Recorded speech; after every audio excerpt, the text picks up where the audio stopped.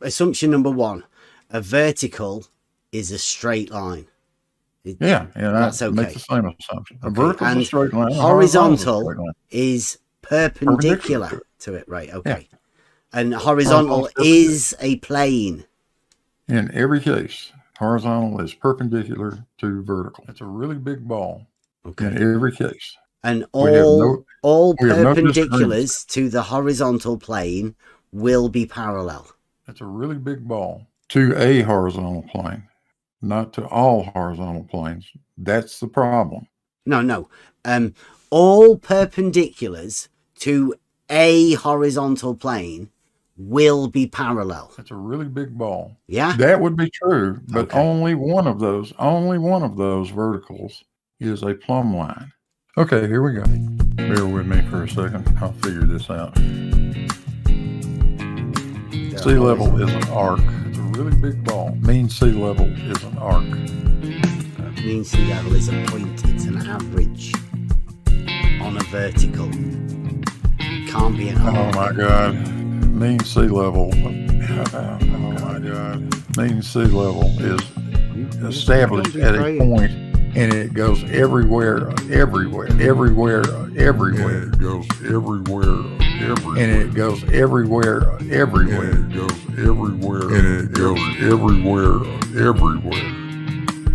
Then yes, horizontals would be parallel to each other, but not planar. I don't think you understand it. Parallel to each other, but not planar.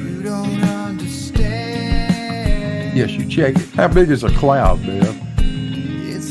Can you not imagine a sphere, a basketball? It's a really big ball. There's no hump in space, Bev. Yes, you check it. If you're at sea level, that is falling away from a horizontal. It's falling away from you in every direction. You're standing on top of a ball.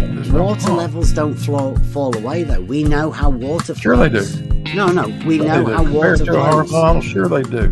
And Rockia's bridge proved, 90 feet. You stand in the center of that bridge, either end of it is falling away from you by 90 feet. There's no hump. So you're standing on the hump. Oh my God. There's no hump. But you just said that it's falling away at either side. There's no hump. Of course you're on the hump. Can you not imagine a sphere, a basketball? With you standing at the top of the hump. There's no hump. Any point on it. On the side of it. You standing on the side of a ball. I don't think you understand it. On a ball, Bev. Standing on the earth, Bev. It's a really big ball. On a ball, Bev, on the side of it. No, they'll always show it horizontally. I know. There's no need to show it. We know it's curved. There's no hump. What? It's a really big ball. There's no point in going to the trouble of drawing a curve that you can't even see, Bev. There's no hump. No, it's horizontal. It's a really big ball. Oh my God. No, it's curved, Bev. No, there's no curve to a horizontal. In reality, elevations are curved. Are you trying to say that you can have other lines that are perpendicular to that horizontal plane? I will say absolutely you can. Not a one of them meets the description of vertical. Vertical is perpendicular to the horizontal. So no, they would meet that description. No, Deb, not by the definition that vertical is a plumb line. Yes, you check it. I don't think you understand it. I know what you were doing, and I don't care what you were doing. I don't think you understand it. Absolutely, the two plumb lines tilt away from each other. Really big ball. Yes, you check it. Well, let's think about that, Bill. Those plumb lines are always diverging. Always. It's irrefutable. No reason, no logic. Yeah, that's the way you do a chart. No worry. If horizontals are perpendicular to verticals, you're just on your own. What do you think? No reason, no logic, no answers to question. I think I destroyed you is what I think. You're just on your own. It's a really big ball. There's no curvature in a horizontal blue.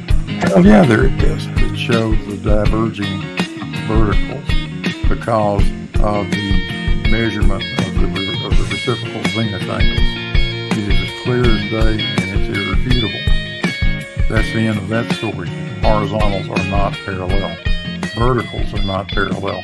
In reality, elevations are curved. Those verticals are not parallel. They cannot be. I'm not going along with it then. Nope.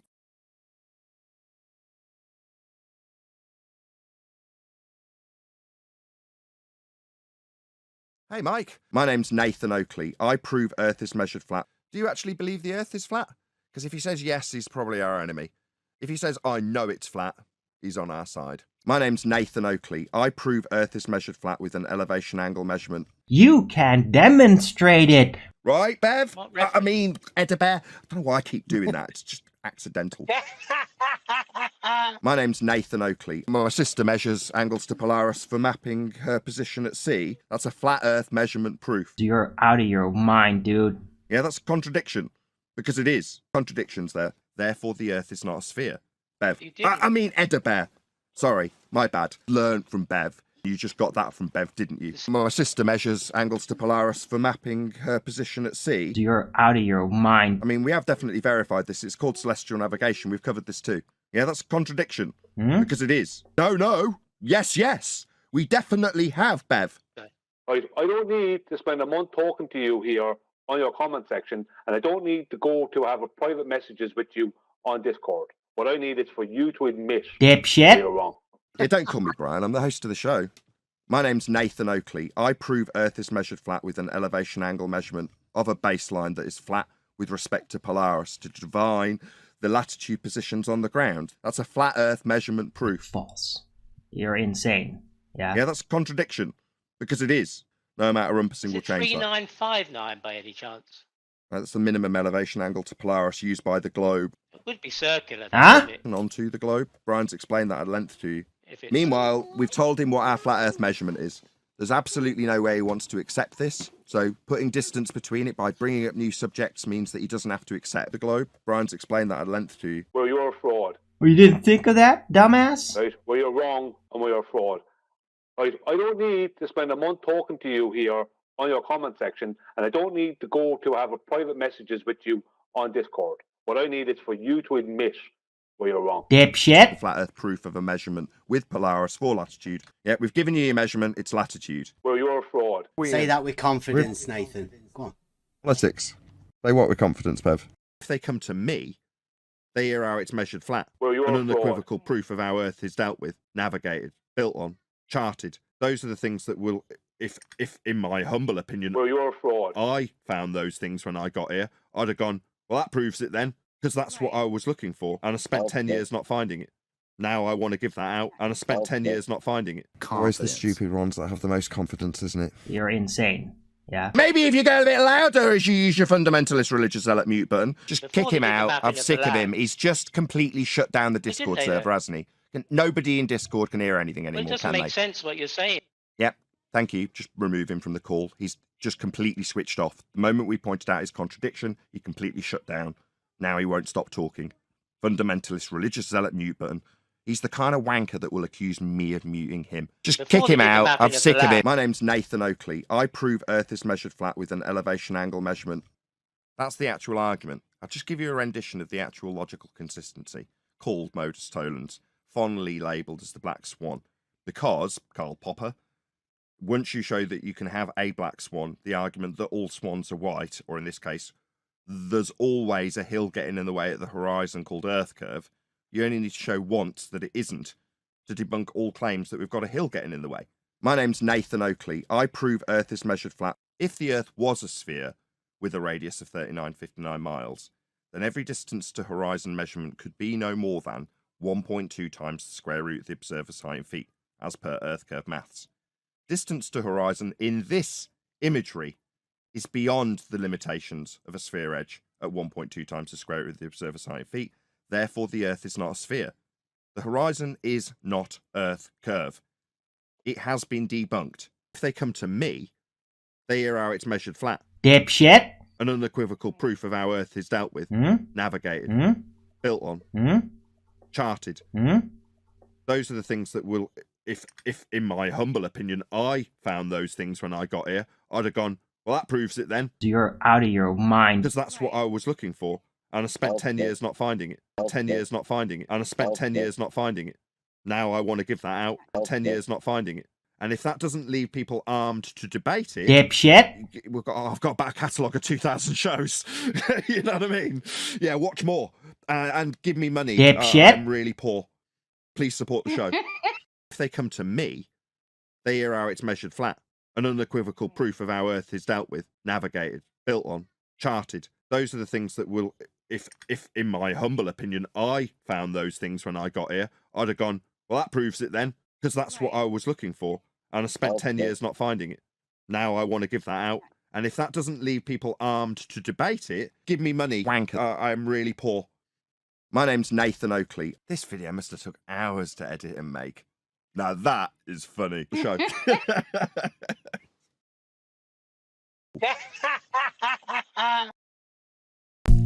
Community, please allow me to introduce to you the one you've known for all these years, your Sergeant Pepper's Lonely Hearts Black Plague. The Black Swan. Karl Popper originated it. The idea that if you assert that all swans are white, you only need to show one black swan to debunk that as a claim. Now, in the case of our Black Swan, if P, then Q. Not Q, therefore not P. we showed that where you would assert called Earth curve, we can show that the hill that's supposed to be in the way of a set of oil rigs Not Q. isn't in the way of it. It's behind it. It's behind it. Not Q, therefore not P. Hill in the way called Earth curve. Not Q, therefore not P. Therefore not P. Not P. So based on that premise, demonstrated in the image we call Black Swan, we form a logical consistency argument. Modus tollens. Holy shnikes, this is gonna leave a mark. If the Earth was a sphere with a radius of 3959 miles, If the Earth is a sphere with a radius of 3959 miles, P, then every distance to horizon measurement, then any horizon as made by distance each measurement one of those must buildings, be could be no more than 1.2 times the square root of Must the be observer's height in feet. no more than 1.225 times the square root of the observer's height. As laid down Here. in the begging Then the any question, horizon proof of distance nothing, measurement must perspective be hijacking Earth curve calculation. Then every you would distance use to to make horizon that measurement. Meanwhile, in the Black Swan image, the horizon's behind the things that's supposed to be blocked by it. Not Q, Ergo, Earth has no Earth curve. not Q, The horizon's behind the things that's supposed to be blocked by it. not Q,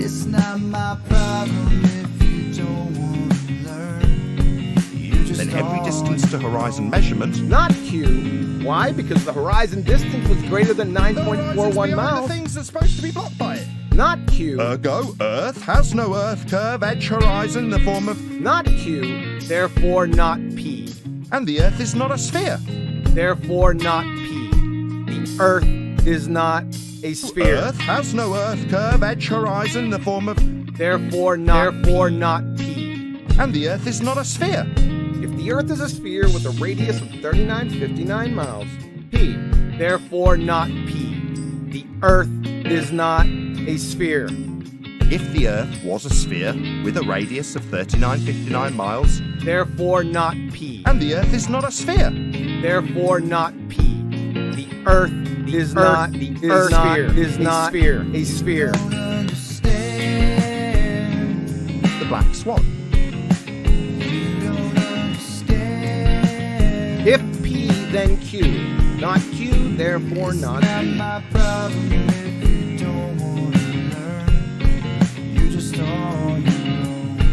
Because that's what physical bridges that obscure fire hydrants do.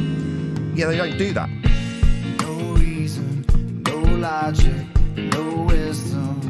Demonstrably not blowing up to vast times bigger than you'd have to have.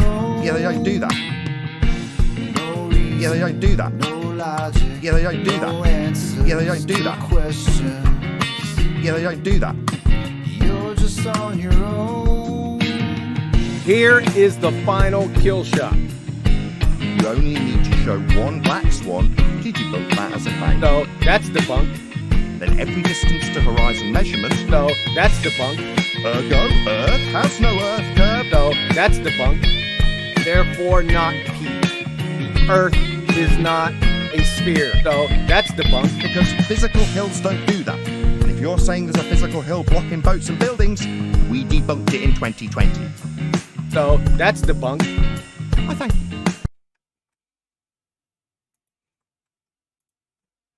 And we are live. Welcome everyone. It's a bit early, I know. It's we were hoping to get a live stream of the eclipse, but not too sure about the weather. Hope Buster got there okay. He's setting his stuff up. He needs to be sorting his stuff out. He might still be trying to find somewhere to stop. But hopefully, yes, we can go over the have some live shots of it. I think you can see there we've got J-Ro's got a viewing box. And that's I think that's what they can see at the minute. So yeah, stick with us. I mean, it is it's an eclipse. Hopefully, I mean, it's not often us here in the UK, I don't think we ever get to see a totality. So hopefully Buster does actually get to see it and film it. He's got his cameras on the go. So hopefully, fingers crossed, we get a chance to see the footage of it. Would be good for somebody to do that. Looks like J-Ro's getting his box. That's what, I don't know, 25%? And I don't know, can you see whether that's coming from the top or the bottom? Normally comes from the top, doesn't it? Top down. It's hard to tell looking through a box like that. So, yes, welcome everyone. We are early. This is the eclipse.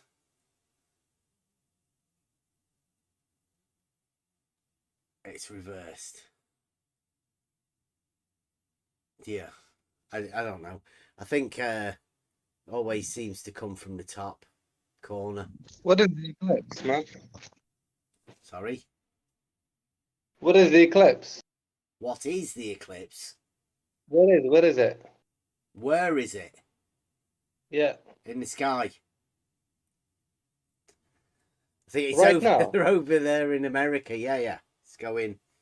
There's a path. Have you not heard about this? I was told by NORAD the other day, but that's Yeah, that's how little everybody knows about this. It's because it's America, isn't it? Nobody really cares about things that don't happen to them. Suppose you should be able to see it. Can you still see the sun? At the minute, Skeptical, where you are. Sorry? Can you see the sun where you are? Is it in Right the sky? now, yeah. Yeah, right now, yeah. Does it look like anything? Does it look like a normal sun? Or Yeah, it looks like the sun, yeah. there's no bits missing on it? 1 second. Let me just... Yeah. Don't look at the sun, because that's meant to be bad for you. Be careful. No, just 1 second. Actually, it's still good morning. No, Good morning, because Rob. it's still... Yeah. Sun, where's the sun? Can you see it, Rob? Well, you meant to get some of it. I'm raining here, Yeah. but I posted a picture from NASA if that helps you. Yeah, that's not now, though, is it? No, that was like 10 minutes ago. What? The totality was 10 minutes ago. Yeah, that's what NASA says. I don't But, know. I you thought know, it was they're- meant to be they're like dependable. 740 or something like that. They were saying. I don't know. I'm not NASA sure. got it a bit first. See, the I'm not sun paying is already... attention to lights in the sky. See, the sun's already sitting here. See? Can you see? Yeah. Yeah, It's well, it's sitting like already. J-Ro's got a picture of it there. It's sort of, it's taking place. So I don't know whether you can actually get a shot on the sun and see whether I can't. It's really sitting actually. You can't it's really see sitting. anything here. It's like they've put a load of clouds out for everyone. Yeah. So hopefully, I mean, J-Ro looks like he's getting a bit in his box.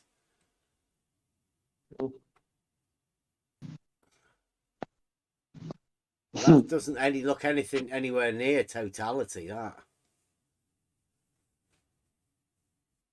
So you say, seriously, NASA are putting out that picture? We've got about 5, 10, 15 more minutes to till totality. And what's Is the that, weather looking like there? It's not bad, but I can't get a decent view of it with the equipment I have. So I just screenshotted a video. That's what that picture is. It was an actual video running on YouTube. I just screenshotted it. we got a recording of you now, Rob, that you were looking at NASA. I don't know if that's going to go down too well. I already told you guys I wouldn't take any. I'm just. This is not me endorsing NASA, by the way. Well, that's how it's going to come across, I'm afraid. So they've got totality a little bit earlier than Kev. Yeah. Is it that they're further east? Yeah, that sounds impressive. It's going to be going dark here soon as well.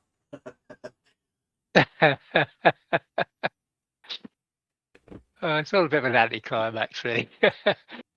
Yeah, we were waiting for the rapture. Everybody else will be tuning into proper videos. Yeah. Well, for those that are left here. I text my boss and let him know I couldn't come in because I was raptured. He told me to come in. Yeah, it's a good one.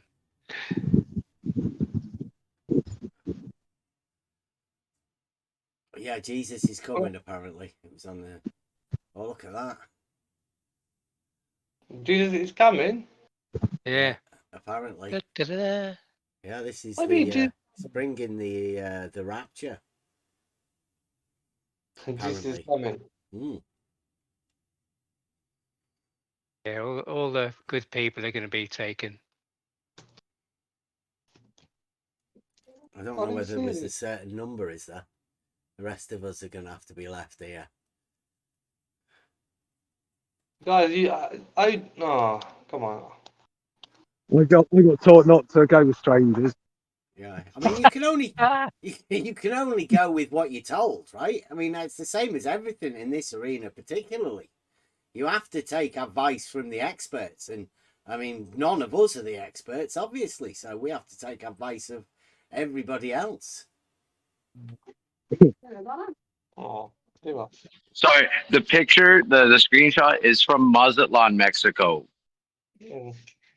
So Mexico got it first. That sounds I guess so. I don't know.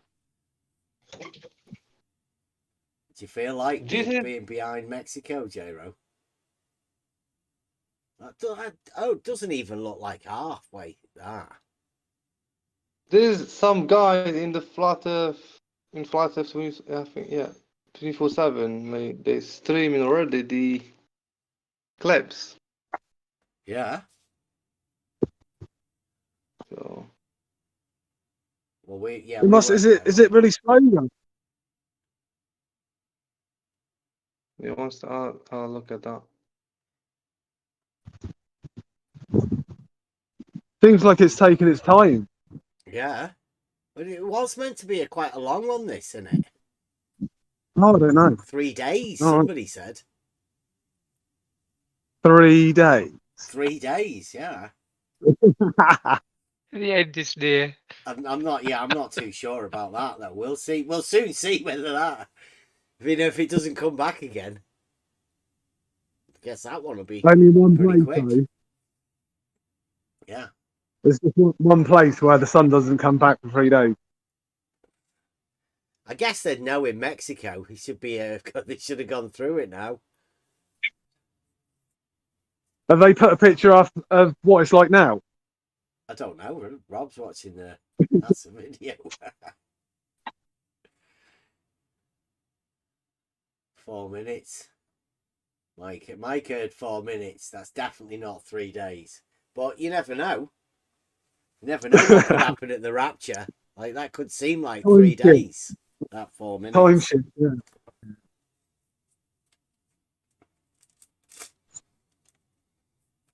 I don't know what else we've got to talk about, really. I've not really had anything planned. This is sort of, I thought this was it. So it wasn't really worth planning anything. The way everybody else has been going, this is going to be the end. Not really got anything planned for the rest. Do we have any word from our roving reporter yet? No, Buster's not here. He said coming through on the satellite phone. He might have been raptured. You never know. Buster he was a good guy, right? Yeah. Last we heard, Buster was out in the desert and he'd got his camera set up, but we seem to be having some communication problems. Hopefully we'll get through any time now. Meanwhile, we'll just have some adverts. And bring you some live pictures now. Rob, he had some stuff from NASA, but we won't talk about that. Yeah, we're just trying to bring the pictures here, guys. Nobody expects anybody to come up with a reason or anything for it. We're just trying to bring you the pictures. We did find Buster's clothes neatly folded on the ground, but he's gone. Oh, he's gone. Look out for us, Buster. Yeah, look out for us, man. Give us protection from this arena. We pray.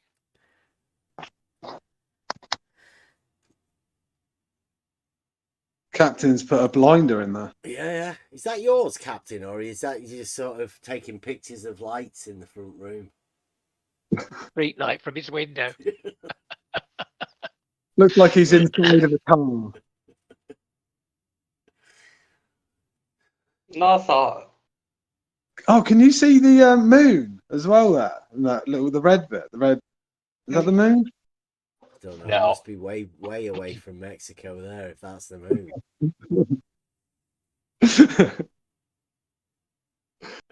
Well, it's the. It's a picture. I mean, it's good evidence. Yeah, Something. I think everybody. Well, I don't know. I mean, is there anybody in America or Canada or Mexico or whatever that can actually see the sun without the massive cloud cover?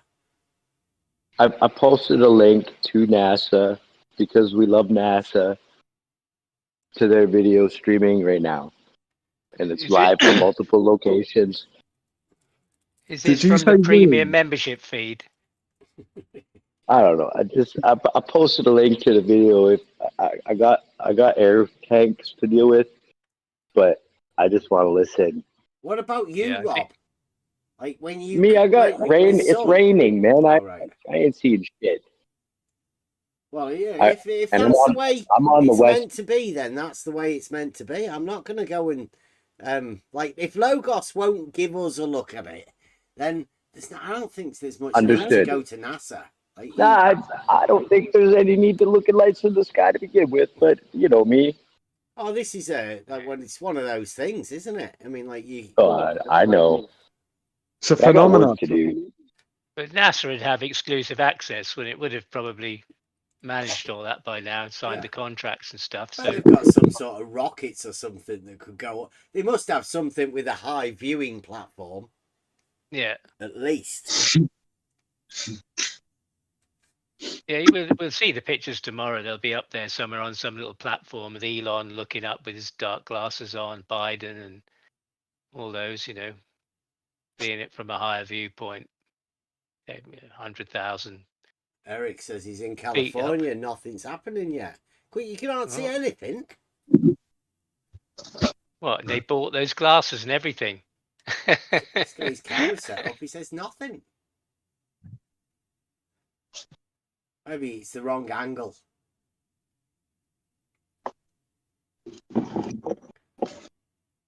Make sure you've got plenty of food in. Gizmo seems to see a bit upset of making fun of science, but You can see a bit. There's A bit of what? see You a mean bit here. you can see a bit less? Oh, you're not. Starting to No. get dark here. Yeah, it's happening here too. It's getting dark. It must be the 8 eclipse. o'clock, it said for us. When it gets dark. Yeah. Starting to get a little dark here, See, too. see, we told you. Yep. Flat Earth.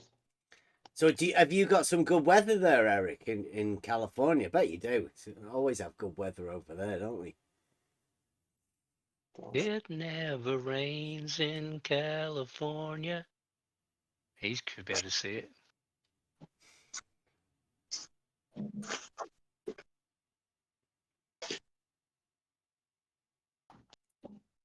We were hoping for some live pictures, but I don't really want to be going after anybody else's feed. And Buster will probably be out there. But I did hear there was a lot of people going into the path, if you will. He's probably still queuing for a burger and popcorn and that. There's got to be ample space, hasn't there? You know, a field somewhere, possibly. A viewing field. Field of view, yeah. Somebody's got to see it. Someone definitely got to see Someone's it. got to be seeing it. Eric's Why got can't- clear skies. He's got nothing though. Why You can't- can still see the whole of why the can't sun, you? but you can't. I might, depending, I might be able to show you guys the totality when it happens. But Nice. other than that, my equipment's not capable of seeing it very well. Well, Bloods was saying that come totality, if you can get a night mode picture on your camera and put it on a time lapse and see what you can get from it, we can always use that footage afterwards to see whether we can post process it. Because there is meant to be a comet or something, they said. A comet, really? Somewhere around there, yeah.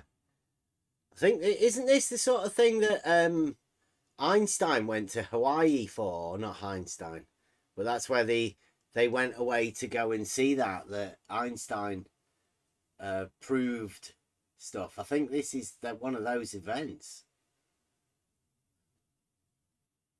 Is that, you're only getting a partial in California.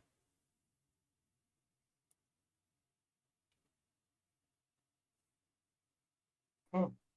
NASA wallops, caveman.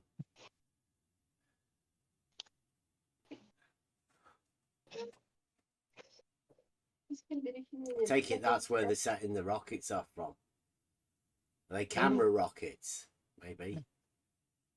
I've heard they've got a fair bit of money, those NASA guys.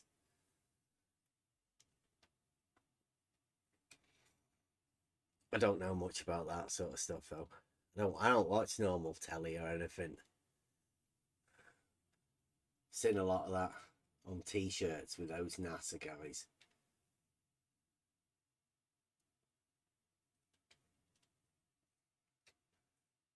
Clear skies away from the totality, but Busters drove for an hour in order to get there, to be in the path of totality.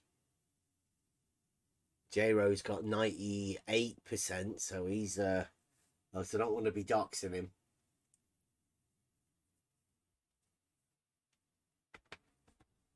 I don't think that does. 98%. That'd still be a great fucking camera shot, that though, wouldn't it?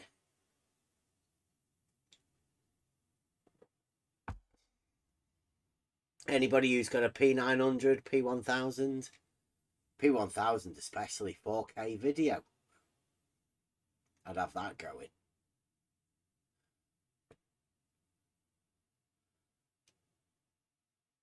Mike Dornan says CERN's supposed to be testing something today too.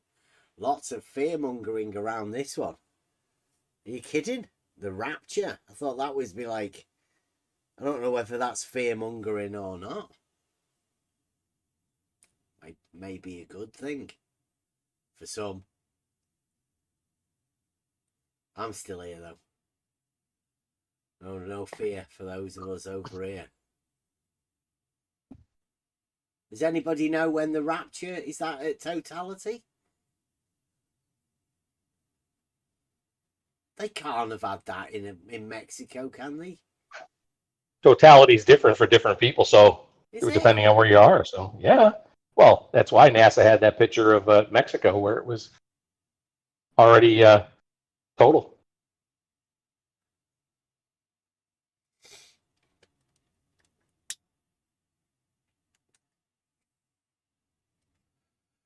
You'd have thought that they'd have had a plane going from Mexico travelling along the thing.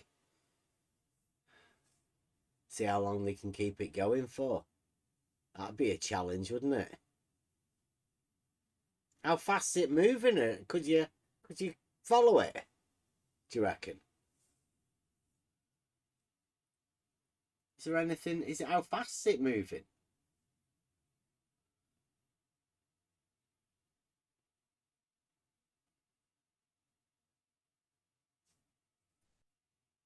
No, but that link that Captain put up was a live feed of the rocket going to take off in 3 minutes or so. Nice, right at totality for a certain place then. No idea why they're doing it. I just What's the aim or the purpose of the rocket? Do you know? that's for you to Be find some out. test, well, it's some scientific test. Or maybe Yeah. they just like doing that, like fireworks. Yeah. I don't know. I don't think we've got any experts here, have we? I'm an expert. Oh yeah? You Yeah. didn't even know what it was. I'm It's an funny. I'm a rocket launcher expert. Do Oh, it in Skype. I did hear of a guy that used to Skype, launching rockets, satellite deployment. It was. You know that I launch 10 rockets every day. There you go, Bev, in the live chat. That's where we are in Dallas at the moment. We'll make it out. A little more than halfway. It's pretty dark, isn't it? Have you got a filter on that? Yeah, I got it all exposure all the way down because that's the only way I can get anything to show up.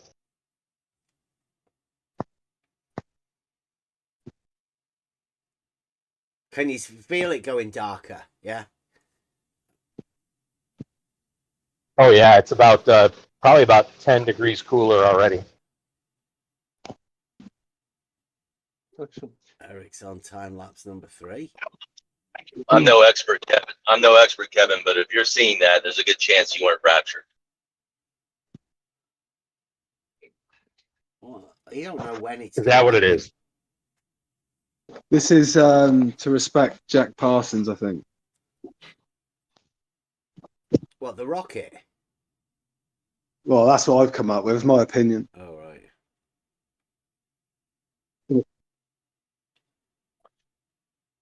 Who's Jack Parsons? If you just type it in, you've got time. Let me Google it. 3, 2, 1, lift off. Nothing's happening yet. Here we go. Whoosh.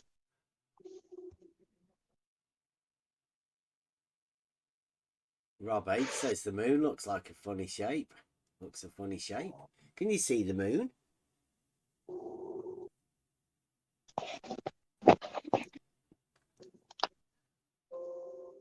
Eclipses are fake.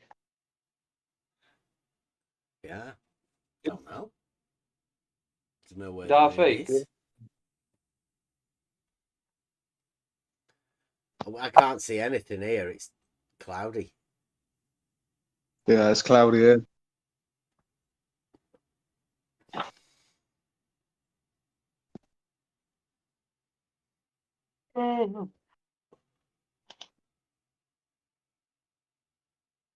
Caveman's got a. Wow. I don't even know what that is, Kev.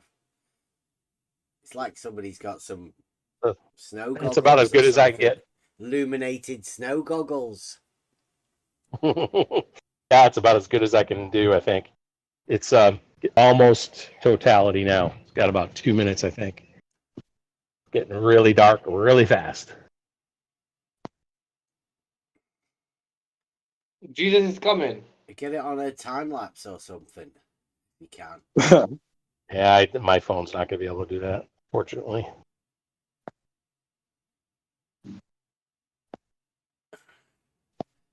Yeah, getting dark really quickly. All right, so it's coming from below, yeah? Yep, here we go. Almost totality. Cool. Get a picture of the blackness. Here we go. Almost there. There we go. Totality. Wow. Later, guys. Still with us, Kev? Yep. You guys hear me? Yeah. Still got a way to go. Okay, so here's totality. For what? That's what it looks like. Nice. I can look directly at it now with my naked eye. So for maybe another couple seconds. That's a good one. Yeah, that's a good picture. Well done. So beautiful. Wow. Yep. Sweet. That is cool. That is that's a circle. Wow. Uncovering almost. Pretty soon I'm not going to be able to look at it anymore. It's going to be 3 days. No, going to be about 2-3 minutes. Oh. Yeah, is there any trees or anything anywhere near that you can see? No. For the ground, because you're meant to be having all of that through the leaves of the trees.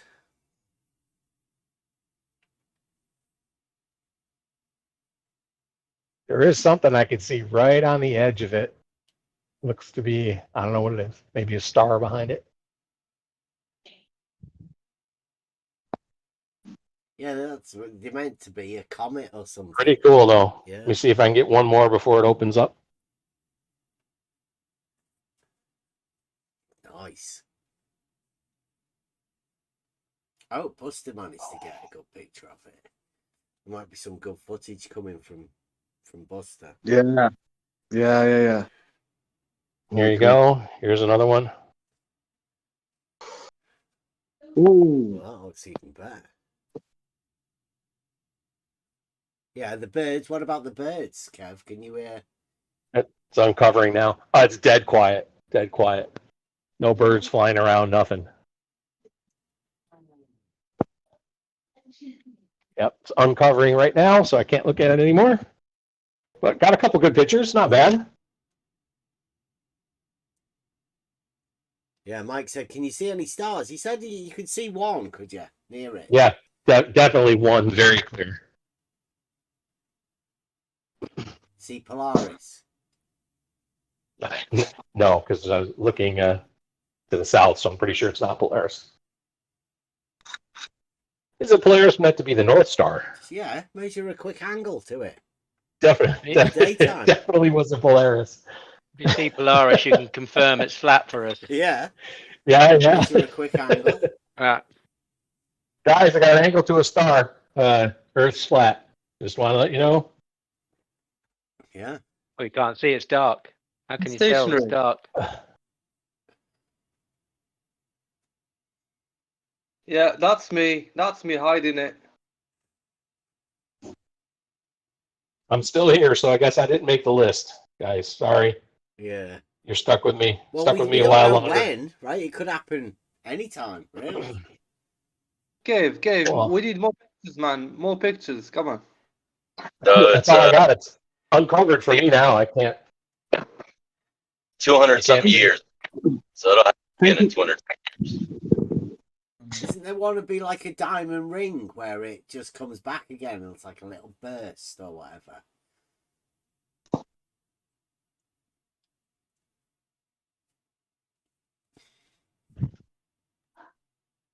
say come back, I don't know where it went. I thought we're part of that then. Everybody else still with you, Kev? Nobody's like, you can't see any people.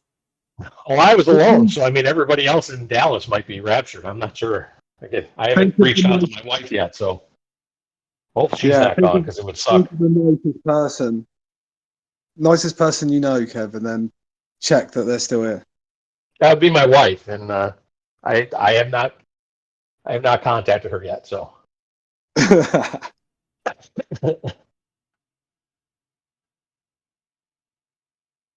I'm sure she'll be fine. You should have heard from now. I would have thought. I don't know, Kevin. Should have heard from her by now, you know? yeah, I hear you.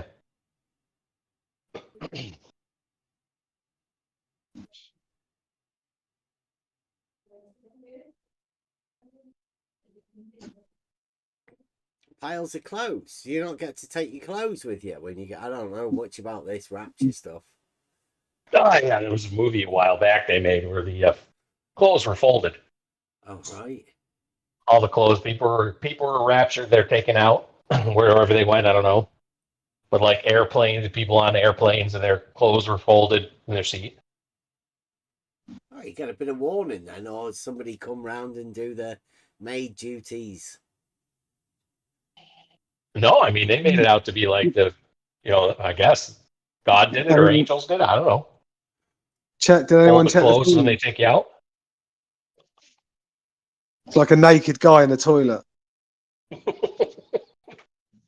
Well, a lot of naked people apparently. Is there no trees or anything near you, Kev? You've not got like a bush, a plant. Your missus likes plant pots. You not got a thing you can just take outside and have a look at the shadows of it. There is a tree out back. Yeah, go and have a look at that. See what the shadows of the. Whether you get. I don't know that they look any different. I don't know.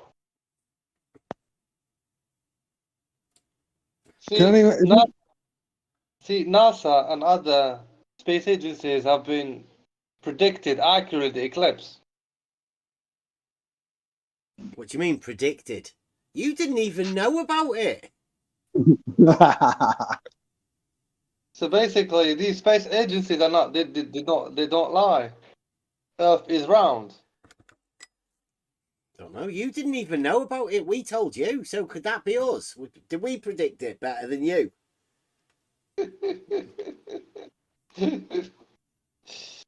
Man. The eclipse that Captain zoomed in on, it looks like, are they the craters? I think that's Kev's, isn't it? Yeah.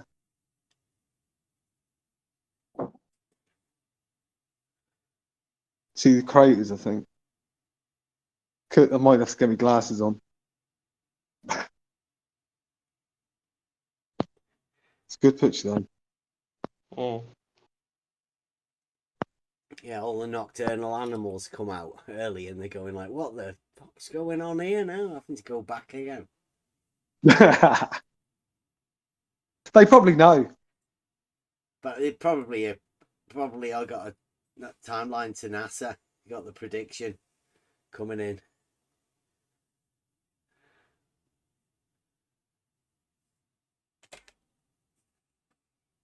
I wouldn't mind seeing if Kev's got a tree outside to see whether that's got all of the stuff. It sounds weird to me, that, but that'd be cool getting a footage of that. No, there's nothing unusual about the shadows or anything that I can see. Not? No. Huh. It just looks like there's cloud cover. I mean, like when you have cloud cover, Oh, you've not got like you still get a really little strong- shadow, you but can't see the shadows of the leaves and stuff, can you not? no. Yeah.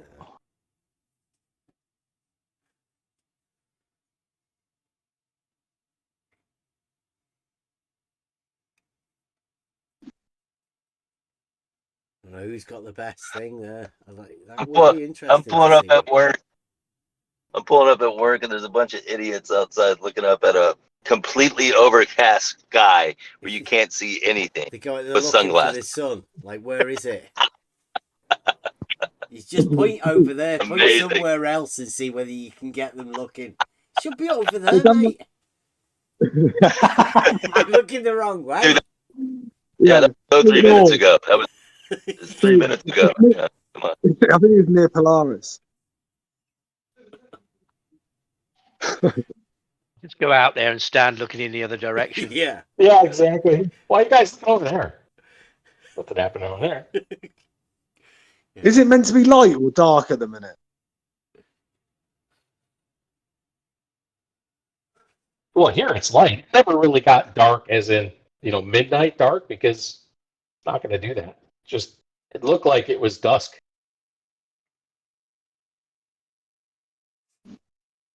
What do you think it was that moved in front of the other thing? No clue. I will say that I looked for the moon before to see if I could see it in the sky. I couldn't see it. I don't know if anybody else did. That's not saying anything. I'm not making any statements, any claims. I'm just saying I didn't see the moon in the sky before the eclipse. All right, thanks, Kev. That's what I could report to you from here. Yeah. Well, you are told not to look at it anyway, so thanks for risking it. Yeah. I'd advise putting a welding mask on. Yes, that's one way to do it. Or you can put your hand up. Because you'd think an hour before the eclipse that you might be able to see the moon approaching. But no. At least I didn't, anyway.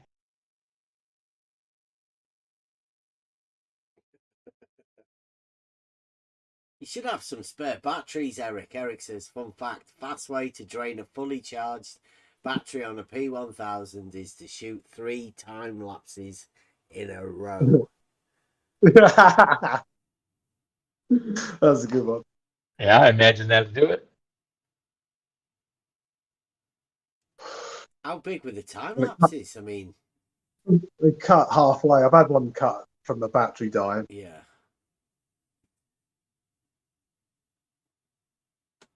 So Eric has the same report as me. He hasn't seen the moon all day. Okay, thank you, Eric. Again, we're not saying and making any claims. We're just saying, nor Eric nor I saw the moon today.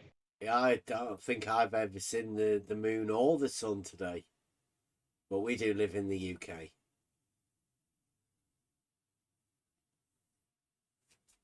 Okay, well, let's go a picture there.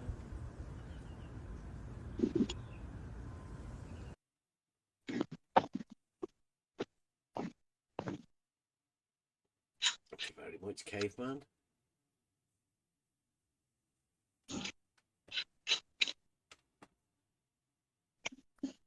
Well, I don't know where we're going to go after this. I mean, if that's... Oh, what you thought it was going to go on for like possibly days? How do you beat an eclipse I didn't anyway? really have anything planned. It was meant to be the rapture. That was meant to be... That was it, right? Yeah, I'm not too sure. Yeah, but can we don't know if it's, if some people have been taken or not.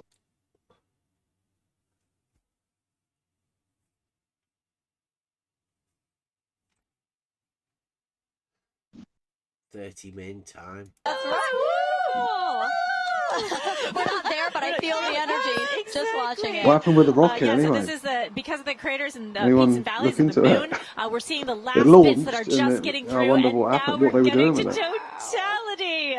I'll have a This quick is look. great. So you're starting to see those pink fingers out there kind of sticking out. Wow. So again, totality here in Mazatlan, Mexico, the first community in North America to experience the moon completely eclipsing the sun. And if you are in Mazatlan right now, it is now safe to remove your eclipse glasses for the next 4 minutes. 4 minutes. That's nice.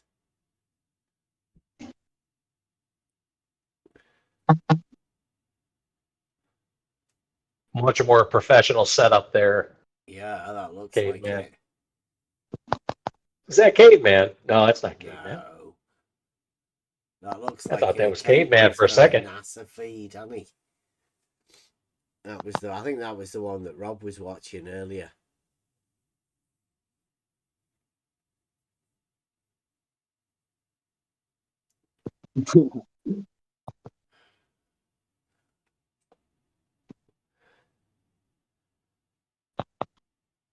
We didn't western even part get of the offered eclipse glasses.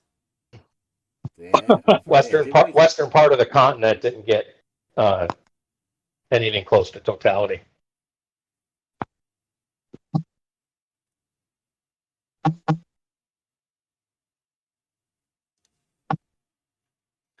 How come we don't get glasses like that when it, because in the UK, when the sun, when it gets like sort of that time of the night, right, the sun comes in straight through the window of the car. Like, you don't get offered glasses or anything then. So is it more dangerous when it gets like black like that? Sunstrip. The sunstrip's quite good. Like a 4-inch Dangerous dial. how? Some visor. But yeah, well, I don't know. I mean, like, I haven't got any sunglasses, sun things, eclipse glasses, and I've never been offered any.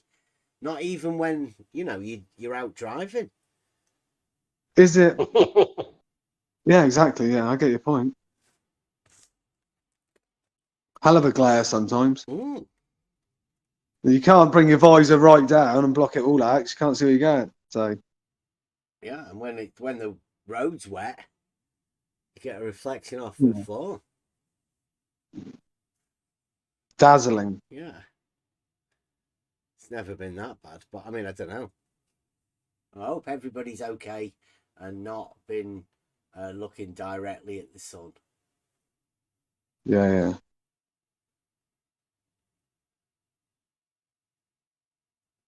But I think I did, but only during totality.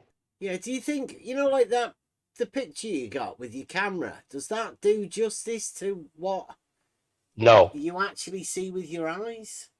No, it's quite pixelated, the camera shot. Yeah. But I have a shitty, iPhone, so I mean. Yeah. So you could actually say that you saw totality, right? Because the pictures that you got was like there was a lot more white around it than that. I looked right at it. On screen. Yep. I could look right. I looked directly at it with nothing on my face. No, not even sunglasses. Nice. That was a beautiful thing to witness, I'm sure. Yeah, it was very cool. Very cool. I mean, just take it for granted. Most people take it for granted, don't they? Just it's an eclipse, isn't it? Isn't even worth going outside to look at. Or are everyone out in America and in these places? Is everyone out? Is there a lot of people about? Looking up.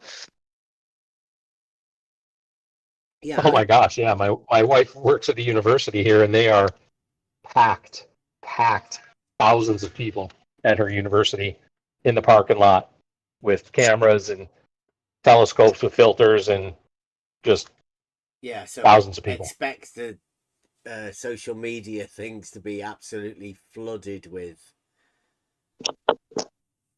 pictures and stuff, I would imagine.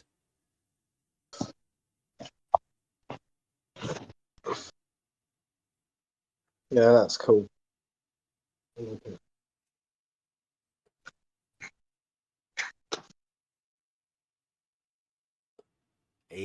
Ian says in Detroit the moon came in from right middle, but Mexico moon came in from top right. I didn't think anybody could see the moon.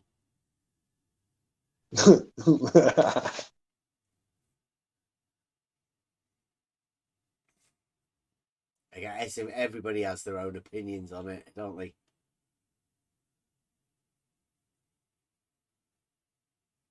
Is it within the 3 days of the time when you can't see the moon? Or is it just that you can't see the moon? I thought I heard the sun was going for 3 days. But it seems to be back. It's on its way back, so we're all right. That one's averted. We can say bullshit to that one. And most of us are still here. Sorry, I'll be on mute, but I'm just gonna let it play. Oh, nice. All right, what's happening? Hold on. Shit, yeah. Nice one, Buster. There you go. Beautiful. See, it's already happened then. How far away is Buster? Yeah. Oh, look Don't at dox us, that. boys. Got it Buster's live. about Take 1,500 miles from me. Vertically? No, I'm sorry. About 800 miles, 700 miles. Yeah, It doesn't maybe even 700. look like it started there. Lights coming on. Have you got an angle, Buster? He's going on mute. Yeah, sorry. Yeah.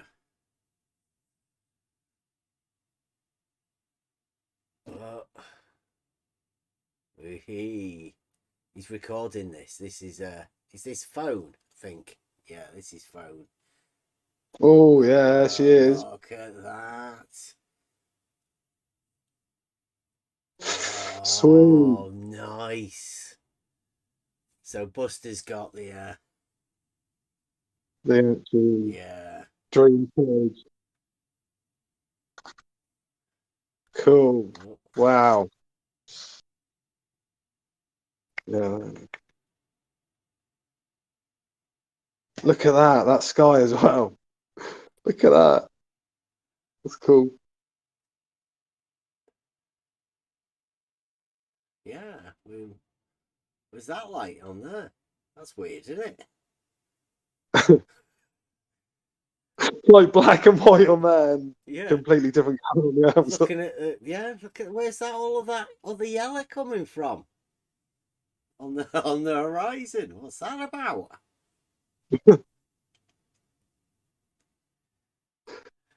It's pitch black, isn't it?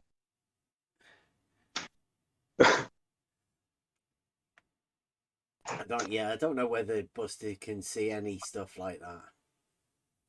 Is there any trees anywhere near there, Buster, for you to do the shadows? That looks fucking amazing though. I'm chuffed for you, Buster. Look at that. Look at it.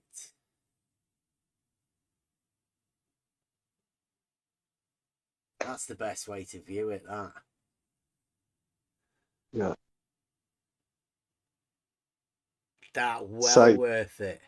Look at him, he's dancing in the background now. Look at him. He's having a good time, yeah.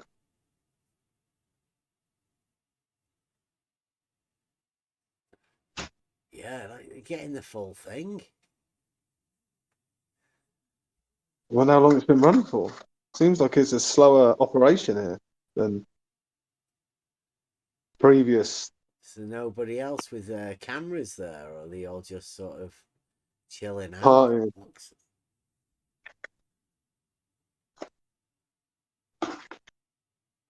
Probably quite an esoteric, deeper meaning, maybe, for some.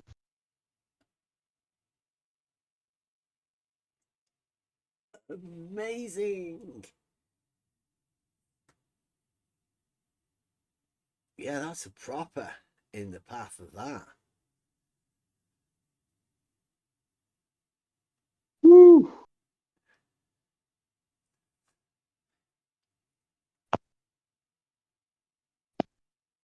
Yeah, look at that. Go. Yeah.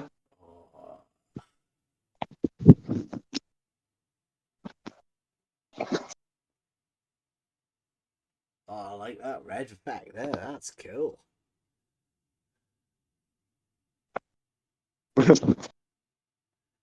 Yeah. Shout out on the level Discord. Yeah, well, shout out Buster. He came through for us. Look at that.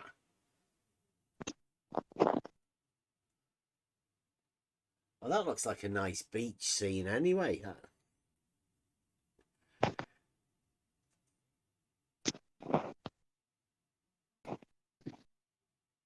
What's that thing going up there? Oh, look, he might even get a...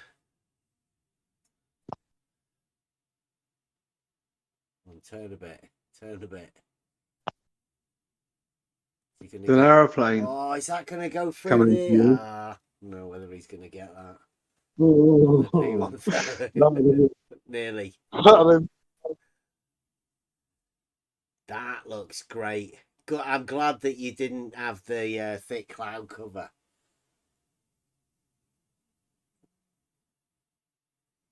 Well, famous Buster. That'll be a video.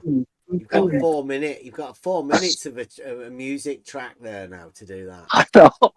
I know. Sorry, I couldn't talk, but I was like so nervous. I'm just 3 cameras are going. That was so flipping. It's getting bright again now. What about? Is there any trees there, Buster? Can you see any like shadows? Because there's meant to be that weird shadow in the trees, isn't there? I'm not around any. Yeah. We saw him. We saw him last time. We saw like the crescent moon shadows, but hey, Buster, there's a triangle. Look, go up. It's a triangle, I think. Oh yeah, they did. Kim trailed it. Oh man, it was so that was better than the last one. Yeah, like that looked good. Way. I think I got pretty good like video of it, and I'll get it. But I got to bail on you guys. Is that good? Yeah, good? Thank you very much, Buster. Yeah, no problem. I missed the whole thing. Oh, you have to watch the it replay. back. Yeah, just rewind. Yeah, I'll watch it back later. Yeah, I will. But not right now. I'm super busy today, working in the rain. Well, there will be better stuff to come, no doubt. That Buster's like actually recorded it, so you've got the video. That was just live though. Yeah, the actual footage.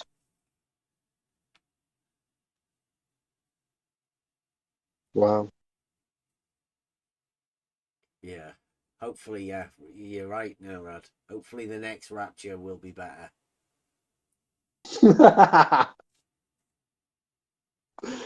Where's Turn Up?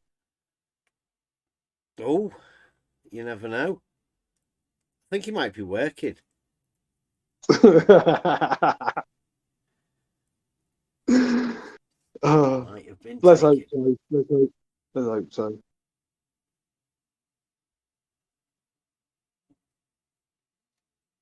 Yes, thank you very much, Buster.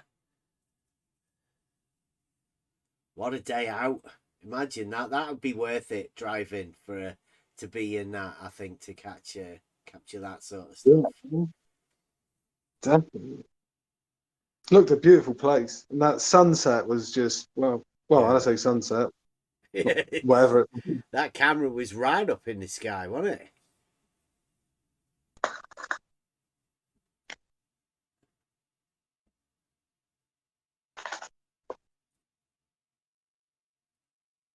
Yeah, I don't know whether he's listening or not, but yeah, I would try and do that. Get some footage of the shadows of the trees. Would also be a pretty good effect to be able to get that sort of a shot.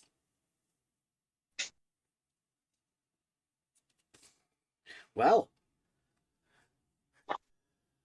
what a day. That was brilliant. And Godzilla, thank you very much, Gods. I hope everybody will be grateful for that. I don't know whether there people are around here. Good times for all. I know Horizon Time. I know he'll be watching. Thank you very much, Godzilla. There are a few members only videos. Gorge, do a membership. Do you do a membership gifting? Yes.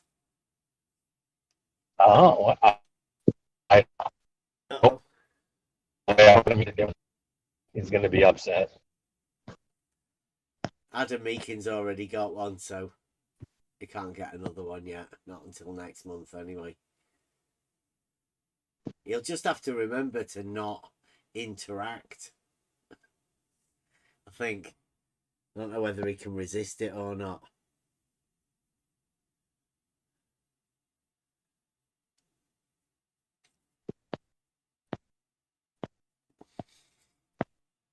I'm glad we got that, though.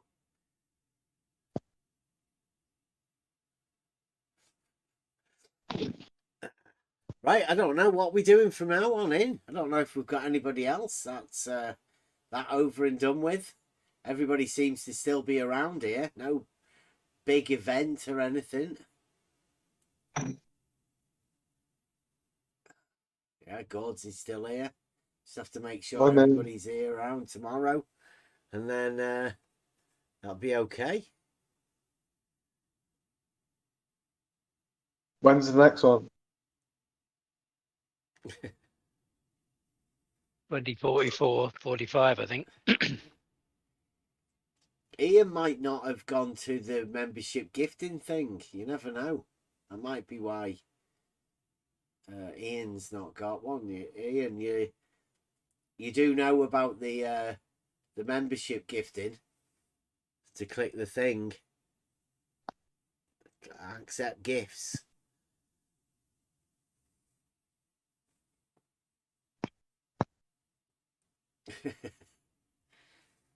You do, all you have to do is click that little box, and you can do it on any channel.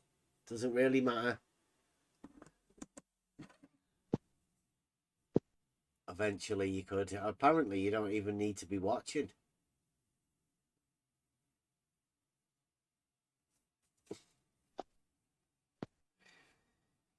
Gords is talking about Arwen's. We watched Jamie Sea Level's video. I only got told about it on my YouTube feed yesterday. But apparently the video had already been out for 6 days. But I didn't even get a notification until yesterday. So we watched it yesterday. And yeah, very impressive. We did hear about Arwen's. I think it was an exorcism. Was it an exorcism or something? Didn't know whether he could do remote healing as well. Thought it was just remote exorcisms. But he might be branching out. Pretty effective.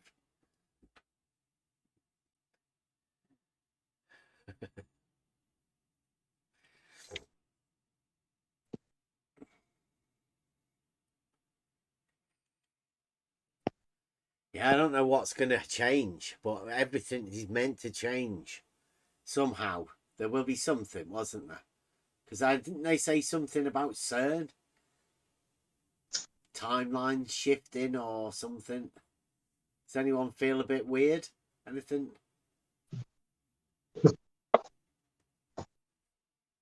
Concerned? Yeah. About Hot flushes? Tingling anywhere? Looking a little bit older. Well, I think that happens anyway, naturally, doesn't it? Younger would be Yeah, I know, younger. Yeah, younger. Yeah. Feel like going for a jog.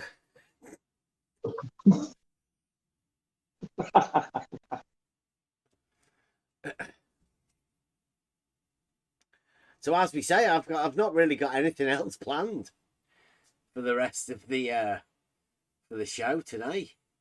I thought we could just have a chat, really, about where we're going, what we're doing. Because I mean, the last show we did was on Friday, and that was a bit of a weird one. really, because to be honest with you, I mean, I came into this because, you know, I was sort of led into it by a group of people saying some really weird stuff that, I don't know. I thought I needed to look into it for the sake of my kids. Because, I mean, what are you meant to tell your kids when you notice that there's adults acting really weird? And you've got to bring your kids up into this world where they have to interact with people. And after trying to talk to, it seems like the entire Flat Earth debate crew, in fact, I've talked to quite a few people, and Flat Earthers seem as triggered as the Globe Earthers, really. If I was to give any advice to, you know, any youngsters or whatever, I'd say don't even get involved in it, because it's just weird.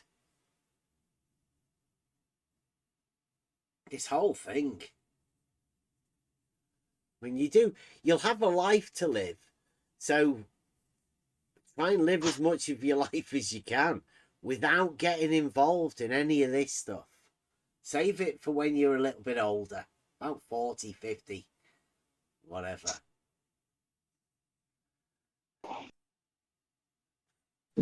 Godzilla, thank you very much. He says, he's putting quotes around. He says, I'm Nathan Oakley and you are a nobody. I think he said that to Elderbear, actually. He said, what the fuck talks like this? Well, are we? Maybe, but seriously. Yeah, it just sounds a nobody, but Did I knew say that it already. to you today, didn't he? Yeah, I knew it already. You didn't need to remind me. I know. But it's weird. I advise Nathan Oakley to not try and tie people to other people, because everybody's an individual, right? And you think about it, the amount of people that have been tied to Nathan Oakley, the amount of people, like, because there are a load of trolls out there, and they do that. They purposely try and shut down people by tying them to other people, thinking that makes a difference. Well, that's not the way to encourage conversation. Nathan Oakley's lucky enough to have people to go round there to converse with him. And today, sounds like he doesn't want to. None of his panel wanted you even anywhere near the place. Get out. Yeah, I mean, he you know, he'll pull you up on, you know, any chance he can on ad homs, but he throws them around, and all the rest can throw it around at anybody without, you know, willy nilly. There's no restriction on what they can call you. But yeah, they call me Elder Bev, or keep saying Bev, Elder Bear, and I go, oh, Brian, Adam, Nathan. And he doesn't like it if you do it back. Well, I think he just uses that as an excuse. I think he's got me on his mind, like, constantly.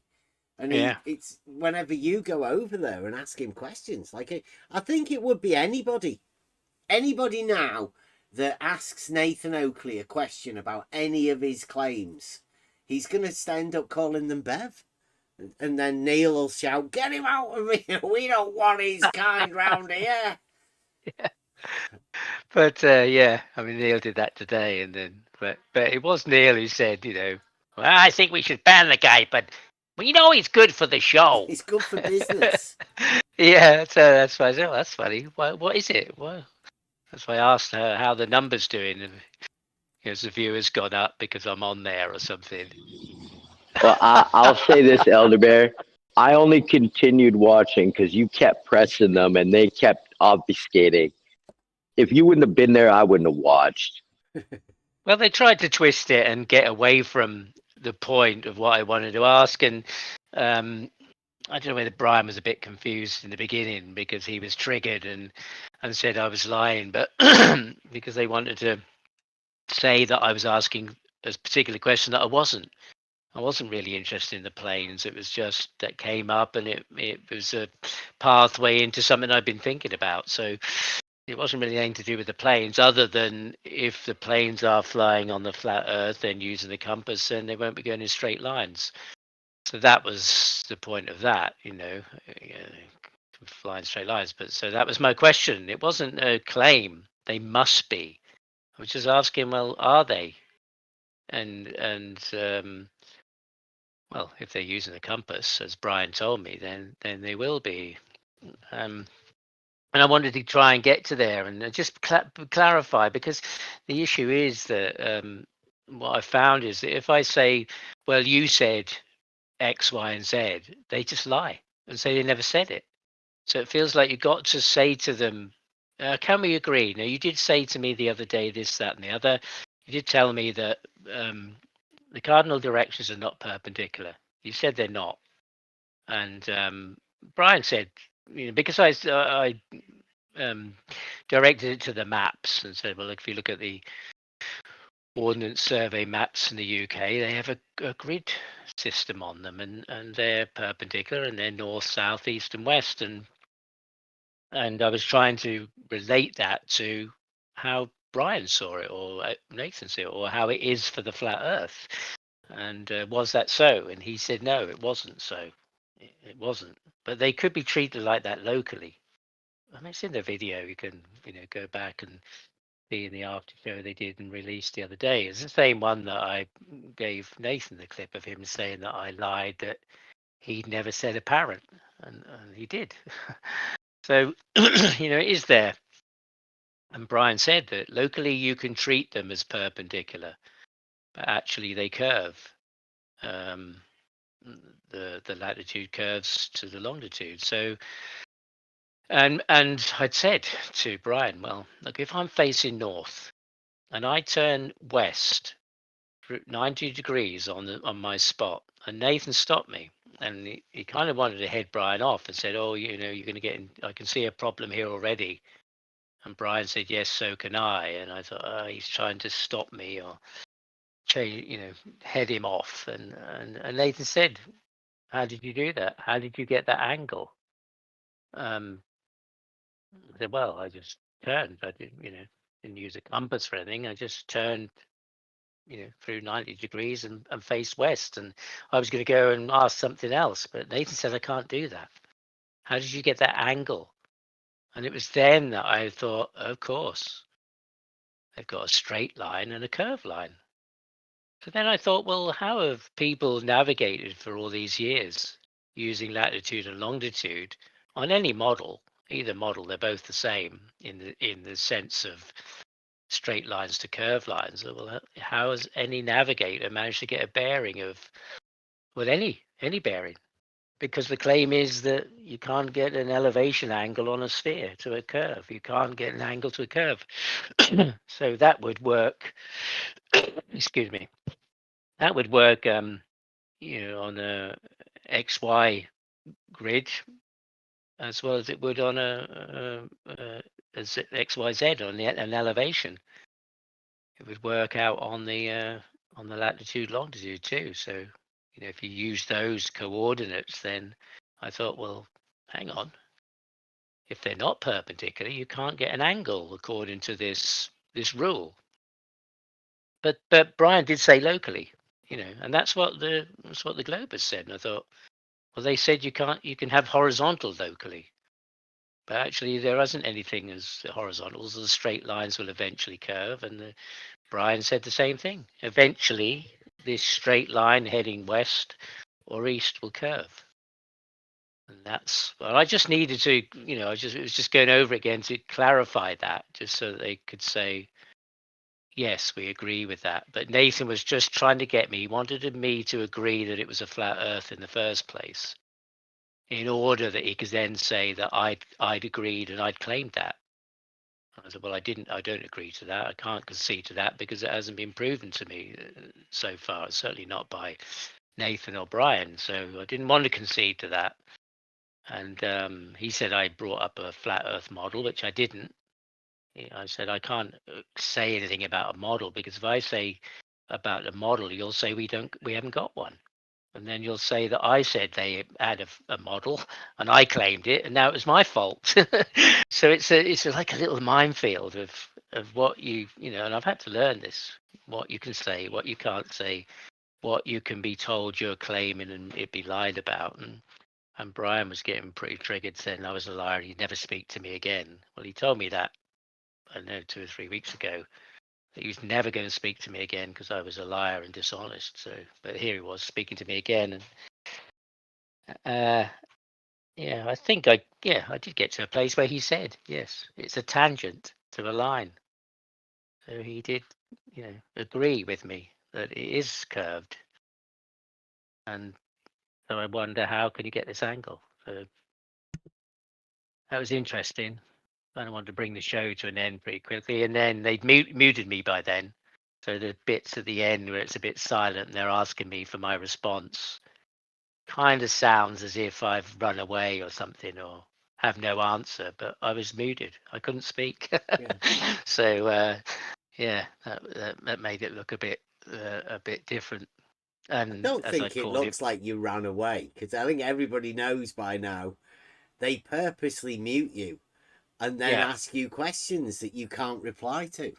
But when I listened back to it, that was, I thought, for the audience or for maybe the hardcore, I don't know, but you could get that idea. Hang on, he's not replying. He's, but by then it didn't matter. And then they went into the after show and they just went to review the video. They didn't want to speak to me anymore. They didn't want to carry it on in the back room and record it for later. And they just muted me and didn't want to speak to me anymore. Did they review the Modus Tollens video from Friday that we did? Or was it another video altogether? No, it wasn't that. No, it was another video. I think I did see some screenshots of the video, especially the arguments, my Modus Tollens. Yeah. The two examples of real Modus Tollens without fallacy-free Modus Tollens. Yeah. But they said, I was pretending to be stupid or playing a game, and I'm not. The effect of the responses it's really difficult. It's not. I spoke to Ruhif the other day. First time I've spoken to Ruhif, and we talked about some things, and I said, well, I'm not a glober. I said he gave me some information. I said, well, I need to go and look at that. I'm not just going to take it on, on your word. I'm not going to agree, and I'm certainly not supporting your position or your model at all. I'm not a glober, and I'm not a flat earther either. I'm just working my way through it. So I was just wondered on his opinion. We had a good conversation. No shouting, didn't swear at me, or even when I challenged him about some things, he didn't get defensive or anything. But this has been the path with Oakley and FED and other places, that there is this way of speaking to you and way of entrapment in your own words, or to twist your words, or 2 or 3 people come at you from different angles and can try to confuse you, or say you said something you didn't, and just focus on that. And so I've found I've had to just be a bit more careful about what I say and what I agree to, that you might do with a normal conversation. You got a chance to say, oh yeah, sorry, I made a mistake, or I misunderstood, or yeah, no, you're right, yeah, no, sorry, yeah, no, I get it now, yeah, sorry, I was wrong. There isn't an opportunity to go through that kind of normal situation, so become quite tricky, really. But I've still been around, I'm still allowed, and of course it's in the background they're saying I'm good for the show. I guess that could only mean figures or money or something like that. I don't know, an algorithm. Well, he's got nobody else. The Globers have abandoned.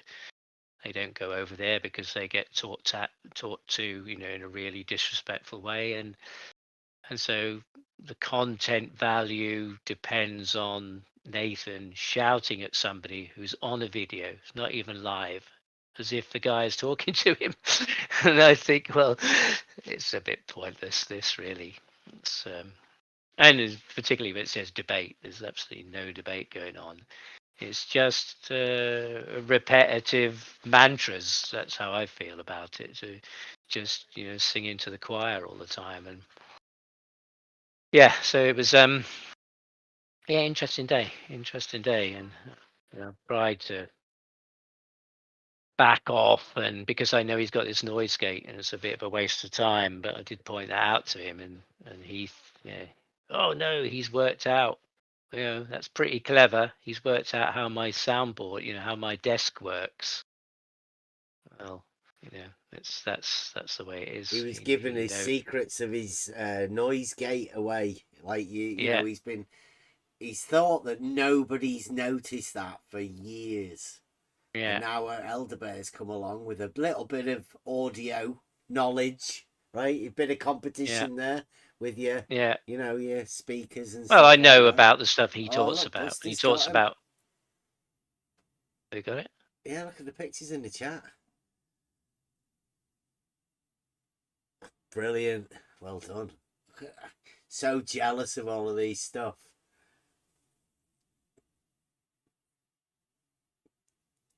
Puts like a texture to the floor. It's not chemtrails. It's shadows of the trees on the floor.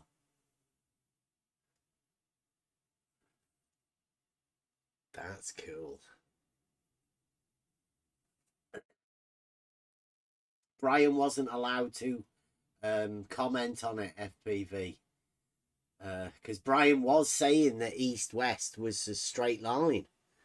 That's what Elderbear was talking about. They went to the geometric tool of the flat earther, the aeroplane, and it was flying in straight lines. And Elderbear said, so east-west, is that a straight line? And Brian said yes. And he asked him to confirm it, saying that I thought on a flat earth that east-west was a circle. And then that's when Nathan Oakley jumped in, obviously. So, yeah, we don't really know. It's one of those taboo subjects. They're not allowed to talk about these sort of things. Yeah, I mean, Oakley kept calling me Bev and Elder Bev and inferring that Bev had told me this stuff and set me up and said to go over there. But all the things that I was talking about today and I thought about came from a conversation I had with Nathan and Brian a couple of weeks ago.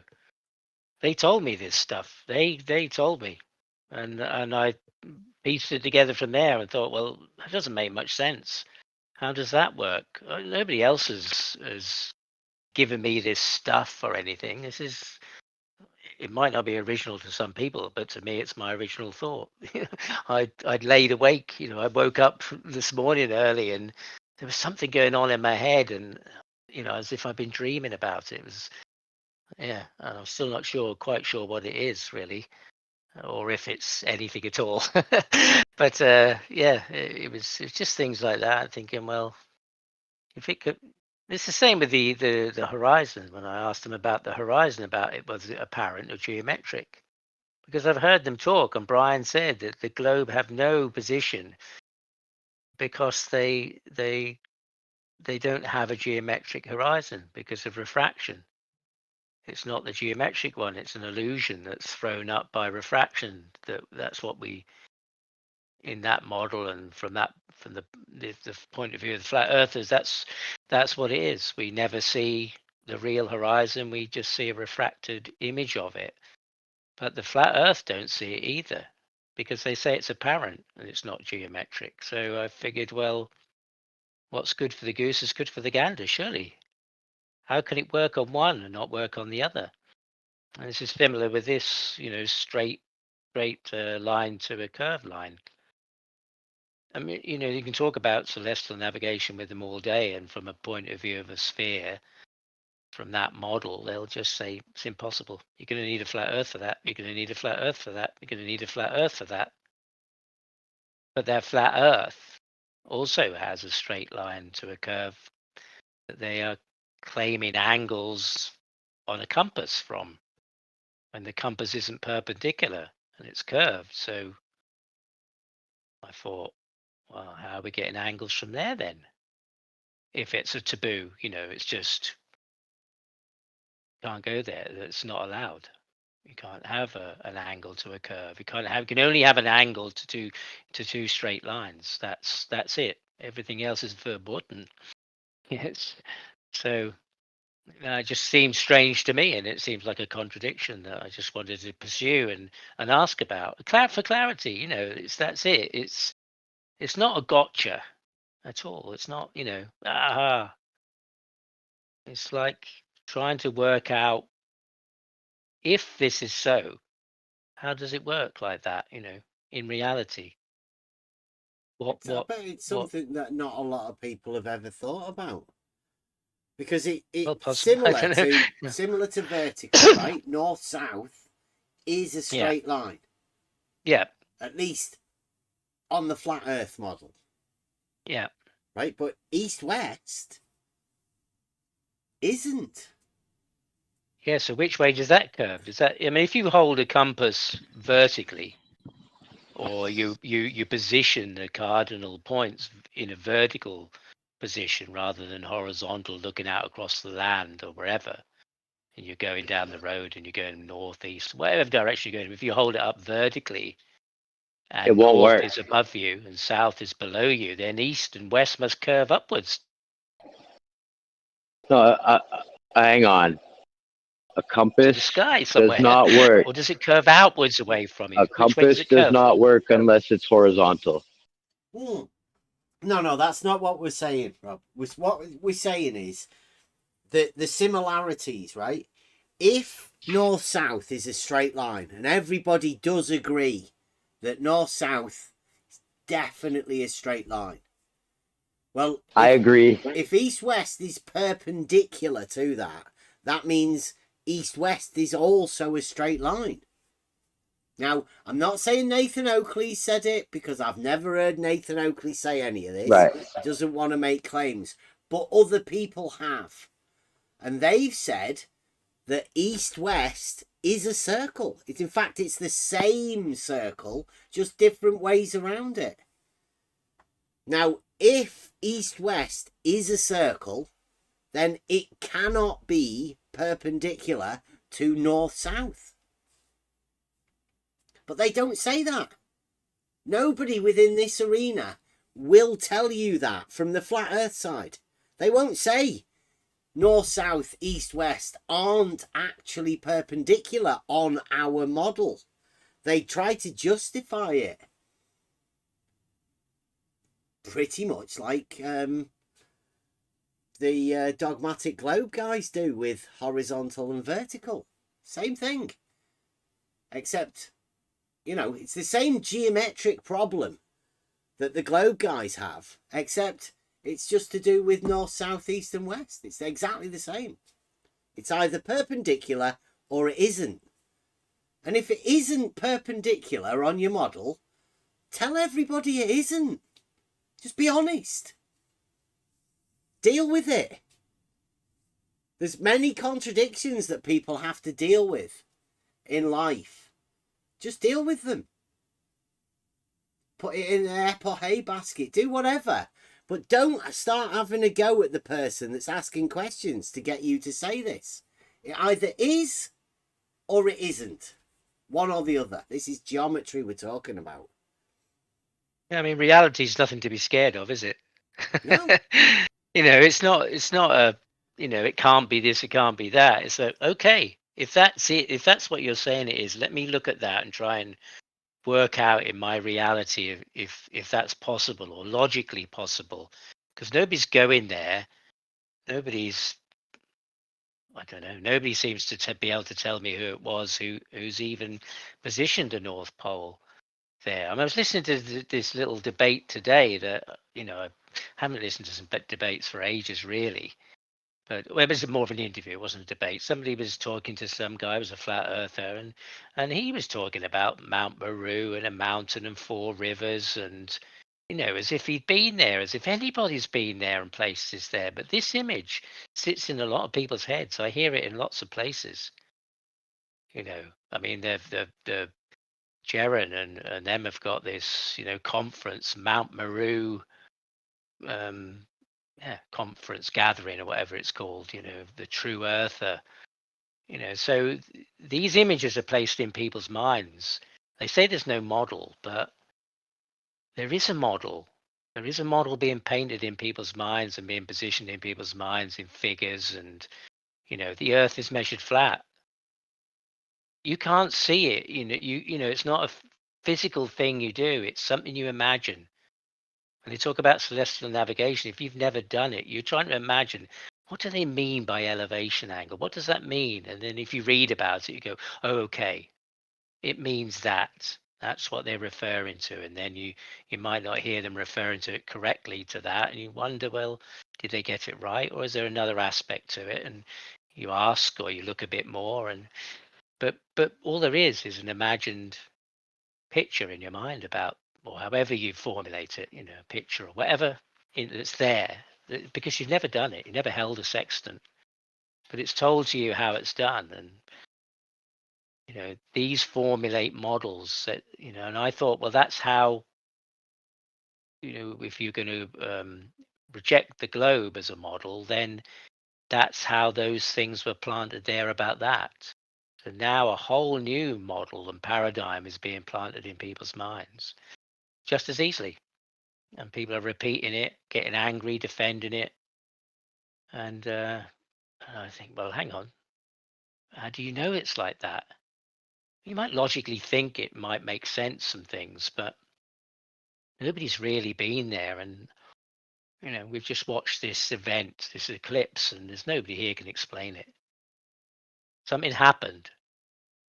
They say it's the moon, but nobody saw the moon. So what is it? Some powerful things can go on that you have no explanation for. And, I don't think that, a realm beyond our understanding or knowledge is an impossible thing, but to be able to say that mean sea level here is the same everywhere across the world, whatever that world may be, realm, whatever you want to call it. I think, somebody told me that the other day, and I said, wow, that's a really extraordinary claim, because they couldn't even tell me about their own position, where it exists, the datum point. So I thought, well, you haven't looked into it that much that you know where your own one is for where you live and what it relates to. But now you're telling me in Australia it's the same as yours in Minnesota. How can you make that claim? That's just ridiculous. He got really angry with me. And yeah, I figure, well, if I can't see it and I haven't been there, I mean, people can go places, different places, but largely we're observing the pretty similar things. So it's not beyond logical thought to think, well, if I can't see it, I don't know who else can see it. So here we go. Just ask just things that, do they make sense or not? But nobody's telling me to think it.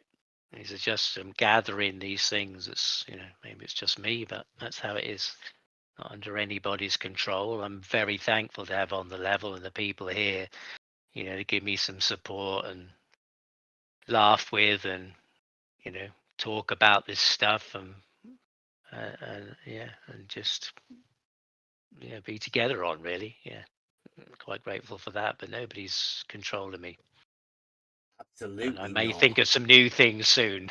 I've already got some other thoughts that I wanted to ask about, but I mean, we don't seem to be able to get past one or two of them, really. I've got some other things I've been thinking about too that don't make sense. But yeah, I don't know about Nathan Oakley, but I'm glad there's people like you around here still, because that's what, to me, this arena should be filled with people like you. But yeah, I mean, I think I'm not Nathan Oakley extraordinary. doesn't make it easy, does he? People like Nathan Oakley and this whole arena, they seem like they don't really want you around. And I mean, why not? It should give them a chance, right? You ask questions, they answer them. I mean, Isn't that what they're there for? They're supposed to be the experts. They should be able to answer these questions. Yeah, because I mean, yeah, that's it. The cutting edge of flat Earth knowledge. So where better to go and ask? Tip of the Maybe there's a spear. limit on what they Sphere. know, but you know, when he says go and ask a mariner, go and ask the people who know. Well, I thought you did know because you're telling me that I'm stupid for my ideas because I don't know. Well, that's fine if you have some plausible alternative to give me, but if you're just going to tell me to shut up and go away or mute him, kick him out, I think, well, obviously you don't know anything then. You're not the people to ask. The guy who was talking to me the other day about the mean sea level, I said, well, you're obviously not the person to talk to because you don't seem to know anything about it. So I'm not going to regard what you say as having any value. It's not of any use to me, really. Because you've got. It's not a book. It's first-hand knowledge.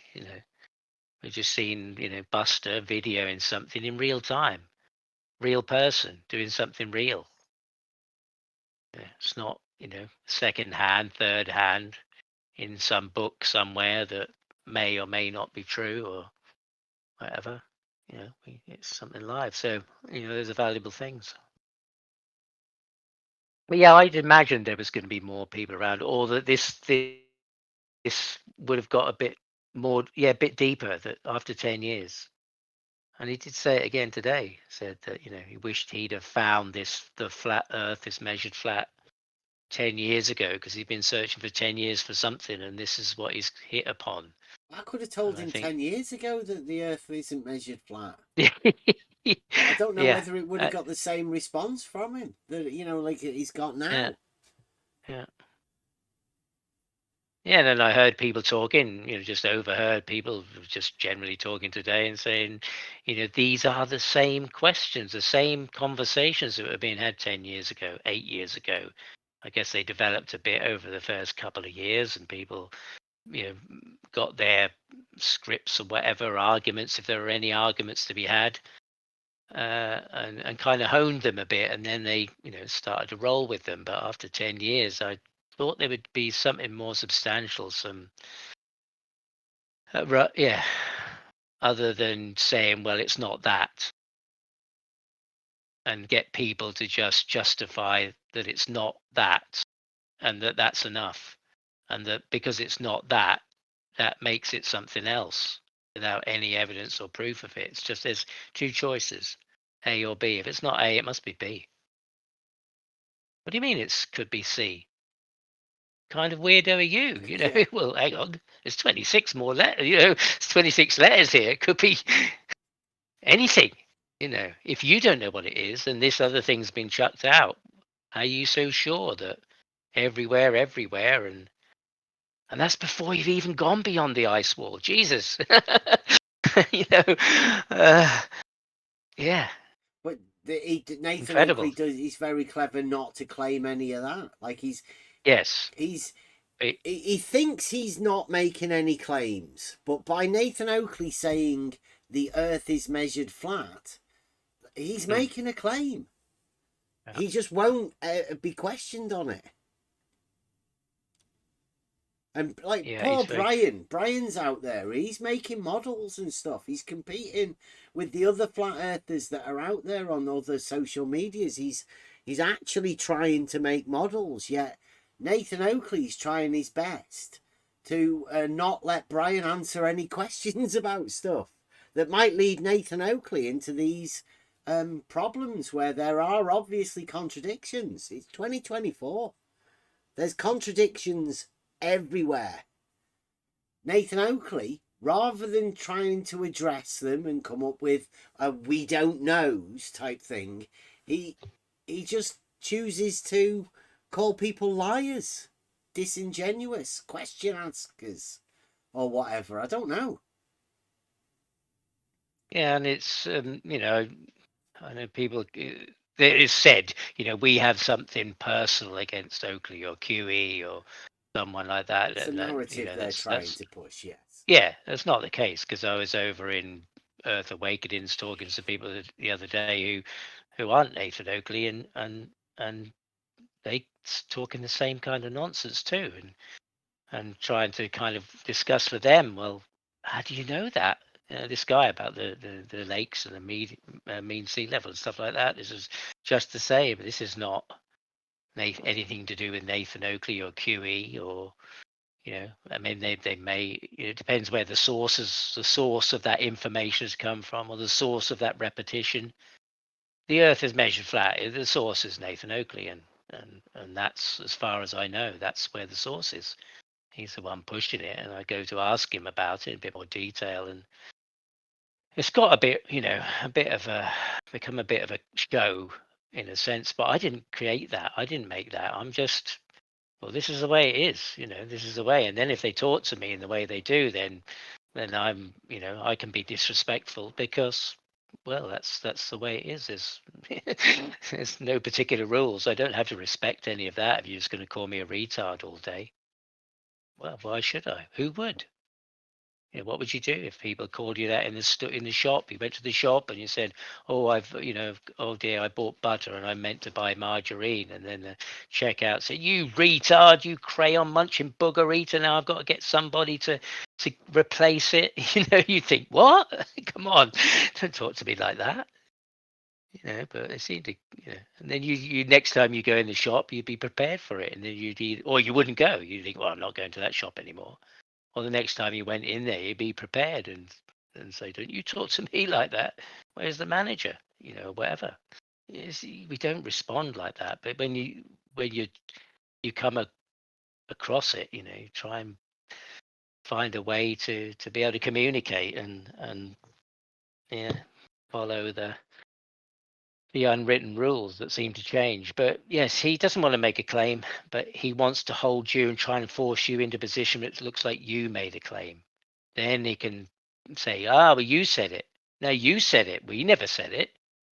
And that's what he's trying to do today. He wants me to concede that the Earth is flat in the first place. Before we can sit down and talk about this or go anywhere, we have to concede that it's a flat Earth we're talking about. And that was it. It's you must agree to that, and then we'll hold you to it later, and then we can say you were lying because you claimed it, we never did. And that's happened several times recently. I just want to say straight and level flight in the air has nothing to do with the ground. Yeah, I wasn't really interested in it. Yeah, it wasn't. It was just it was a subject that came up that I was able to speak about, speak to. It was an entry, a door that opened about a direction of something, and I was wondering, if it's flying straight, if it's following the compass, then it can't be flying straight. Of course, it can fly straight, but that was my question. So, is it flying straight? Is it? That was in relation to that, but that wasn't really what I was after. I was after trying to get to the place of the relationship between latitude and longitude and that angle to the curve that they told me about. And that seemed worth pursuing and just trying to be clear about and where it leads me if nobody else nobody else cares about it and they think, oh well, Nathan's a good chap, we're just going to stick with him and Brian and we know it's not flat, but we know it's not perpendicular, but they do say it's perpendicular. Latitude and longitude are perpendicular. I've heard lots of people claim it. I've never heard Nathan Oakley claim it because Nathan Oakley, like I say, doesn't like making claims. But it will be good to know. It either is perpendicular or it's not perpendicular, one or the other. If you hear Nathan Oakley or Brian or anybody from the FED crew claim that east-west or latitude, as they like to say, is a circle, then they can't have latitude and longitude being perpendicular, because that would be an angle to a curve. And you know what Nathan Oakley's feelings about angles to curves are.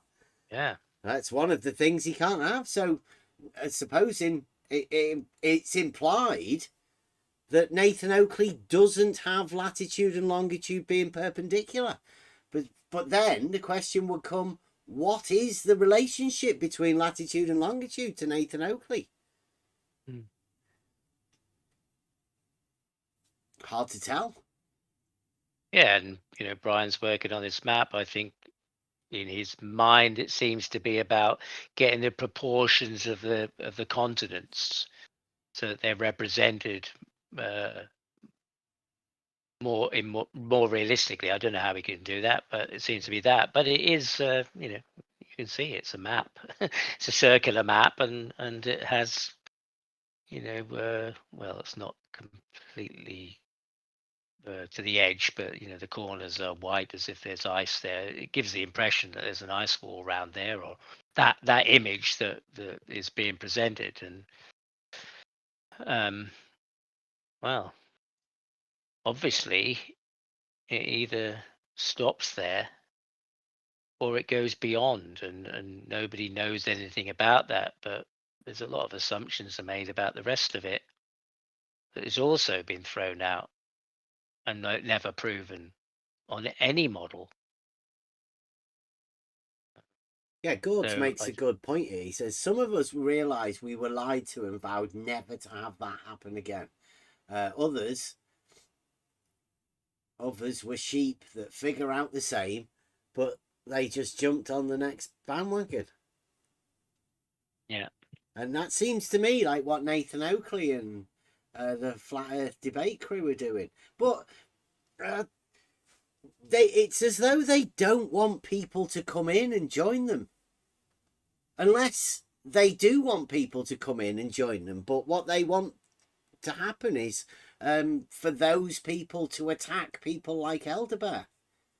Just random people that are coming in that may have been listening to all of this sort of stuff for quite a while and wanting to have an input, wanting to get a bit more involved or whatever, and get in and ask some questions. Because, I mean, there is a length of time that you can sit and listen to this without either getting involved or just walking away from it. And what Nathan Oakley's showing us at the minute is that he doesn't really want people to move from that and to come and get involved. He wants them to just leave. Because if there is anybody out there that's like Elderbear, that, that just listening, thinking about, should I go in and ask a few questions? Because there's a few things, that just don't quite fit. Well, I'd say that, they're not going to go and join. Like, if you want to come and ask some questions, come over here first. Because, there's a chance that you might get labelled and just abused over there for asking simple questions. I mean, they are tricky questions. Otherwise, people wouldn't need to ask them. And at the beginning of this year, I wouldn't have bothered. Because, I mean, Nathan Oakley, it's ridiculous, right? But he came out this year with the Earth is measured flat. Is measured flat. As though it's a thing, right? And he's saying he wants to prove the flat Earth. Well, we've done a lot of that sort of stuff, proofs, and I've got proofs out myself. I've got there's videos out there that I did ages ago. Bev's proof that level is horizontal. So I've got that video out there. I don't know whether Nathan Oakley's got anything like that. But he says he wants to prove that the Earth's flat. I've never heard anything that's anything like a proof. You can't even field questions posed by just random people asking him, how do you do that, Nathan? How does anybody follow on from this? If Nathan Oakley's got a proof that the Earth's measured flat, well, he should hand it out to other people, then they can have it too. Unless it's got some sort of a gimmick that he's, holding. Maybe he might have a bit of a money earner that he's going to monetize Nathan Oakley's proof of how to measure the Earth flat. Might be coming soon. He might have to be behind a paywall or something. But he doesn't seem to want to just give it out. He wants to tell people that they already know it. It's ridiculous. I've been saying just recently, it sounds like Nathan Oakley's only just found out that horizontal is a thing that people use in reality. They've been using it for years. It's obvious that Nathan Oakley has never actually taken any measurements ever. Because the start of this year, he's found out that horizontal is a thing that people use. And he thinks that's flat Earth now. Well, that's ridiculous. To anybody that's been around here or ever done any of these sort of things, they know horizontals existed for years. A fair few anyway. I mean, as long as I've been around, I've known that level is horizontal. Pretty sure that everybody else does. My dad does too. Everybody does know that level is horizontal. They also know that that's how you measure elevation changes. Nathan Oakley thinks that makes the Earth flat. It was funny today how Brian went to this. The next thing I've got to say is the flat level horizontal synonym. And he went off with a long kind of chant about defending something I didn't even have in my mind. It wasn't necessary for me to talk about that at all. But he said I have to go to this synonym argument and argue about flat not being level and not being horizontal, and it could be vertical. And I thought, wow, why are you talking about that? You know, that wasn't necessary. It was certainly nothing I was thinking, but he was claiming I had to be thinking it. It was the next question I had to be saying, and I'd been told that's, you know, that was, yeah, that's what I should say. It was quite amusing. Yeah. Measuring it from something rather than to something. I don't understand what about that. Yeah. Yes, it's all right to measure to a curve, but not from a curve. That was an interesting little quote. Depends which side of the line you're standing on. Whether you're above the Earth or below the Earth, you can get angle to a curve locally, where we could say it is actually horizontal just locally, or it's perpendicular locally. They're equal. They're equal arguments, really. You can't have one without the other. Can't say one's okay and the other one isn't, surely. I mean, it may be, you know, if that's so, try and explain that to me. Yeah, well, it is. It's the same, like, because that's all we've dealt with here in this particular server. I don't know whether it's because of the way, you know, my introduction to all of this, but the proofs are geometrical, they're mathematical, but there's a logical understanding that goes with it. There's a progress that you can go with, and perpendicular is the relationship of two straight lines. But when people start wanting them to be circles, one of them to be circles, and then I don't know how you deal with that.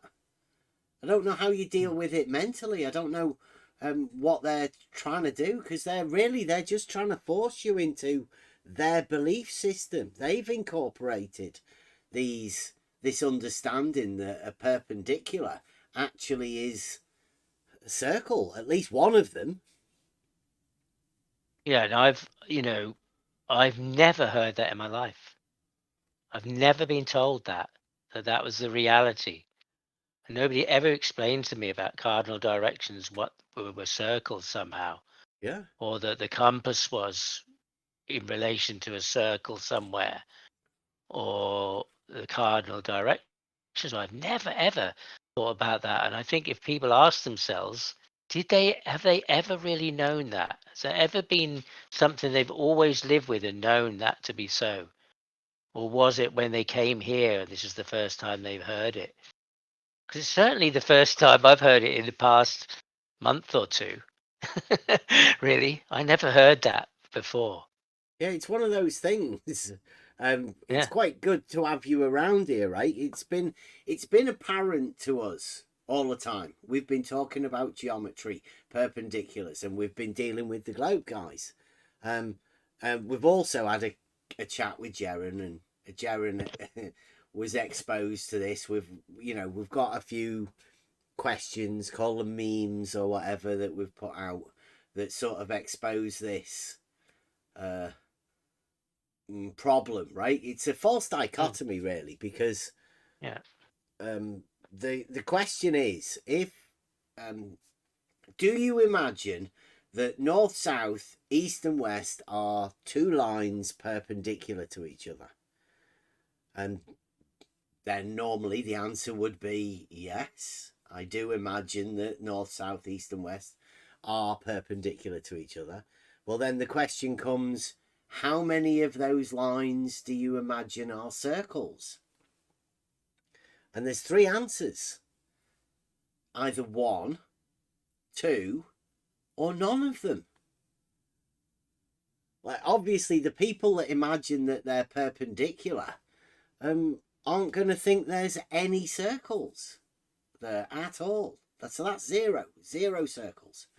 But if you have any model in your mind within this false dichotomy, you're either going to think one of them or two of them are actually circles. And that's what we've been dealing with. The whole idea of all of this that we're talking about is to try and understand that it's not necessarily the false dichotomy. Nobody really wants to say, well, there is neither of them are circles. Well, that leaves you with problems too. That you may not need to answer the questions, because you can't. Nobody can answer those questions because implications that you may not know. But the truth is that everybody, up until entering this arena, everyone knows that the cardinal directions are perpendicular to each other. They definitely are within a compass. And then people imagine, right? People imagine the north is at the center. Well, it isn't of a compass. So how do you manage to put north into the center? That's another one that I don't think many people realize. The model tells you to put north at the center somewhere. But other than that, I don't know anybody that does actually put north at the center. I know I don't. Still don't. Yeah, coming across it, I just feel it would have been one of those fundamentals that you would have learned about, growing up.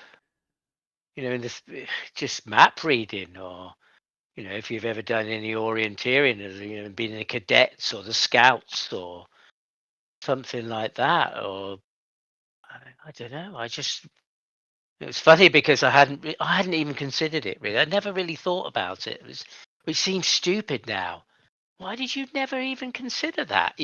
Well, I never had that model. I wasn't, I haven't been fixed to a globe model or a flat model or anything. I've just been living my life, and that's how I'd seen it. They were perpendicular to each other, and I hadn't even thought of them in terms of the word perpendicular.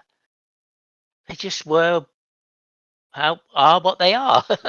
They were opposites, and it was a cross. I never considered them in relation to a sphere or anything at all. I never stretched it that far. I think, I just kind of think that's astounding, really. That if that's so, that they are actually circular, at least east and west is circular, if that's how they are, then I just feel that we'd know that. We would have heard it somewhere. We'd have read it somewhere. It just would have, I don't know. That's how I feel about it. So I'm quite, it was when I first heard it being spoken about, it made me really think. Thought, wow, yeah. What happens when you get to north? Then what? If there's this spot that is just north, anywhere in this realm, then there's no east, there's no west, there's only the place you are and south. So then when does east and west suddenly appear again? And then in this arena, hearing people going east and west and they're suddenly going south, I thought, what? How does that work? And that's how the models are formed in your head about these things. Then you become, yeah. Then I was thinking, well, I never really thought that. But now I'm being presented with a model that wasn't even in my head. I'm having to consider this now. It's a bit like being born again, something to some new knowledge. It's very interesting. But yeah, I just felt that was one of those things that we would have all known pretty much. Most of us would just know that. Yeah, you're not taught about this with perpendicular as you do in geometry. Because I think, like you should be. You should be at least warned about it.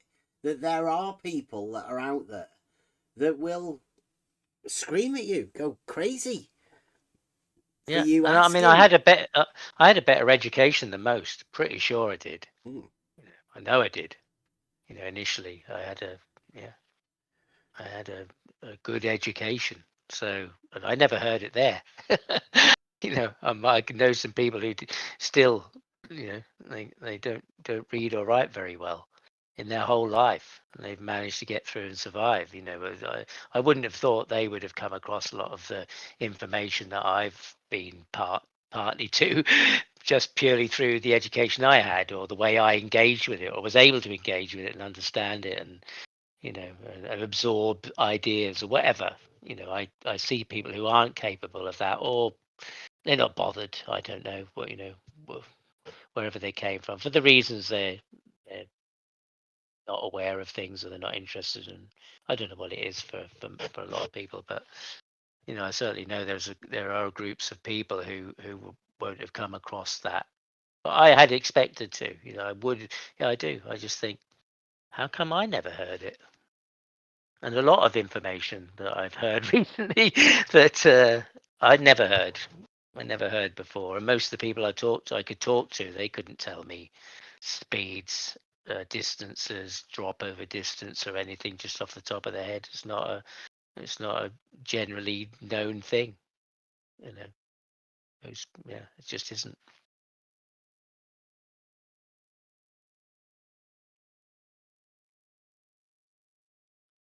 Yeah, Gods is in the chat. Yeah, I think I'm with you, Gods, but it happened way before the 70s. It was Robotham. That never happened. Robotham was, well, either fictional, like Aristophanes, or he just lied. He didn't see what he said he saw. And how do we know that?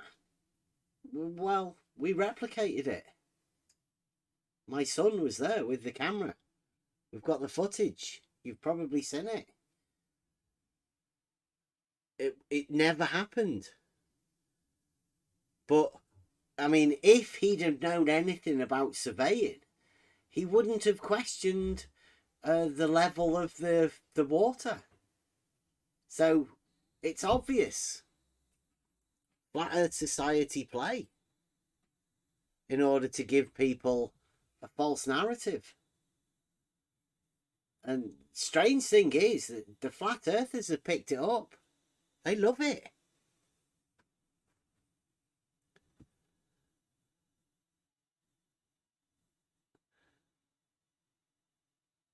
But I mean, who was it that first told you about flat Earth? And where did they get their information from? If you're using it just to fight the power, well, perhaps you're being lied to within that too. I mean, that's how magicians work. Distraction tactics.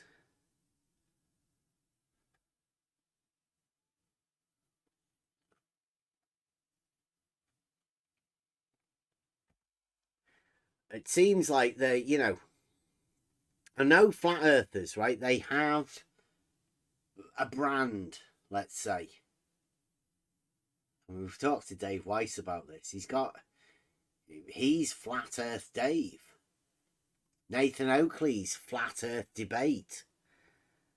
There's other people, Flat Earth Math, Flat Earth Dogma, Flat Earth Data. There's loads of people that have tied themselves to these, the name, right? Their brand. So it's obvious Flat Earth is a brand. It needs to be sold by people. But it's an oxymoron. Contradictory. The Earth, no matter how you look at it, is not flat. So it's a really terrible brand name. And if you can sell people something that's contradictory, then is it any surprise that we're here in 2024 with our heads full of contradictions, not able to see what a truth is? There's that many contradictions that you've accepted, then how do we know what a truth is if there can be two contradictory truths? Well, I'd say none. You can't have contradictions in reality. They don't exist. And whenever you point that out to anyone that does hold contradictions, they don't like it. And I don't know whether you have to start apologizing to people for, you know, not having contradictions. Because I can't hold contradictions in reality. That's the difference, really, between me and anybody else. Some of the conversations we have they're really eye-opening. Because, I mean, people can point these things out. Not many people can accept it.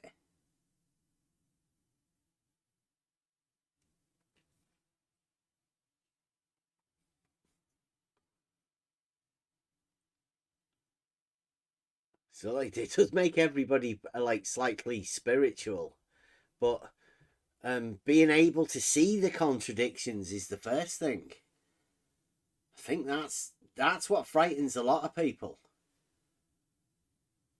Because once you're opened up to a method that you can find contradictions and point them out, then you soon find out who your friends are, who can go with you on these conversations. A lot of people get really upset when you point out a contradiction. I mean, it might be something new to you. You might find it fascinating, but then you try and tell somebody about this contradiction that you've seen. They get really upset. I mean, is it your fault for pointing out this contradiction? Do you think you're opening others' eyes to these contradictions? Don't know. People might not want to. This is where, what do they say? Words escape me. I've lost it. It's gone.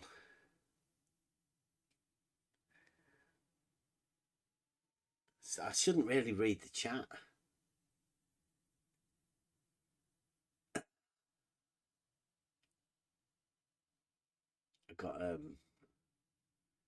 I think God's. I don't know about God, right? This idea of good and evil. Well, it's pretty obvious that there's evil. Other people point at people and call them satanic or whatever. So, I mean, it's not hard to see that there is evil in the world. And you just hope that there is good. But it's hard to see it at the minute. It seems like the evil. I would call the contradictions, having to deal with it.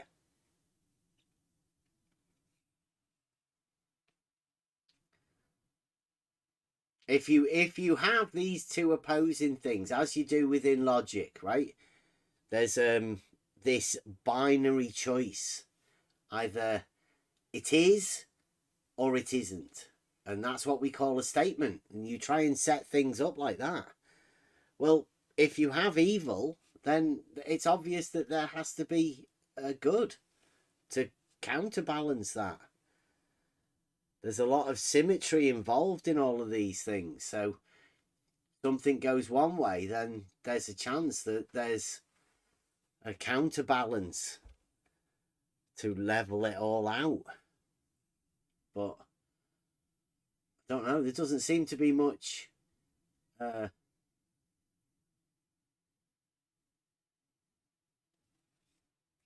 yeah, I am with you, Gods. I am. That I do believe that this logic is the way for you to see these contradictions. It's just that pointing out the contradictions is I don't know. Some people choose to live in ignorance, right? Ignorance is bliss. And that's probably the way most of society is. They've got so many contradictions built upon contradictions that you hold in your mind already, that somebody exposing you to one of these can have like a ripple effect. And that isn't pleasant. Isn't a pleasant experience. It can't be a pleasant experience. Because finding out that you've been fooled is something that a lot of people don't enjoy. There's a lot of resentment comes from that. But then realizing, I mean, where is the truth? How does anybody find the truth if there's no system put into play that gives you a chance to find contradictions? Particularly the conversation that we haven't really got into yet within Plato and all of that is that dialectic is said to be the only way that you can find truth. And that's a conversation between two people. I mean, you can also do that, you know, for yourself. Once you have logic, you can work out these plays. But the truth is that dialectic is needed.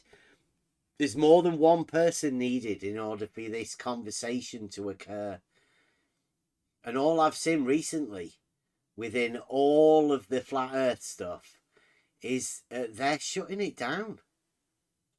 They just want to be dictators. They don't want this dialectic, particularly when, you know, it exposes people to their own contradictions. Since flat earth is a oxymoron, it's a contradiction in terms within one sentence, within two words, really. I mean, call it a sentence if you will, but there's certain statements that can be put together and they're contradictory. Don't know whether you could actually say flat earth is contradictory. I mean, it's not like a level curve where level's straight and a curve is not straight. Flat earth is a slightly different understanding of that.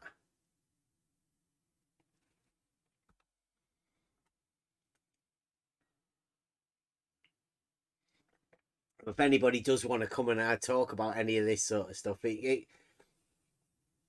never going to come to an answer. Because some of these things there are no answers for.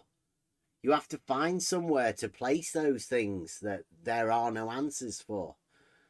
We call that epoche. It's a place where you can be at peace just by dropping all of the dogma. The dogma being stuff that you've just been told. There's no proof of it. If you're ever told to go along with something and you are not given any proof or any way for you to find proof, you can guarantee it's dogma. It's dogmatic. And within this arena, we're told loads of stuff that is dogmatic.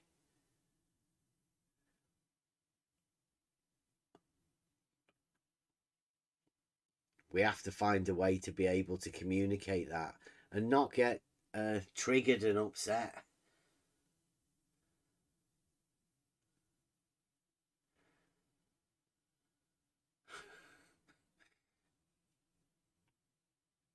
I think that's the way God says, I get into, I'm getting to the point where I'd rather watch Arwen and laugh than Nathan and get angry.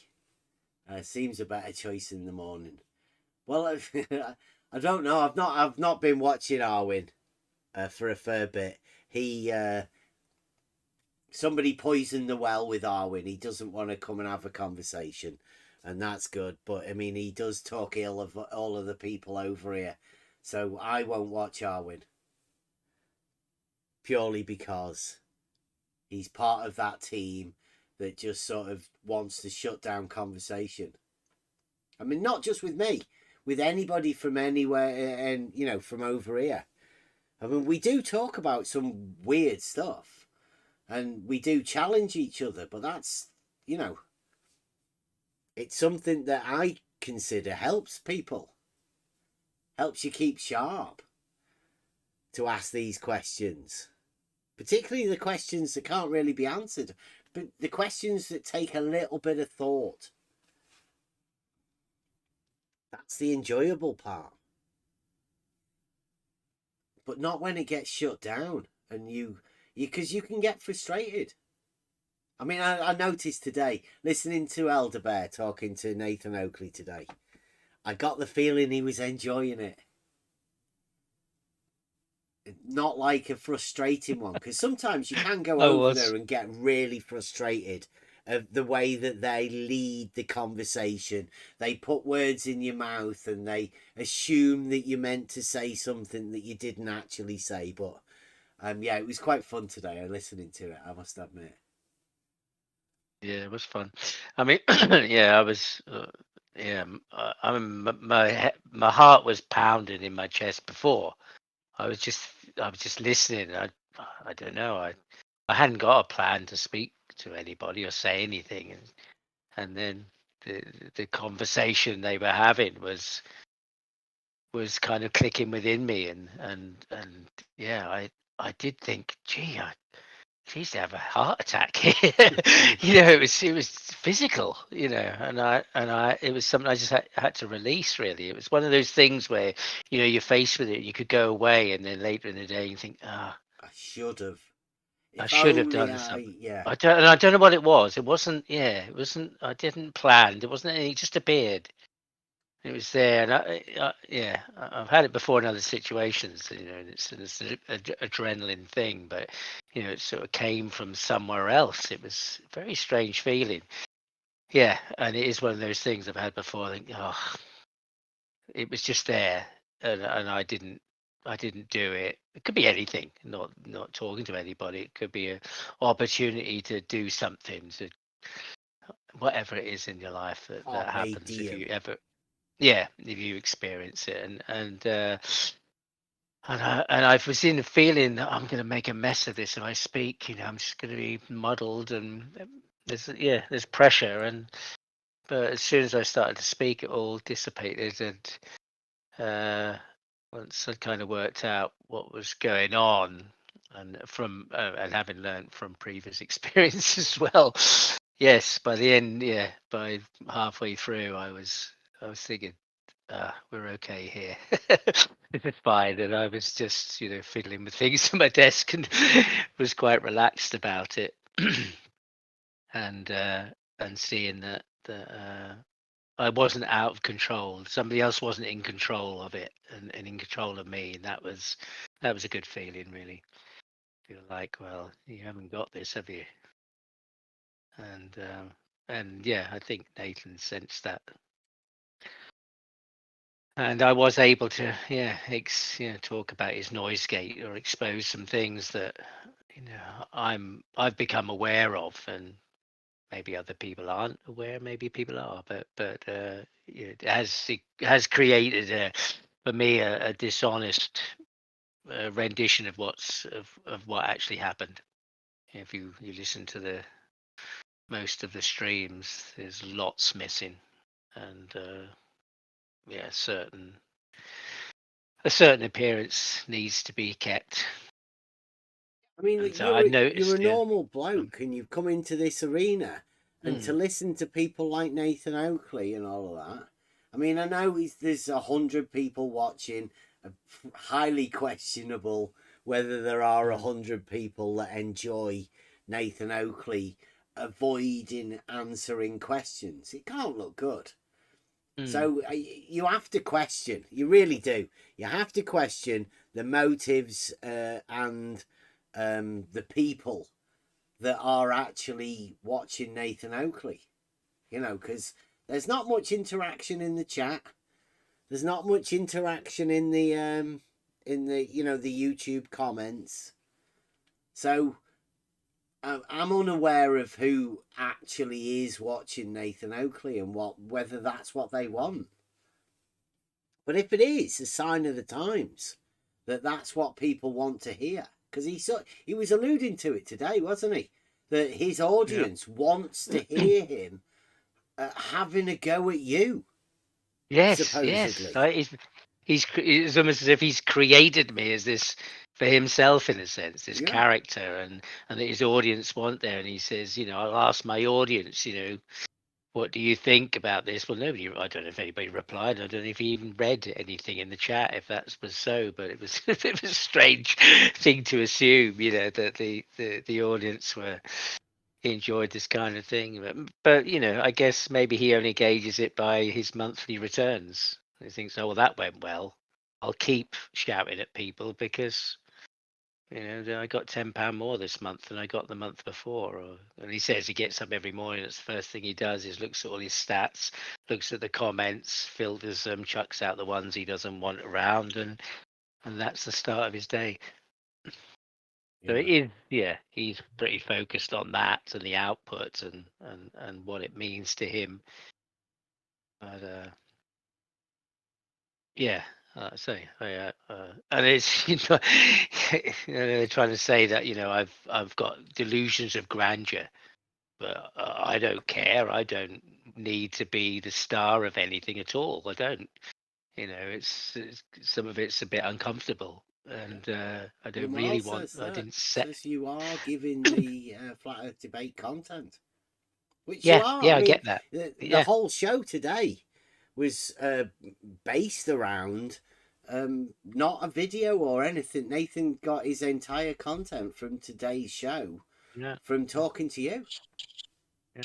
Obviously, so, I told you if you weren't there, I wouldn't have been watching it at all. But I wasn't there live. I watched it after the fact. Yeah. Some people do that, Well, and if it seems like it's gonna be a shitty episode, I just shut it off like 10 minutes in. You know what I mean? I actually stayed and listened to the whole thing. Yeah, so it is to the good disingenuous content, right? obfuscation. Yeah. But I mean, think like, so. what were you Thanks, watching Elder it Bear. for? Were you watching it for Elder Bear? Or were you watching it I was for hoping Nathan that they would Oakley's understand ridiculous? Well, I was hoping they would understand what Elder Bear was asking them. Instead, they just kept obfuscating what he was asking them. I thought that Elder Bear would actually get through to them. That was my hope and dream.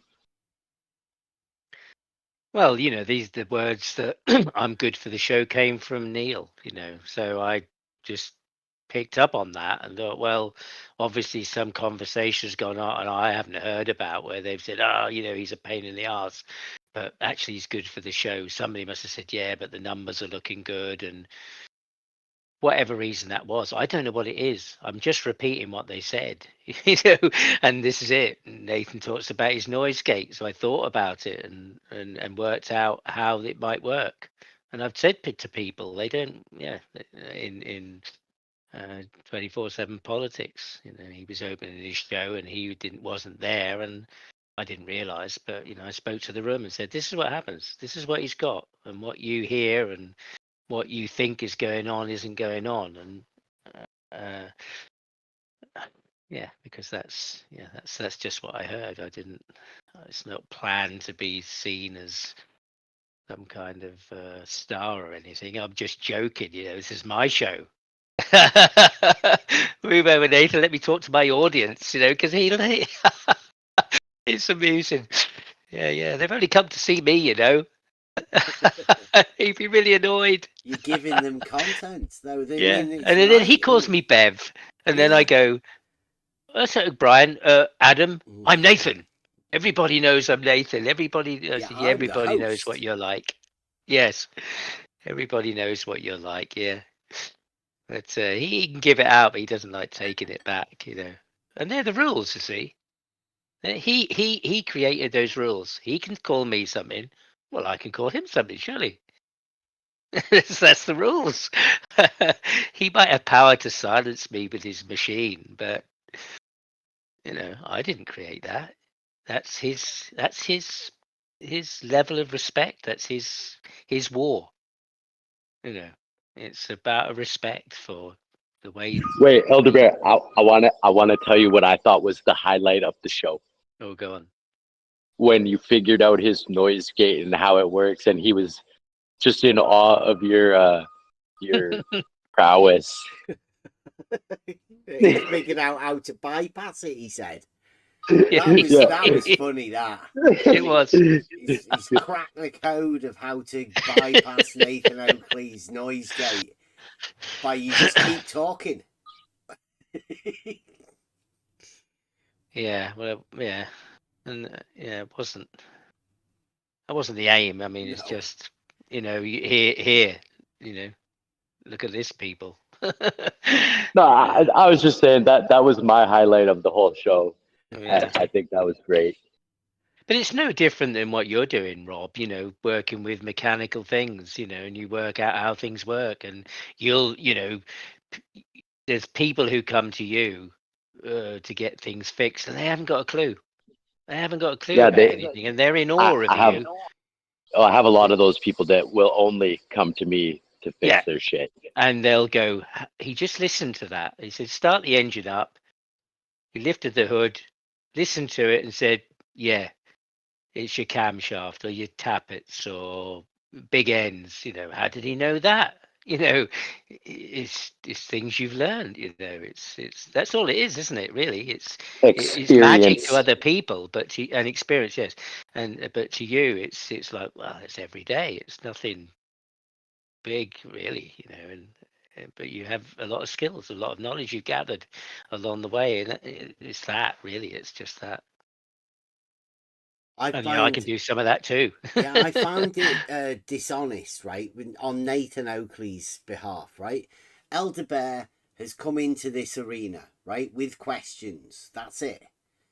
Whereas we've actually been out, we've done tests, we've done things that Nathan Oakley doesn't want to talk about.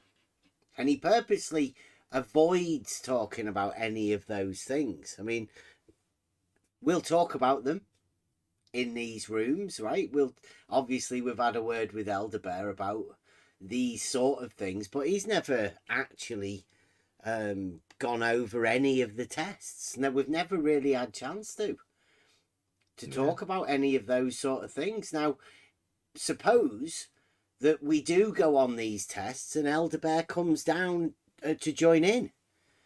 Do you imagine that Nathan Oakley would have a conversation with you about your experiences doing the tests? I think he'd want to be less to talk to me less about it. I think, yeah. That's the truth. Nathan Oakley doesn't want to actually talk about these things because what they've done is they've I don't know, they've waved the shitty stick at us, and we aren't to be talked to pleasantly. We're not to be having these conversations with, because they imagine that we're dishonest questioners or whatever. I don't know. Dishonest interlocutors.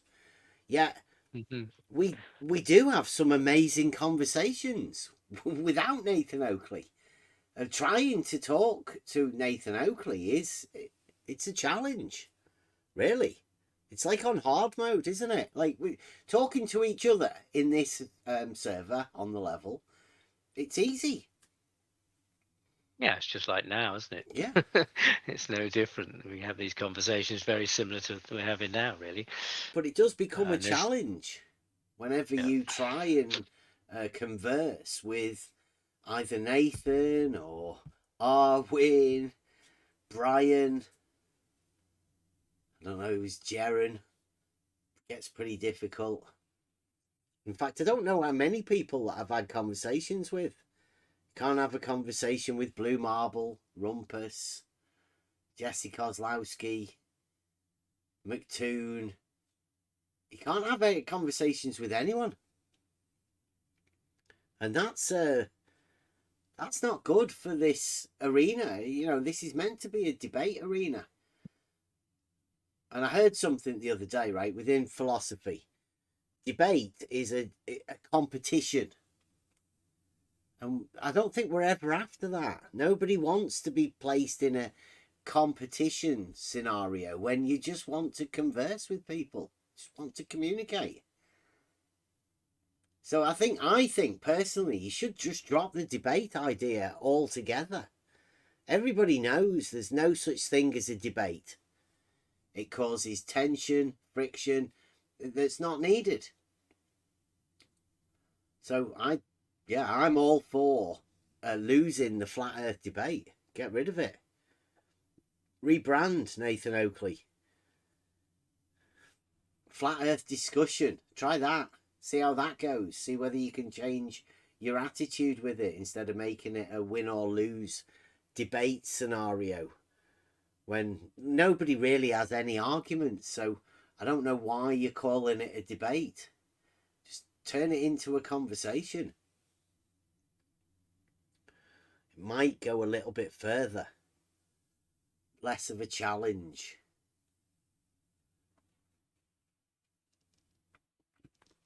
Yeah, you're right, Gods. Anyone could come over and have a chat. But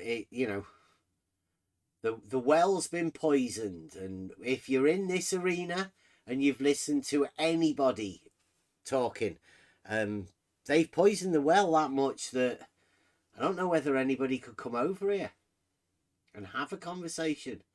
Because were they to agree with us on any one of the points that nobody can challenge us on, then, that can't be good for Nathan Oakley, because he's told everybody things about us. The well has been well and truly poisoned by lots of people within this arena. And I'm beginning to think it's all Flat Earth Society. The whole thing. I don't think they can, Gods.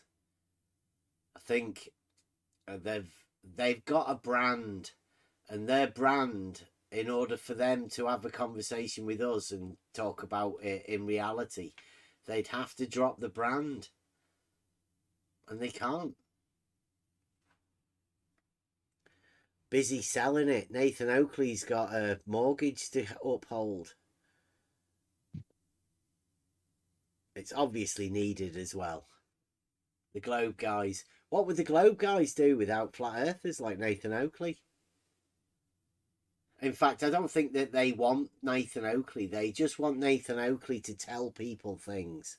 Then they can get those people.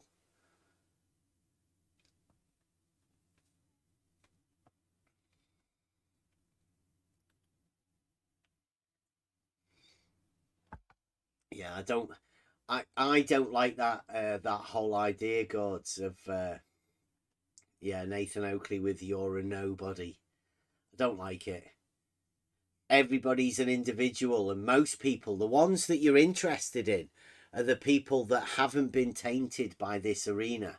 You want to find out their opinions of what they imagine to start off with. Because as soon as you get tainted within this arena, then model affliction.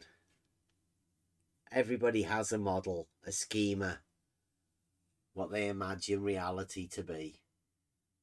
They build everything around that, and they make a model of what they imagine reality to be. They make a model of what you imagine yourself to be. Nobody can deny it. We all do it. I think what you need is good people around you to be able to keep you on your toes, keep you questioned, whether you're on the right line or not, whether your model of yourself fits the person that you are. At least the person that you portray yourself to be to everybody. And what Nathan Oakley's doing, it's a bad business model. Because very soon there will be people that don't really want to go over there. Like I think already it's happened. You need extraordinary people like Elderbear to be able to go over to actually converse with people like Nathan Oakley. If there aren't people like that around, or there aren't many of those people around, which, let's face it, there's not that many people in this arena. It's a really small group. Inflated numbers for certain people make it seem more popular than it is, particularly upon the globe side. But, I mean, that's just as bad. I can't imagine why people want to hear people attacking other people. It just doesn't fit well. It's not something that you'd want to join in with. Unless you're one of those people that like bashing people or whatever, you know, team player.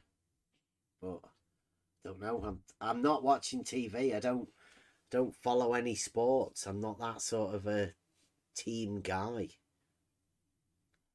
We just have the conversation, trying to figure things out for the good of our children. Most people within this have a good heart, and they're trying to help both themselves and their children, and hopefully the people around them.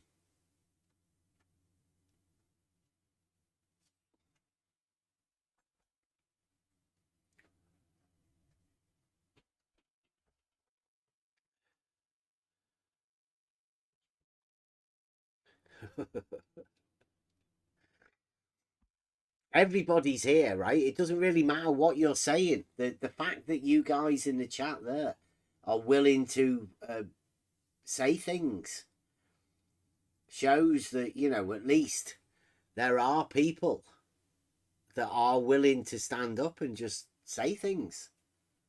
Doesn't really matter. You have to get to a certain place where you're comfortable with yourself, and this arena can end up with a spotlight shining on you if you know, say something to someone or whatever. It doesn't really matter. Then they will shine a light on you, and they'll highlight all of your weaknesses. There's lots of people out there that are willing to try and do that. Takes special types of people to be able to just talk. Questioning Nathan Oakley, and if Nathan Oakley keeps pushing people like Elderbear out, there's not going to be anybody else. The Globe guys don't even bother going over there. It's been a long time since I heard anybody mention anything about Nathan Oakley. Basically, he's not spoken about within the flat earth arena. I like to keep my ear out for all sorts of conversations and where the narratives are going in particular places. And yeah, there's not much Nathan Oakley talk. Nobody mentions the Black Swan other than people in well, people that take it out and place it in videos.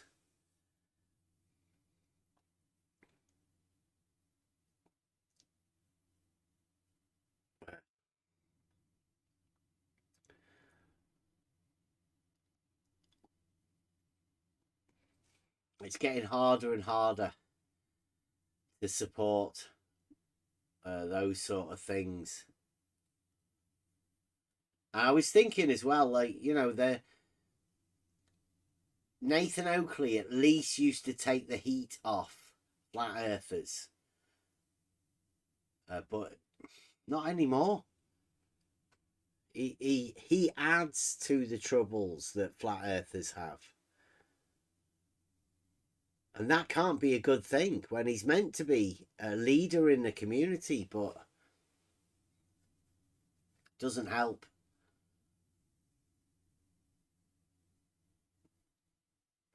I know I'm not going to be going over there much more to have conversations with him. But we will be releasing the stuff that we do. It doesn't support a flat earth. It just supports reality, so people can understand what goes on in reality. I can't say that the Earth's flat, because it's not. I can't say that the Earth's measured flat, because I've personally measured it not flat. I think people can see that mountains and valleys make it not flat.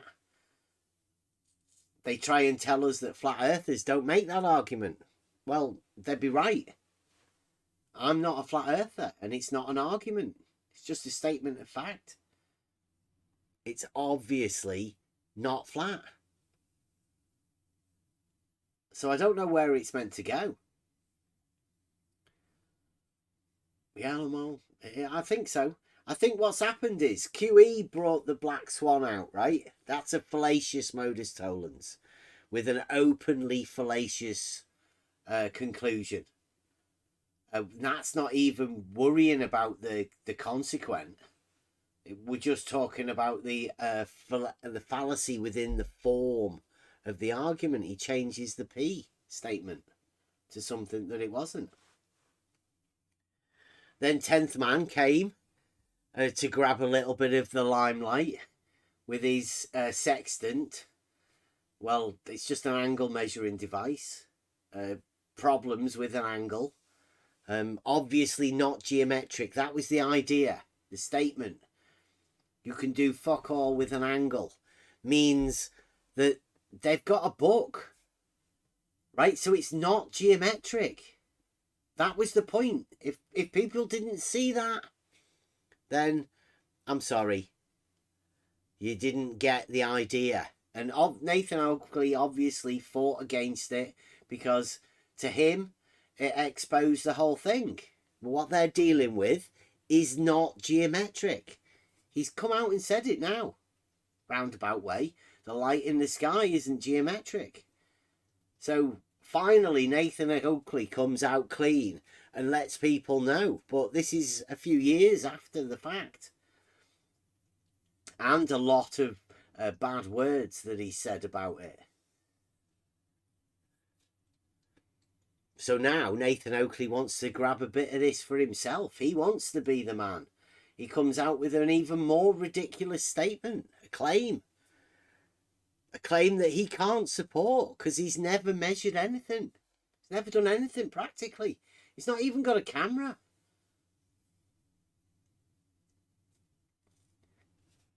He's got absolutely nothing to back up what he talks about in reality. He's only got it within this narrative of this ridiculous false dichotomy. It's not flat, and it's not that spherical dogmatic globe either. Both easily provably false. Or you could prove the dogmatic globe. I would have to work at proving the dogmatic flat earth. Yeah, Mike, you're right. His sister has measured an angle with a sextant, supposedly, or it could have been her husband that mainly measured the angles with the sextant.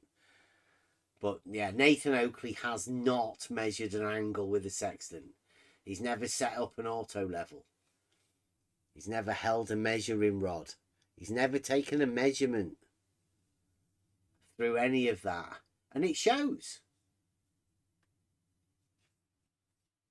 There are people that have done that sort of stuff, yet Nathan Oakley calls them all names.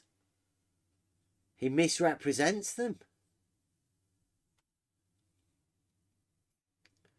So yeah, it does show.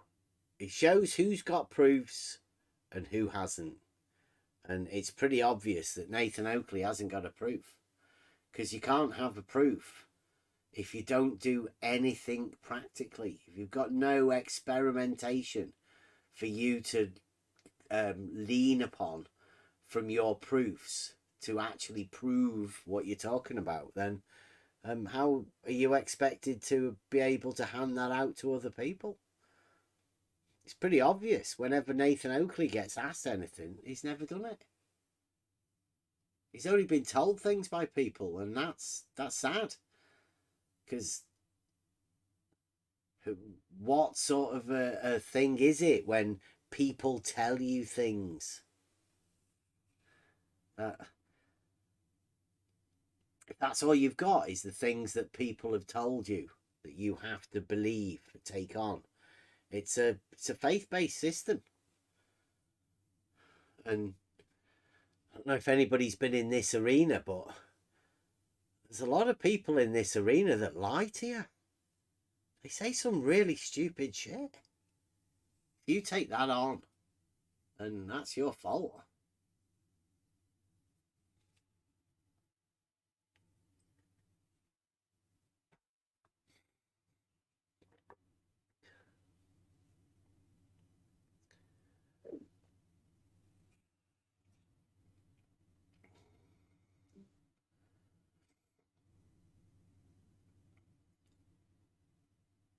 So yeah, I mean, we're going to be having a hard time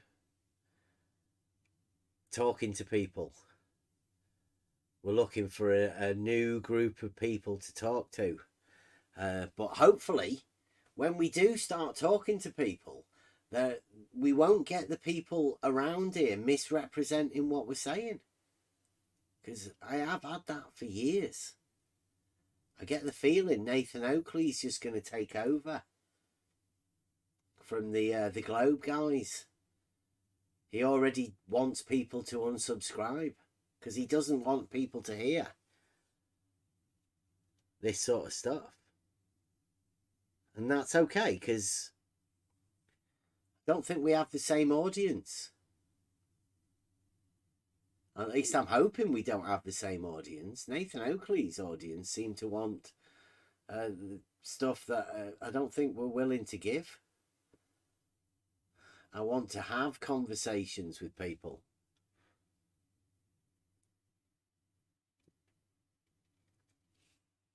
Yeah, Mike, I don't think TB is helpful, let's say. Let's say TB is part of the Flat Earth Society. And there's a few of them that have infiltrated Nathan Oakley's live chat. They're not helpful to flat earthers. They're not helpful to communication. And I don't know whether Nathan Oakley wants them to be like that, but they're going to stop people from going round there. Nobody will want to go and communicate. Nathan Oakley needs people to be able to go in there to either help him out with some proofs of something, or to go in there to give him some combative, something for him to get his teeth into. Well, Nathan Oakley's chat doesn't want to allow that sort of stuff. You've heard it today. They all wanted Elder Bear kicked out. We're dealing with the 24/7 politics. They don't even want me and Elder Bear to communicate over there. They want to ban us. They're trying their best to stop us from talking. They don't want any of the actual proofs that we've got. They don't want any of the arguments.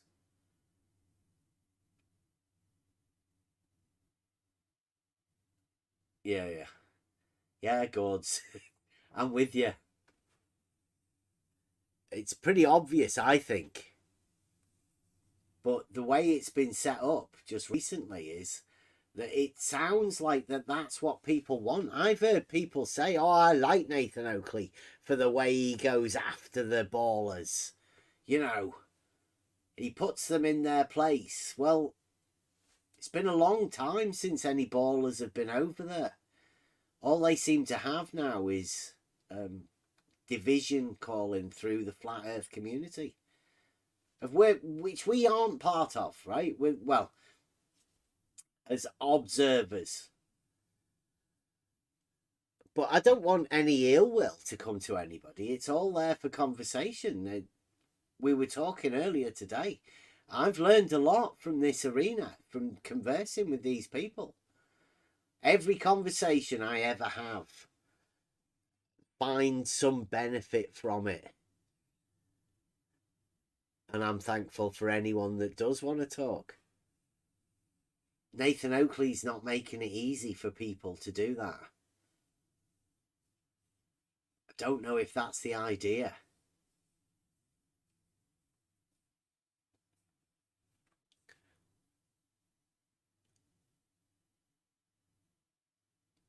Probably doing ourselves out of viewers.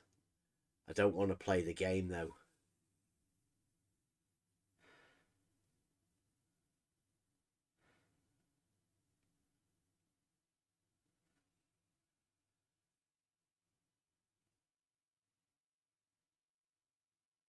Yeah, this goes back to my earlier point. They are way ahead of the narrative. There's gods. They are way ahead of the narrative? Oh, the Flat Earth Society, right? Always there to gatekeep, and any discussion that is too close. Humans alone can't have this foresight and commitment over centuries. Yeah? Yeah, yes, Lamal. I think I'm with you. Nathan Oakley has become a dictator within Flat Earth. But Flat Earth is so fragmented that nobody notices. Doesn't really matter. You can imagine that this little corner of the internet, this dark corner of the internet, is the biggest thing, whatever. It's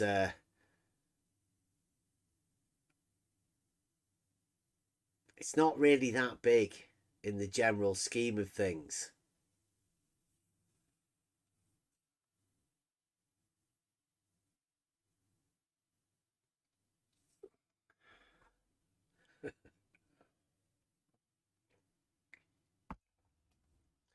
Laying down confusion and obfuscation, the enemies of free speech. And yeah, I think it's pretty clear that nobody is meant to have any free speech anymore.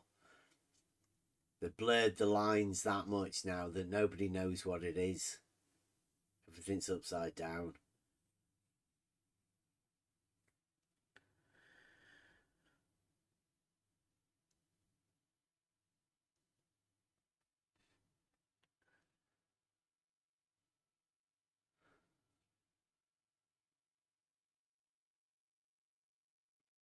Yeah, it's pretty obvious the Earth's not flat. I can't imagine why anybody would go with it.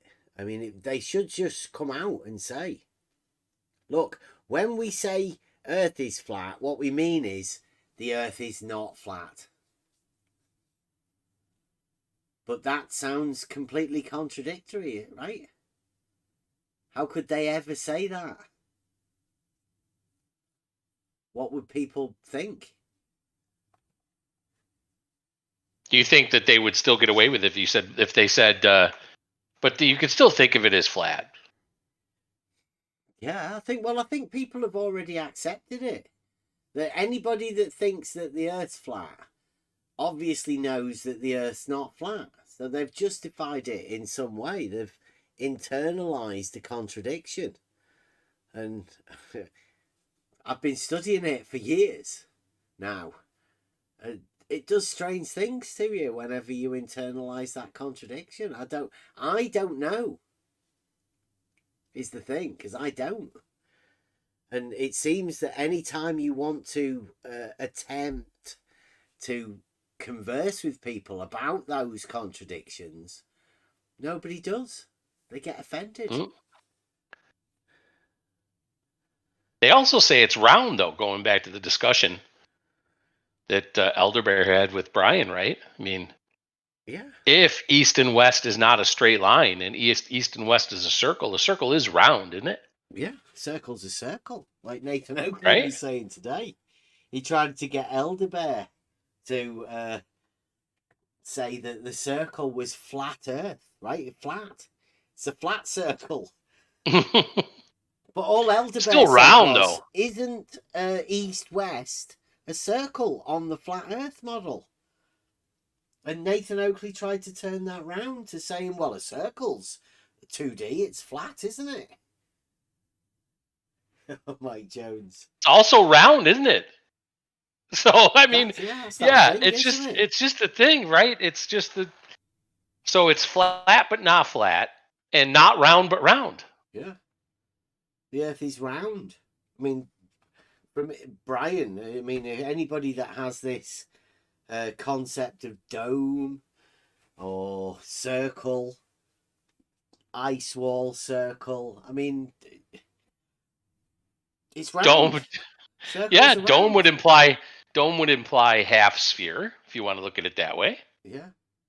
I mean, what's going on? But Why no one, like you say, no one can ask the question. Yeah, can't do it. Nathan says he doesn't make that claim about the container. Yet one of his housekeeping questions is about a container. Has to be a container. Yeah. Or else we'd all die. He's heard it many, many, many times, obviously. But he doesn't want to say I'll be it's dead. a container. He doesn't want to have to prove it. Just wants to take it for granted. Ask other people to prove that there isn't one. Well, that's a bit of a contradiction in and of itself, isn't it? When you actually say, I don't want to make a claim, but you make a claim that the Earth is measured flat, or you make a claim that there has to be containment. But I'm not making a claim that there's containment, but there has to be containment. I mean, what is that? Yeah, that's what a contradiction. Mind, isn't it? It's got to be. Yes, absolutely.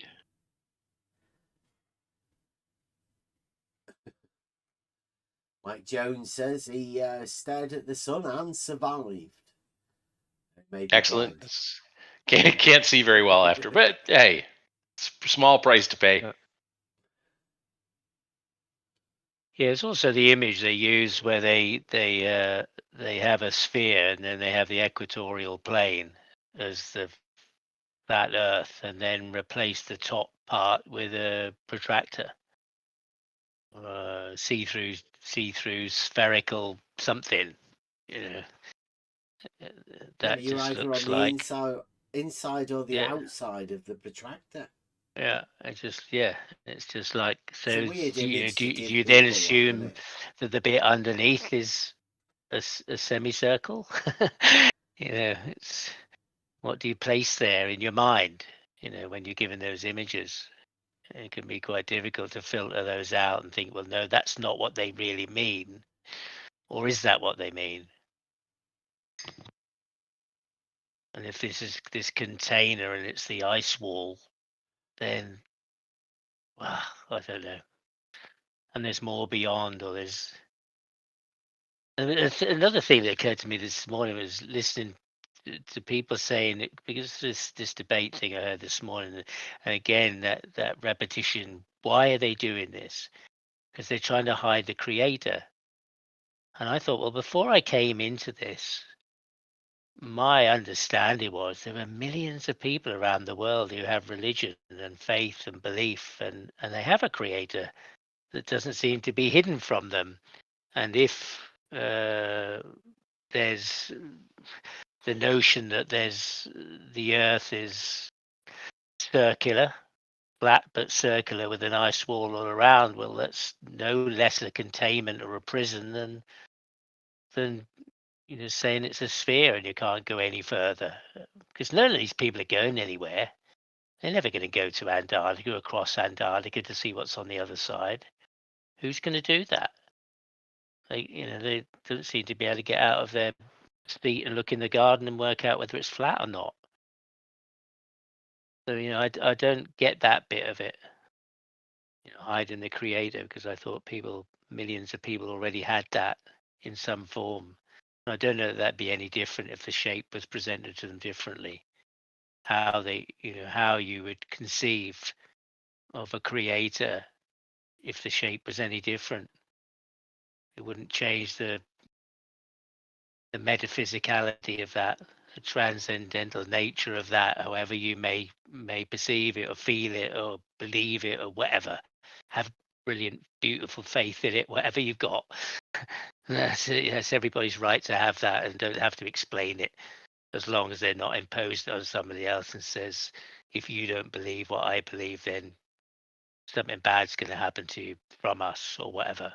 It's the imposition of something, and everybody should have the right to find what they find and find joy in it. And even if it doesn't mean anything to anybody else, they just think they're believing something that's nonsense. Well, so what? If that's what they feel and somebody's happy with it, and there's nobody's coming to any harm about it, I can't see that the shape would make any difference.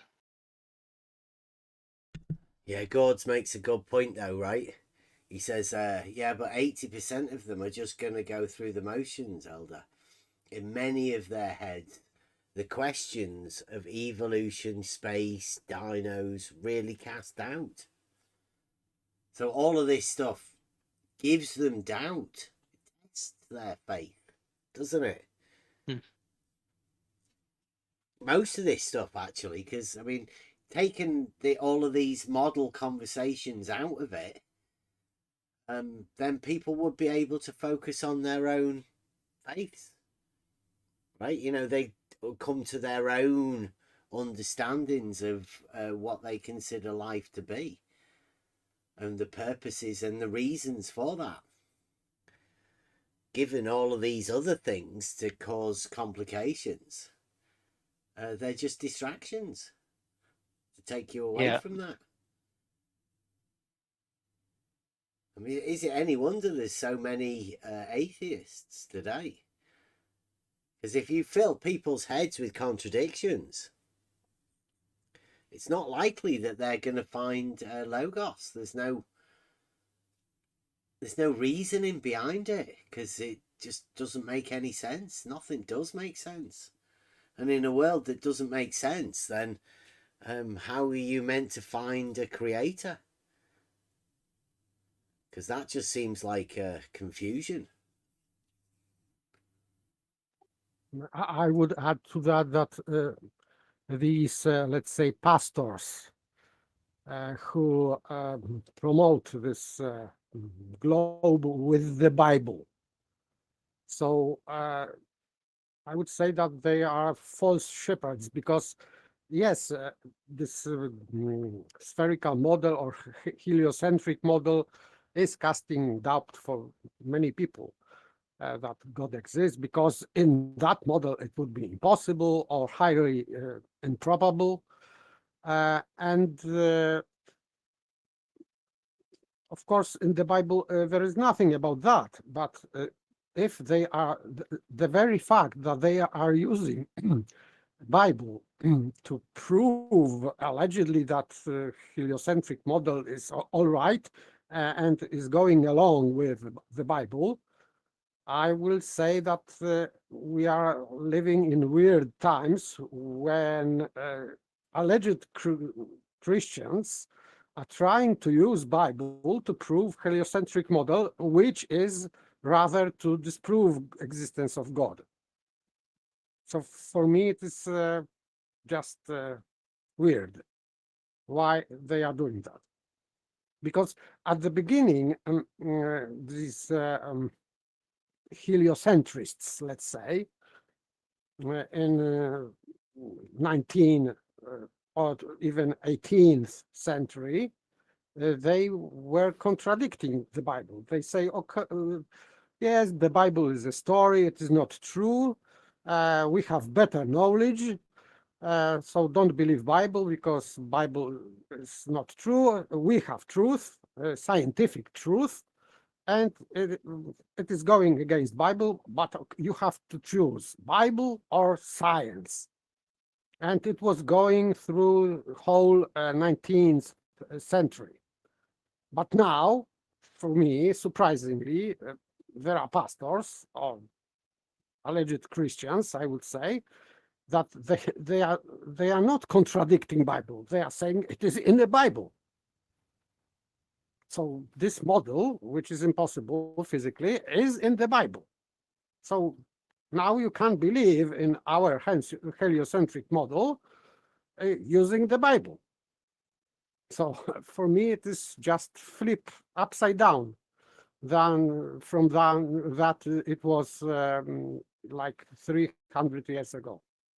For me, it is strange.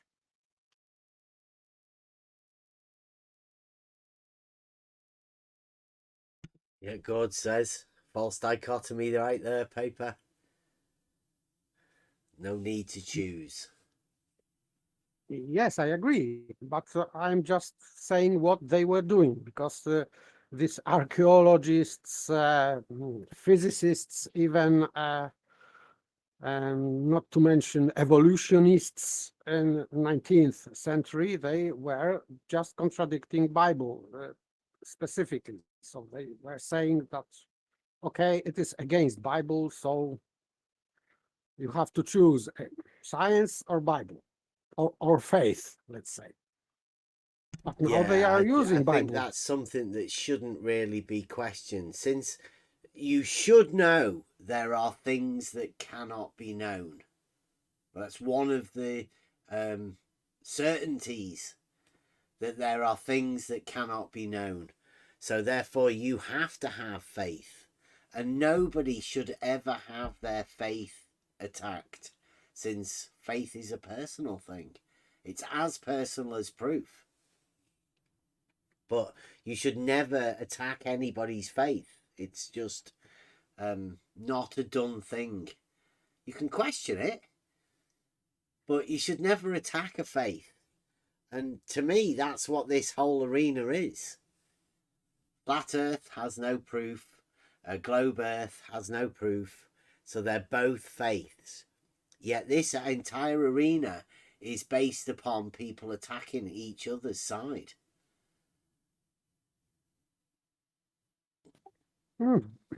I was talking about faith, let's say, in God. I was not talking about beliefs about model.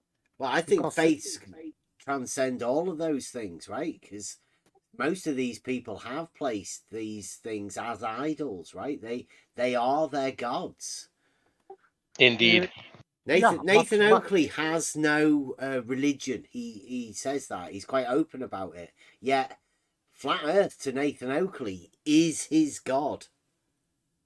That faith that he has is as strong as anybody else's faith in whatever. It doesn't really matter.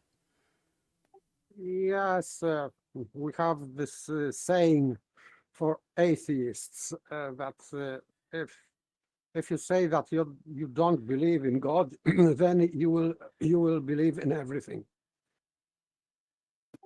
So there are people that claim to be atheists, but in fact they just don't believe that God exists. So which is proven. So I would, for atheists, I would advise to read Aristotle or Saint Thomas Aquinas, who is just repeating Aristotle's proof for existence. Don't confuse with what God is, because there are two different things. You can prove that something exists, but you still cannot know what it is. But there are two different questions: what it is and whether it is. So we can prove existence of God, and it is already proven, but of course you cannot define God. And by the way, in the Bible, God defined himself. So it's rather, if someone cannot be, don't be, doesn't believe in the Bible, let's say, what Bible says, that still can go with Aristotle's proof, because he is proving also what God is in a sense, and but we still don't know his substance, and this is going along with the Bible, because this I am who I am, this is definition of God. He's giving name, and this name is describing him, so it is definition of God, let's say. It means that he is entity, being, and there is nothing in universe which can be only being, because if I say that I am a man, it means that I exist as a man. Cat exists as a cat, etc. Or stone exists as a stone. You cannot throw out existence of the stone and have non-existing stone and its own existence outside of the stone. So always when we say that something exists, we are referring to in which way it exists. But God is saying that he is, not that he is a God. I am a God, so I exist as God. No, he didn't say that. He said, I am who I am. So he is because he is existence. So it means that existence of God is depends only on his existence, not of him being something. Like me, I am dependent on, my existence is dependent on me being a man. So if I am not a man, I don't exist. So my existence is linked to species, genus, etc. We, all things exist as something. And this something is something different from existence, because man is not existence. And God have existence because of his existence. So it is self-explanatory. And there is no other being that could say that it is because it is, or he is because he is. So I can say, even if we take, for example, Descartes, he said, I think, therefore I am. So the cause of he thought that the cause why he exists is because he thinks. But still this cause is outside of him, of his being. Because thinking and being are two different things. But for God only, and only for God, he is because he is. So his existence explains his existence. And that's why it is also proved in Aristotle's works, and of course Saint Thomas Aquinas, who is just repeating Aristotle's proofs. So that's it about God. So Dayton Oakley can just read things written by, let's say, pagans. I don't think that Aristotle was pagan, because if he believed that that God is one and this is logos, so he couldn't believe in these false gods anymore. But still, even non-Christian can read something about God's existence just as a proof, as objective proof, let's say. He can reject it, of course, but This is my general objection to people who say that they don't believe in God's existence, because God's existence is proven. So they can reject the proof, okay? But I cannot see anyone who successfully rejected Aristotle's proof. Yeah, of God's and existence. plus, in order to negate it, you would need to prove a not that, which is ridiculous even to consider. Yes, because Aristotle's proofs are about this is ontology and metaphysics. So he has to prove, and he had to prove, and he did, that this being is necessary, because some things existence of some things are called accidental. For example, me, or just people.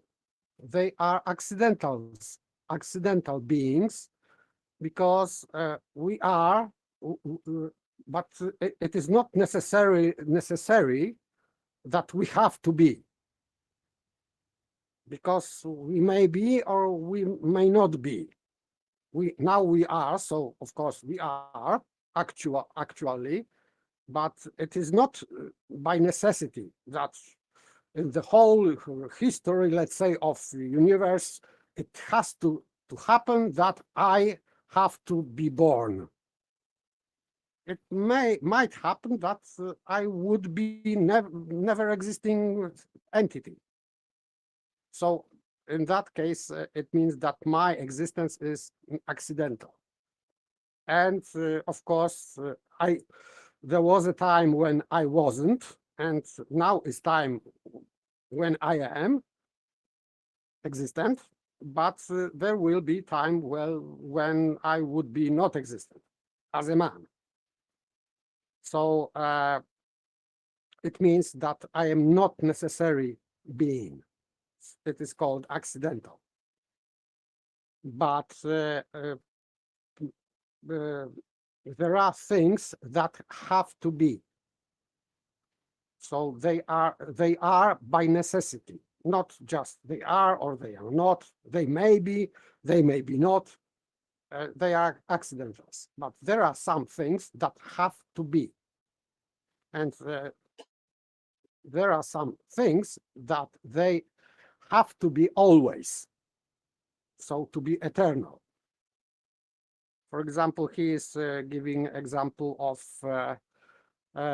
incommensurability of diagonal to side square. So this principle is out of time. It exists always. It doesn't matter if we know that or we don't, because most people maybe don't know this principle, that you cannot measure the diagonal to side. It is incommensurable. So it is principle which exists every time. So it is eternal. And it will never cease to be. So the same is with the necessary entity like God. So he proved that this first cause and first mover is necessary being. Not it may be or maybe not.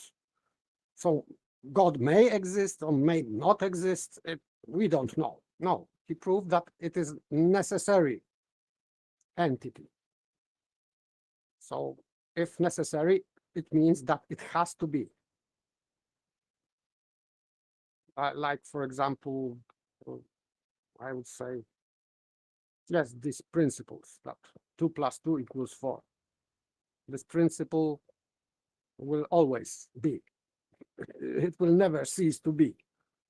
Principles of arithmetics or mathematical, let's say, principles, they never cease to be.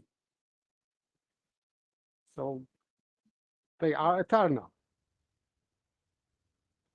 So God also is eternal, of course, and necessary being. So But still, if someone has let's say doubts, it is not sufficient for him, I recommend to read Aristotle, or I would say even Saint Thomas Aquinas, because I think that he is somehow more condensed than Aristotle. But whatever you choose, it is good to read some proofs for God's existence.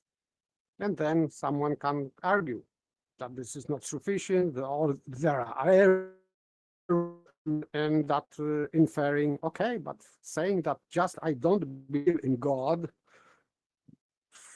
for me it is just meaningless, because it is opinion. I would say that it is strange to have opinion about necessary, let's say, being. It's like saying that the sun. I don't believe that sun exists. Okay, we can see the sun. And they say that, oh, I don't believe in God because we cannot see God. Yes, that's correct. We cannot see God because God is not a physical entity, but it is logos, so it is mind or thought, better to say. So we cannot see thoughts, but we know that we have thoughts, but we cannot see them. But we at the same time we know that they are. So it means, for me, it is just simple proof that there are entities which are not physical. So from that, there is one more step, just to read proofs for God's existence and to accept them or reject or discuss them, whatever. I would say that they are undeniable, these proofs. I think because people have like over 2,000 years to disprove Aristotle's proofs for God's existence, and I would say unsuccessfully. Degree paper. Mike's been super chatting. I don't know whether you've seen any of the comments. Mike says Betty is angrily show logging right now, and he said that when you started talking. He's later said, instead of coming into Discord to discuss live, we'll see Betty's angry YouTube comments tomorrow, nitpicking everything paper says. No problem. No problem. I don't know whether you've been looking at any of the YouTube comments or anything, but yeah, paper, I think it was Friday. Everything that you were saying about, what was it? Yes, negation and that. Yes, I read that. So at Friday, I was reading the chat, and I spotted Baby, and he was quoting me like in a sarcastic way. Yeah, well, in the actual YouTube comments underneath the video for Friday, you'll see a massive chain, because him and Mike do like to converse. Mike's got an awful lot of time for Betty, spending communicating with Betty to help. But he seems to have a thing about you saying anything to do with logic paper. He considers, I think he considers you as a threat to his expertise. He thinks for some reason you claim to be an expert. Yet he wants to claim authority over anything you say. It's really strange. Yes, I would say that this is that kind of bickering, because there are people that they learned some logic, let's say this mathematical logic, this with these numbers and letters, Oh, let's P, not face it, Q. he's a diletheist. Everyone can see that with Betty. Yes, but he is at the same time he's bickering because there are many people. It is some kind of narcissism, I would say. It's like Nathan Oakley tries not to make a claim while claiming everything everybody else says is wrong. Yeah, this is terrible sophistry. Yeah. It is not even sophistry. It is just trying to point out that he is better. So there are people that they think that they are experts in logic. So everyone who is talking something about logic or is using word logic in his speech, it rings the bell in their heads, and they have to comment. It's just Pavlov reflex, let's say. They have to do that. Anyway, so I cannot help that. So if they have to do that, let them do that. If it makes them happy, whatever. Would be hopefully better at some point he will come in. He will, put his big boy pants on and actually come in and try to have a conversation about what problems he has, because I can't see any. The big thing was about the negation and denial, right? That was what you were saying. Now, he has a problem with that. I don't have a problem with you saying that. But Betty does seem to have a problem. But it's very strange. Very strange. Yes, I can clarify again, because I just read one sentence from on interpretations for Baby. So and he stopped commenting in live chat immediately. Yeah, well, if you read the comments under the video, you'll find that it still lingered. He's still having flashbacks of you saying that. For you actually using Aristotle's words, then that really upset him. And by the way, I learned something from reading Aristotle, really. So because when I corrected you before I read that, I didn't know that. Yeah.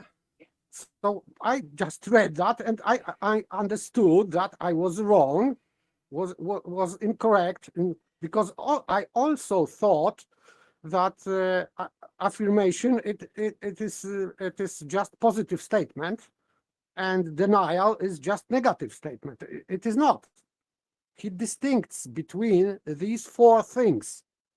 So affirmation is affirmative sentence of because affirmative means sentence, but when we are using negation, we are negating predication. So, for example, we have affirmative statement, the man is not white. This is affirmative statement, sentence, let's say. But statement and sentence, there are the same in logic. So it is affirmative sentence, not denial. It has negative predication, of course, but the whole sentence is affirmative because we are saying something about something. We are saying about man, what we are saying about man, that is he is not white. So we are saying something about him, and we use negative, not white, to describe him, that his color or whatever. So it is negation. So even if it is a negation in sentence, when we are talking something about something, then we are using affirmative sentence or statement. But if I say the not man or not man is not white, or it doesn't matter, I am using denial because I am saying about not that, because this is subject. So I am denying subject. So if I am saying that not man is white, so I am denying subject. Of course, we don't know what I am talking about, but this is denial of affirmative. Affirmative is when I am talking about man, because this is where I am talking something about something. But I am now in denial. I am talking nothing. I am talking something about nothing. That's the difference. Talking something about something and talking something about nothing. Because if I'm saying that not man is white, I am saying something. What? White? Because this is something. Whiteness is something. But I'm talking about nothing, because not man is nothing. So that is denial of affirmative sentence when I am talking about man. So it is different when I am denying subject or affirming subject, saying something about something. So this about something has to be something. Then it is affirmative. If this something that I am talking about is not something, it means that is nothing. And this is denial. It doesn't matter if I say that he is white or he is not white. Affirmation is in subject, not in predication. If we are using white, not white, we are just using positive or negative in predication. So we are predicating positively or negatively of something. When I'm talking about of nothing, this is denial. That's it. Makes sense, but it's going to give Betty a lot of content for him to go over there. Maybe, okay, all right. Maybe he will learn something new. Yeah. No problemo. But he enjoys it. You know, this is the sort of stuff Betty lives for. He can't talk about this sort of stuff anywhere else, really. Because I think what we're dealing with here is we're dealing with logic and understanding and, you know, how to process this sort of information. Well, Betty's trapped within his model. And he's assuming that this has an ulterior motive other than just trying to reason things for yourself. Because those books of old, I think they're the most valuable sort of things. Some of them may be a little bit difficult for you to twist your head around because of the wording of them, and because logic's been taken away, it takes a lot of processing to put your mind in that sort of frame. And what Betty's here to do is to confuse people. I think to make it, you know, he wants other people to be as confused as he is, unfortunately.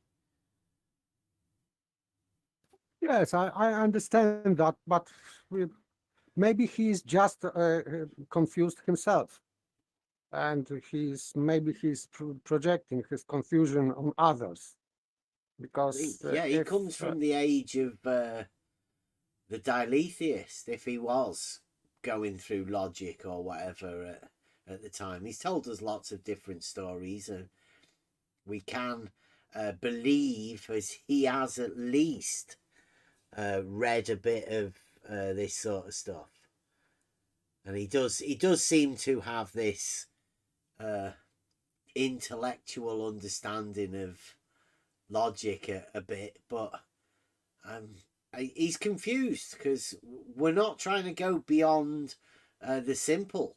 You know, advanced simplicity is what we do here. Keep it as simple as possible. Whereas Betty wants to try and confuse things.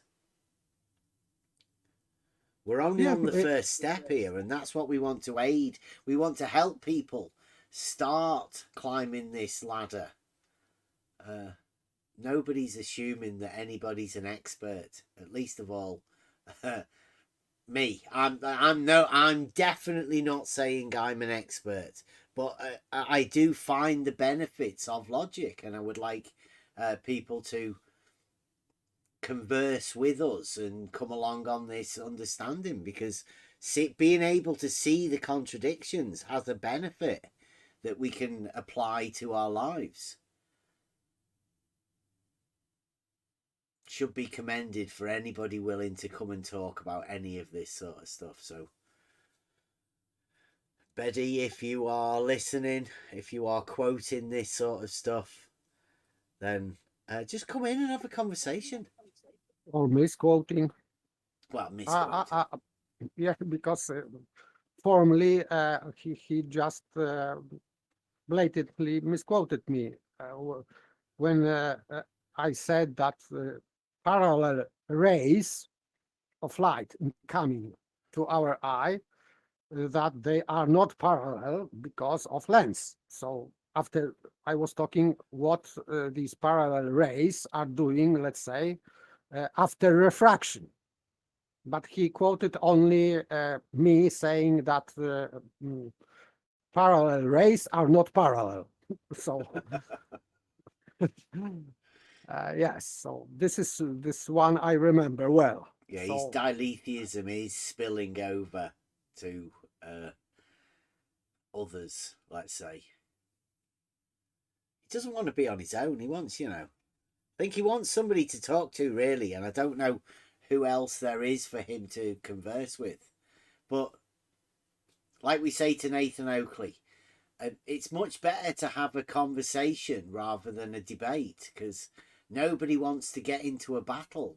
What we would like is for people to come in and join the conversation, that we can all benefit from it then. I don't think anybody benefits from a combative form of conversation, particularly surrounding logic. Should be the least combative, I think.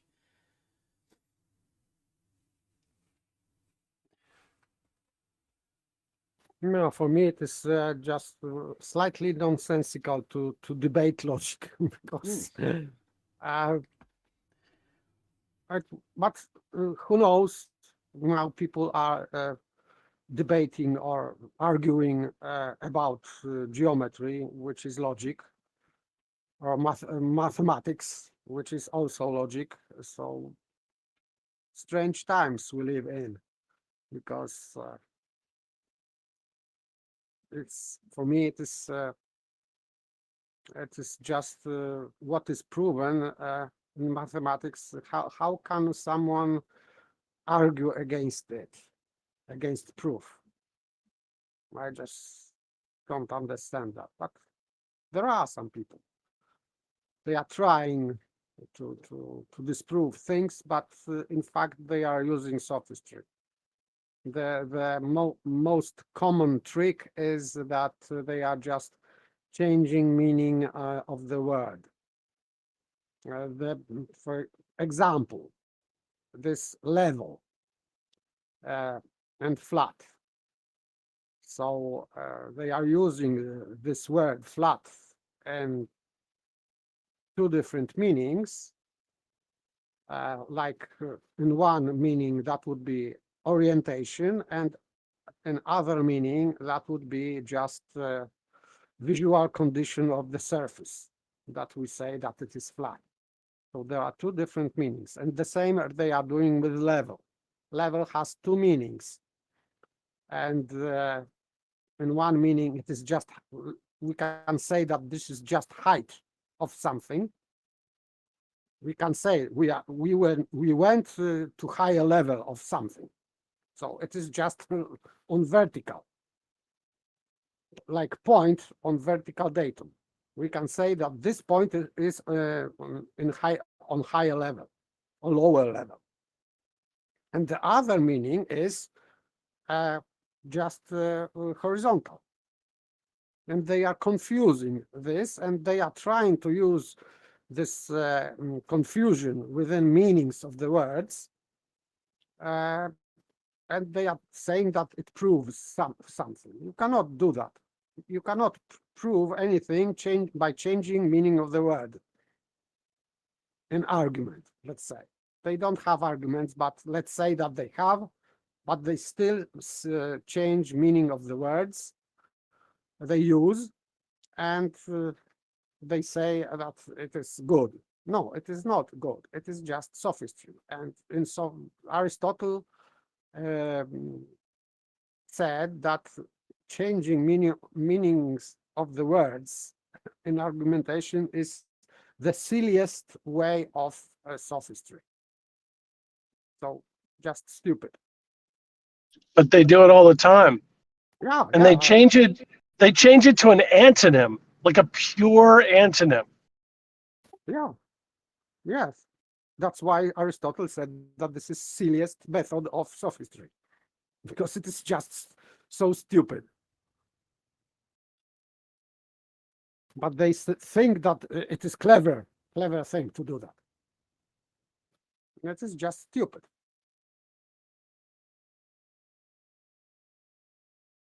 Doing it. And as long as there's people like Betty out there, obviously nobody, well, I say Betty, not just Betty and Nathan Oakley and QE, people like that, when they team up together, then what are normal people meant to think? You know, when anybody comes out to point out a contradiction or maybe offer a proof, some sort of reasoning, and nobody trusts anybody anymore because of the things that these sophists have done. They've inverted everything. Like Mike says, an antonym. That's just a complete inversion of whatever. Turn it upside down. Is it any wonder people are messed up? Yes, this is how you create reductio ad absurdum, because in fact this synonym argument turns out to be to have absurd outcome if you create a counter proof for that. So you will land in absurd, because in that case of flatness, that would mean if flat is horizontal, so it is not vertical. So if you have vertical whatever glass in the window, it is not flat because it is not horizontal. So you will land in absurdity. Aristotelian says, and this is true because we witnessed this, he said, Betty once called a mathematical proof unimpeachable before proceeding to attempt to convince people he could impeach it. Yeah. Maybe he thinks that he is beyond logic. He's greater, has greater mind. I don't know. Yeah. I think that's what's needed, like Saragaki says. Betty is a dialetheist. He can easily contradict himself in the same sentence if that's what's needed for him at that time. Yeah. There's a lot of people that can do that. Modern day, it's one of the traits of modern day sophistry. Yes, and another trick they use, they are talking about semantics. So, if, for example, it is accusation. So, if we are pedantic, so the accusation would be that we are going into semantics. Like, for example, this flat. And in Aristotle's sophistical refutations, he is also giving example. He's just proving that there is no semantics in discussion. So if sophist, because he's talking about sophists, if sophist is saying that you are going into semantics, and we are discussing semantics that we shouldn't do because you are too pedantic, Aristotle says that in fact they are avoiding conversation about meaning of the words. So Aristotle is proving, and he states that at the beginning of the chapter where he is talking about that semantics means meaning of the words. Sophist will say, no, no, no, no, we are not talking about meaning of the words. We are talking about semantics. And Aristotle is proving that it is not true, that semantics means always meaning of the words and changing meaning of the words. So it is not true, because of course sophist will say that I am not changing meaning of the words, but he always does, and he covers this notion of him being, because this is kind of dishonesty, of course. So he says that this is just semantic. It doesn't matter if I say this in this way or that way. It doesn't matter. It is only semantics. And Aristotle is proving that this is not true. That because you are using different expression, slightly different expression, you can use even the same words, but you will put comma elsewhere, and it will change completely meaning of expression. And he is giving examples, many examples of that. So semantics always means meaning of the words. And this is what sophists do. So don't be fooled by sophists when he's saying that it is only semantics, etc. It is not semantics. It is changing meaning of the word deliberately.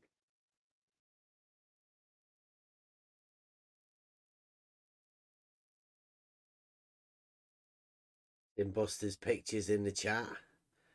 That's some good stuff. Really good. Chuff for you, Buster.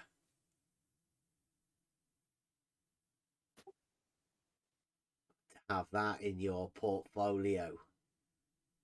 Well worth the trip. I'm glad the weather was good. It looks amazing.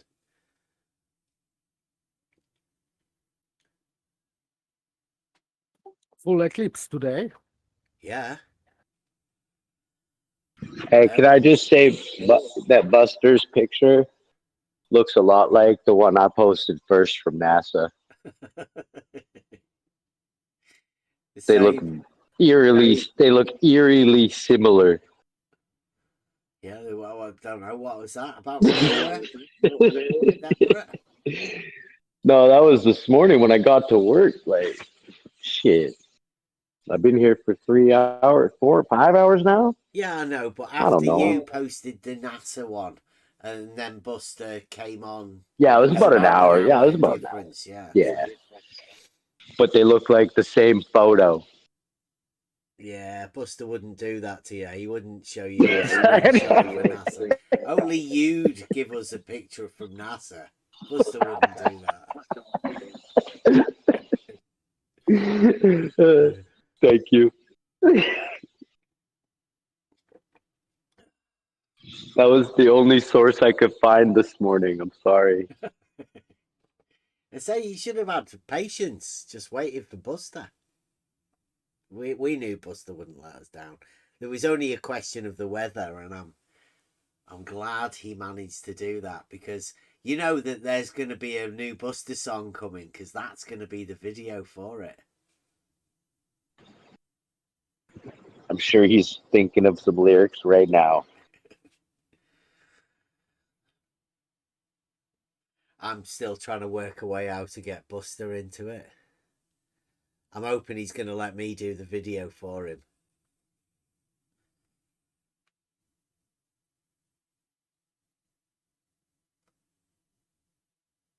It's That's going to be great. I am chuffed for Buster. I know how much it means to get that sort of footage.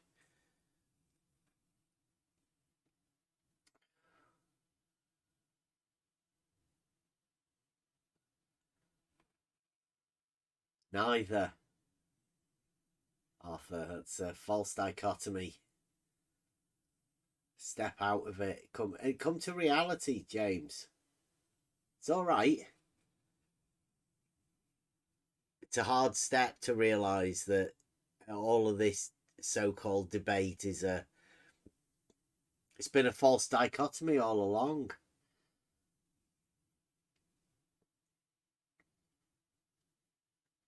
Yes, and in his statement, it is false dichotomy because there is no contradiction between Earth being flat and Earth being round. So it is false dichotomy because circle is flat and round. So saying that Earth is flat or round, it is false dichotomy. Sorry.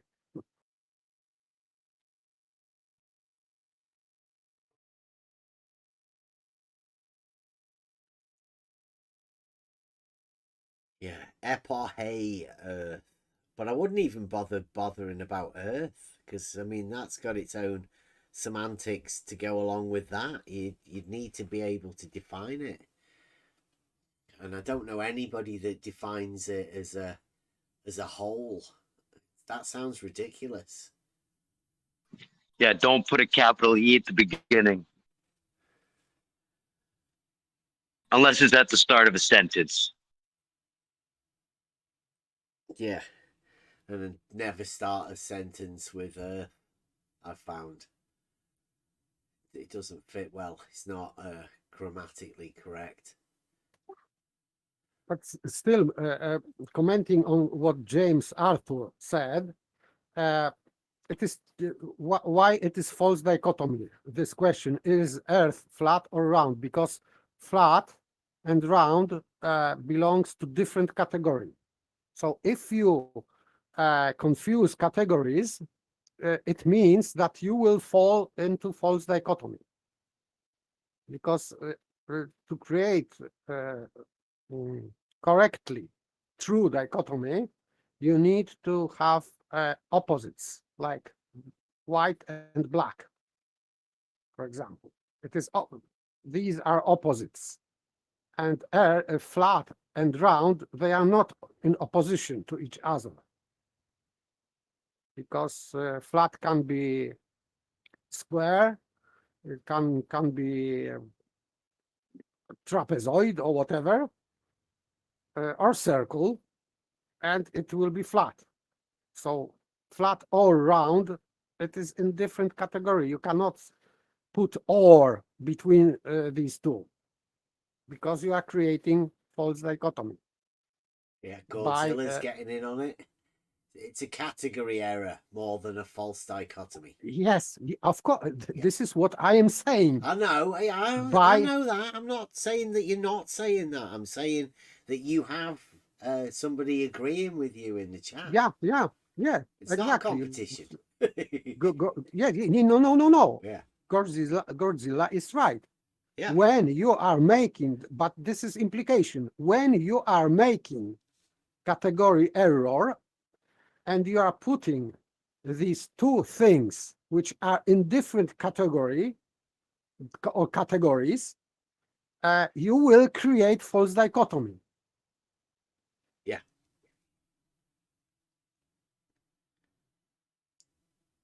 There you go, Gords. So it's both, really.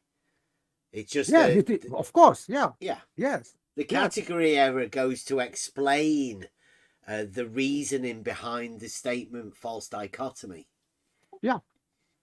This is one, because I was listening to people and to 24/7 one day, and there was a guy, I can't remember now who it was, who said that give me third option. So he thought that only if you have two options,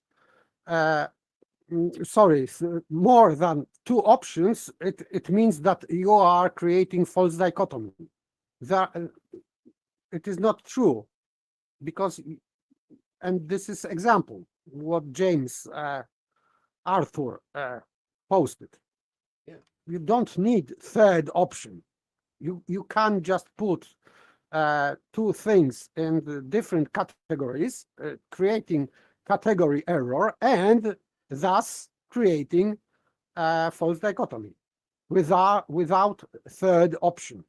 Well, Nathan Oakley today started mentioning false dichotomy a lot, like overusing it. So I, said that Nathan may not understand what a false dichotomy is, and he did vocalize a false dichotomy being a choice between flat Earth and flat Earth. He considers that a false dichotomy, that there's only one option, because he's so convinced that it is a flat Earth that he's got confused about what a false dichotomy is. He speaks about it a lot, but he can't talk about it.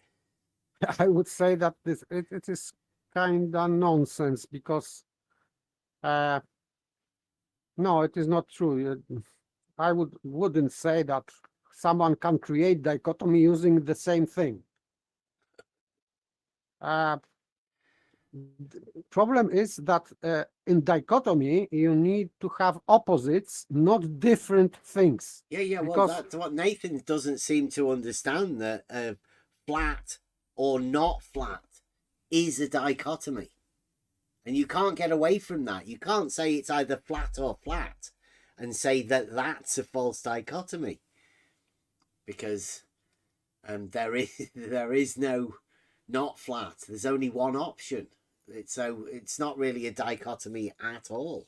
But it seems like James Arthur has heard. Well, I don't know. He might not be listening. In fact, I don't think he can be listening, because he's just stayed. What would be the alternative then? And then he says, I need something to replace the flat or globe with something.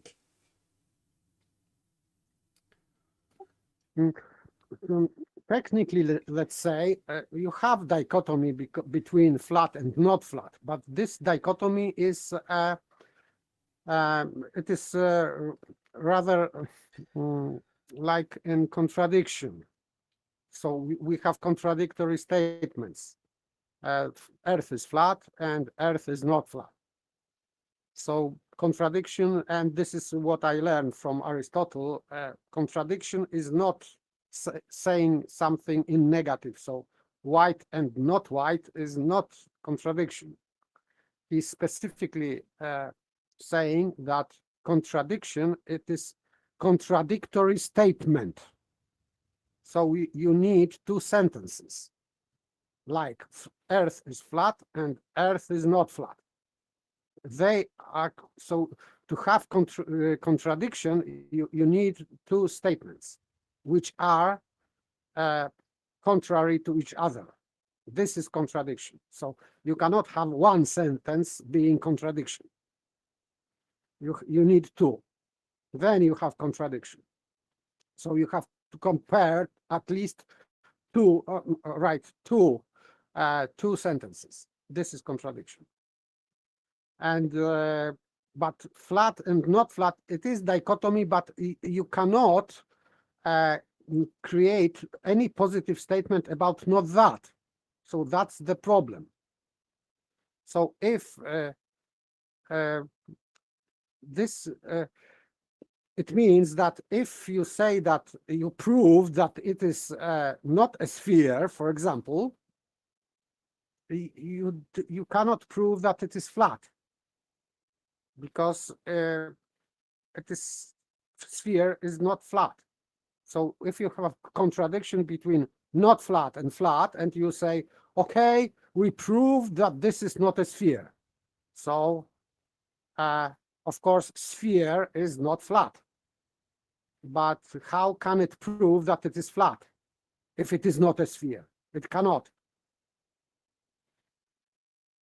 So because you haven't got opposition, you have just two statements that it is or it is not, yes or no question, of course. But if you are creating proof of not that, you cannot prove opposite. Because if we say that if we have only choice between white and black, and we say black, it means that not white. But this is when we have this true dichotomy. But if we have variety of colors, saying not black doesn't mean that it is white, because there are many different colors. So you cannot start proving with not that and creating dichotomy with that. It is false dichotomy and you cannot prove anything. So disproving sphere cannot prove flat earth. It is just logical consequence. It is just how logic works. So you cannot start your proof with denial. It's also in this logic box that you cannot prove positively something when you're starting with negation. So it's just old school logic, but they are saying that they can prove flat earth with that false dichotomy. It is not true. They cannot. No, I think it seems to be more of a confusion, because obviously Nathan Oakley is playing a similar game to Beddy, where they obfuscate these certain terms, and most people will never get the ability to question Nathan Oakley as to what he imagines a false dichotomy is, and get them to explain what Nathan Oakley imagines the false dichotomy to be. Because, well, let's face it, I don't think Nathan Oakley understands what a false dichotomy is. He's obviously heard people using it, and he's just tried to incorporate it, but he's placed it within his schema of what he imagines to be proofs. And it does sound clever when people start using this false dichotomy term. Yes, I think that if Nathan Oakley really said what you say that he said, that that would that example of false dichotomy would be Earth is flat and Earth is flat. You need to some semblance to dichotomy. So you cannot use identical terms to describe dichotomy, because even if we say false dichotomy, there is some dichotomy. It means some appearance of a dichotomy. That's why we call it false. And if you are putting things in wrong categories, you will land in something that maybe seemingly be dichotomy, but in fact it is not. But it seems to be dichotomy.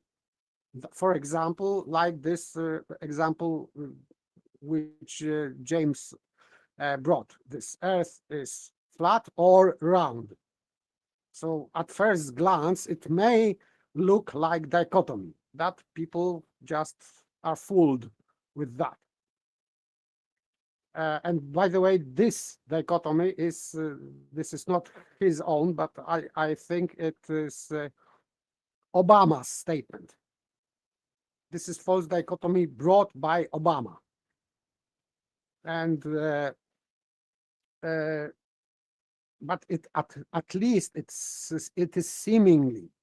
Yeah, it does have an appearance of two choices. Yes, different right? words. Yes, yeah. They are different words, and they are connected with this or. So it seems like dichotomy. But when Nathan Oakley is saying that Earth is flat or Earth is flat, it is sorry. It is beyond criticism. It is not false dichotomy. It is just not dichotomy at all. But nobody's ever going to get the chance to question him on it because, let's face it, nobody talks about logic. Nobody wants to apply any reasoning to any of the conversations that are around here. They just don't. So nobody's going to get the chance to question him on it. And I don't know how far he's going to be able to push it. I mean, they've shown us that they can't apply the logical form to modus tollens without messing that up. This is just another one of those feathers, isn't it? Just to confuse people. I'm pretty sure that this whole arena's going to be doing that, because logic is the way to get out of this false dichotomy. The only way you're going to find it out is by seeing the contradictions and coming to an understanding of how to see them for yourself, to place the arguments together, to show the contradictions. I can't see how people are ever going to get the time to stop and think about things in modern day society. Hopefully, more conversation. It might take years of this conversation. We're staying here for that, hopefully. I have to address something in the chat because it is not sufficient. Because Godzilla and Sarugaki are talking about what it means, this D, because this is dichotomy in Greek, so it is dichotomy, but it is D, it means two, of course. But when you part something or divide something into two, you have two halves. So it means that you are just dividing something into two and throwing away from each other. So, and this is also what I read in Aristotle, that if you have double, you have half, and vice versa. If you have half, you have double. So, but in this dichotomy, it has to be specific, and this is what I said before, and even wrote to Sleeping Warrior. A different thing. If we have two different predications, it doesn't mean automatically that they are in dichotomy. They are just different. But in order to create dichotomy between two predications, or rather, okay, two predications, you have to have them in opposition, not just different, in opposition. So like black and white. So you cannot. So if we have black and white, it is opposition, and they are different. They are different because black is not white. There are different colors, but they are also in opposition. But if we say, let's say, white and yellow, they are different, but they are not in opposition. So you cannot really create dichotomy between white and yellow if we are talking about most bright color and most dark color, let's say. So yellow is not good. But black and white, yes. They are different and they are in opposition. So you need to have two conditions. Of course, they are different by definition, because if they are in opposition, of course, they have to be different. But this is a necessary condition. They have to be in opposition. If they are not, you are creating false dichotomy. Yeah, I think it's like he's right. It's a category error, but I consider it a false dichotomy because it's a sophisticated way of making it appear as though it is a dichotomy. So it can be a false dichotomy also by not actually being a dichotomy. It's a false dichotomy in that way. Yes, yes. So that's why in logic we always reduce everything into dichotomy. So if we are talking about colors, we have to reduce into black and white, because then you can get rid of other colors which are, let's say, in the middle, because we are using this rule of excluded middle. So, but why? Because we need dichotomy to proceed with logic. Because if you are proving something in logic, so if you are proving that this statement is true, it means also is that the contradictory statement is false. So skeptical. Sorry, mate. Sorry. No problem. So if we reduce something into black and white, so if I prove that something is white, then I proved also that it cannot be black, and vice versa. If I prove that something is black, therefore I prove that it cannot be white. But we need to reduce this into black and white situation. We cannot, we have to get rid of other colors completely. Because if we have third or more options, it is not dichotomy. That's why we have to put this into correct category. So if we are talking about white and black being just colors, we cannot create dichotomy, because there are many colors which are not black and not white, like yellow, orange, etc. So we have many things in the middle between them. But if we put them into category of brightness, they are in opposition, because white is most bright color and black is most dark. We cannot have something more dark than black, and we cannot have something more bright than white. So in this case, we created real opposition between white and black, nothing in the middle, because we say most bright and most dark. So we get rid of everything which is in the middle. So we are using principle of the excluded middle. We are excluding middle, and then we can create dichotomy, because yes, we can create dichotomy between black and white, but we are in the same category. So that's why we use that to exclude middle, to prove.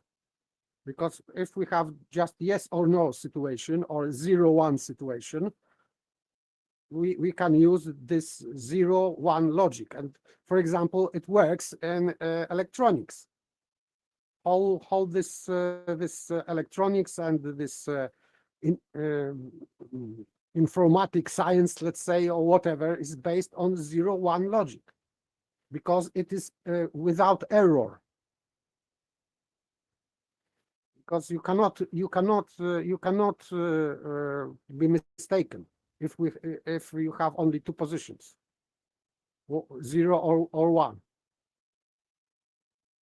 That's why it works always.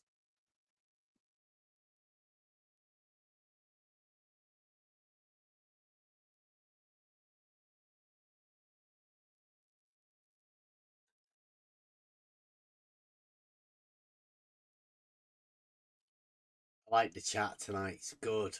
This is the reason we do this sort of stuff. You think about it, when would this have been discussed, and would this type of discussion about these sort of things be allowed? Because how many times have you heard, is it flat or round? Well, I thought you did this so I had something to listen to while I was working. it's good though, isn't it? I mean, like, how long have we been going for 10 years? People have been saying this for years. Flat is a And this is the only condition. server I've stayed at. Round is Yeah, a this shape. is the only server that I've stayed at for years.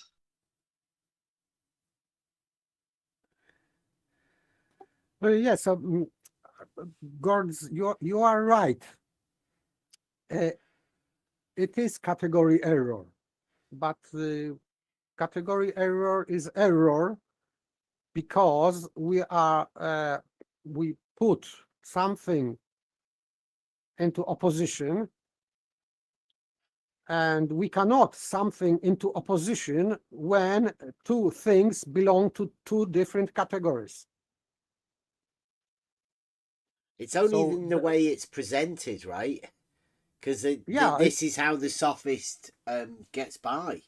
They get by confusing people, and if people aren't aware of this reasoning process, then they can't see it.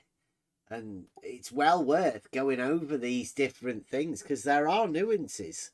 Like, there's probably more ways to enter a false dichotomy than just these two, obviously.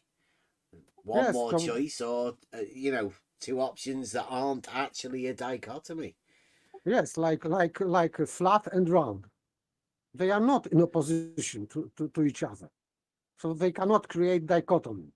And the same thing, which is more tricky with this example with colors, because we can say automatically, okay, so if not white, so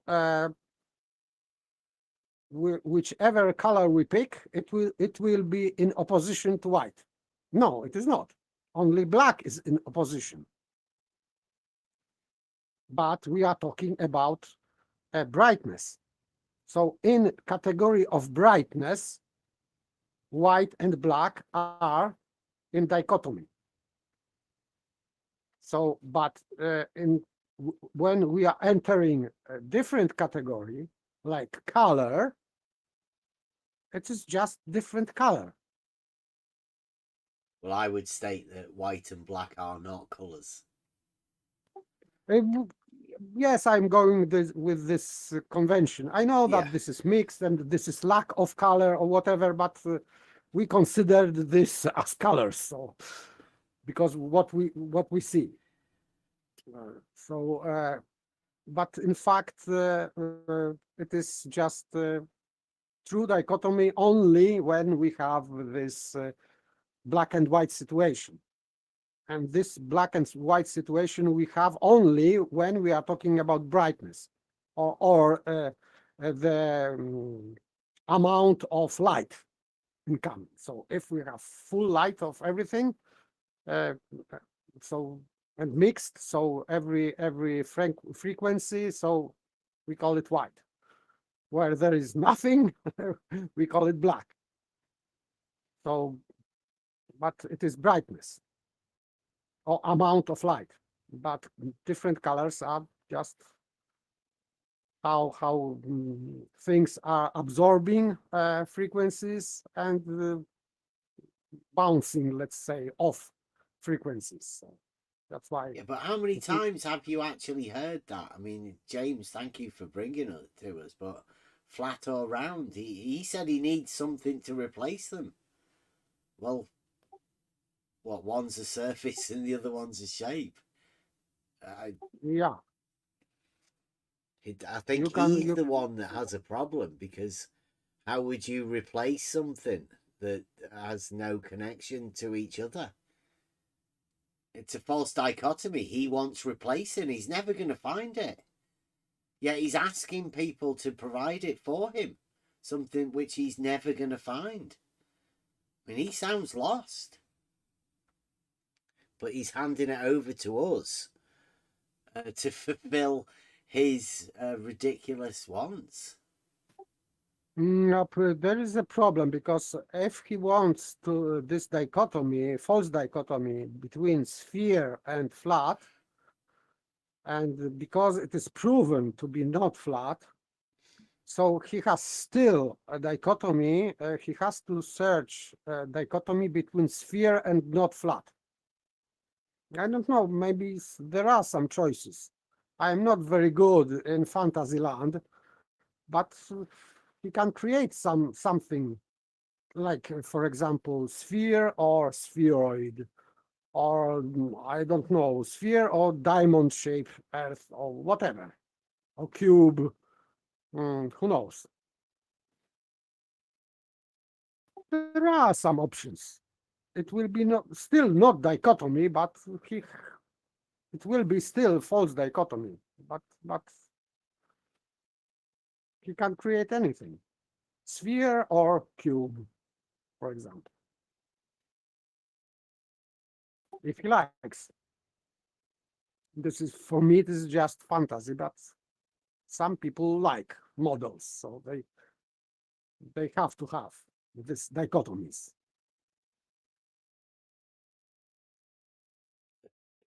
God sounds like he's getting queued up for becoming a baller. Or a flat earther, I don't know. One or the other. I like it though. I have been asked ridiculous questions that are similar to that sort of thing, Gods. But yeah, of course, you wouldn't reply, that's a false dichotomy. You just have to say that's a nonsense. It doesn't make any sense. I do get the idea, though, category error versus false dichotomy. I like it. And as long as people are understanding that, but they have to put themselves in the position to actually be confronted with these, seemingly unanswerable questions. Or if you do begin to answer them, you've sort of fallen into a trap where they've snared you into it because you've taken it on. They can imagine it worked.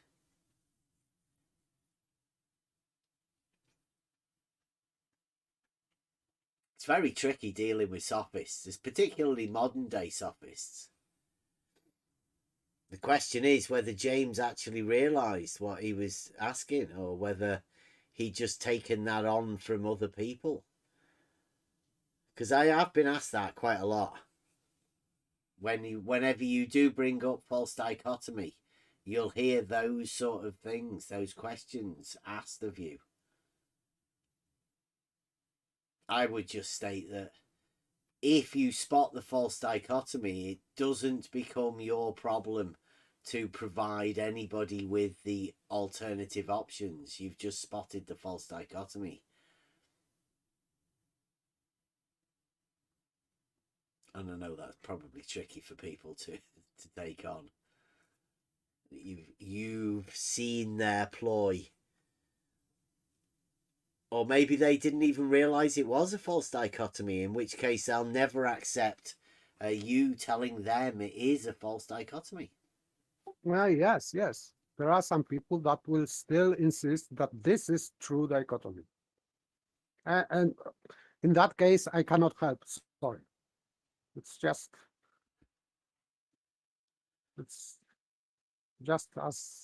as explained. So, or just read categories, Aristotle's categories, especially when he's talking. For example, this one I haven't known yet before reading, because he was talking about the category of relation, and he said, which I was not aware of, but this is an obvious thing, that if we have relation, so we have obviously two correlatives. So we cannot. So if we are predicating upon something that is in relation, we immediately have to predicate upon something in which this is in relation with. So you cannot have just relation being a predication of one thing. So you are predicating upon two things immediately, because you are creating relation between them. So if you have father, it has to be son. If you have a son, it has to be a father. So you cannot have just son.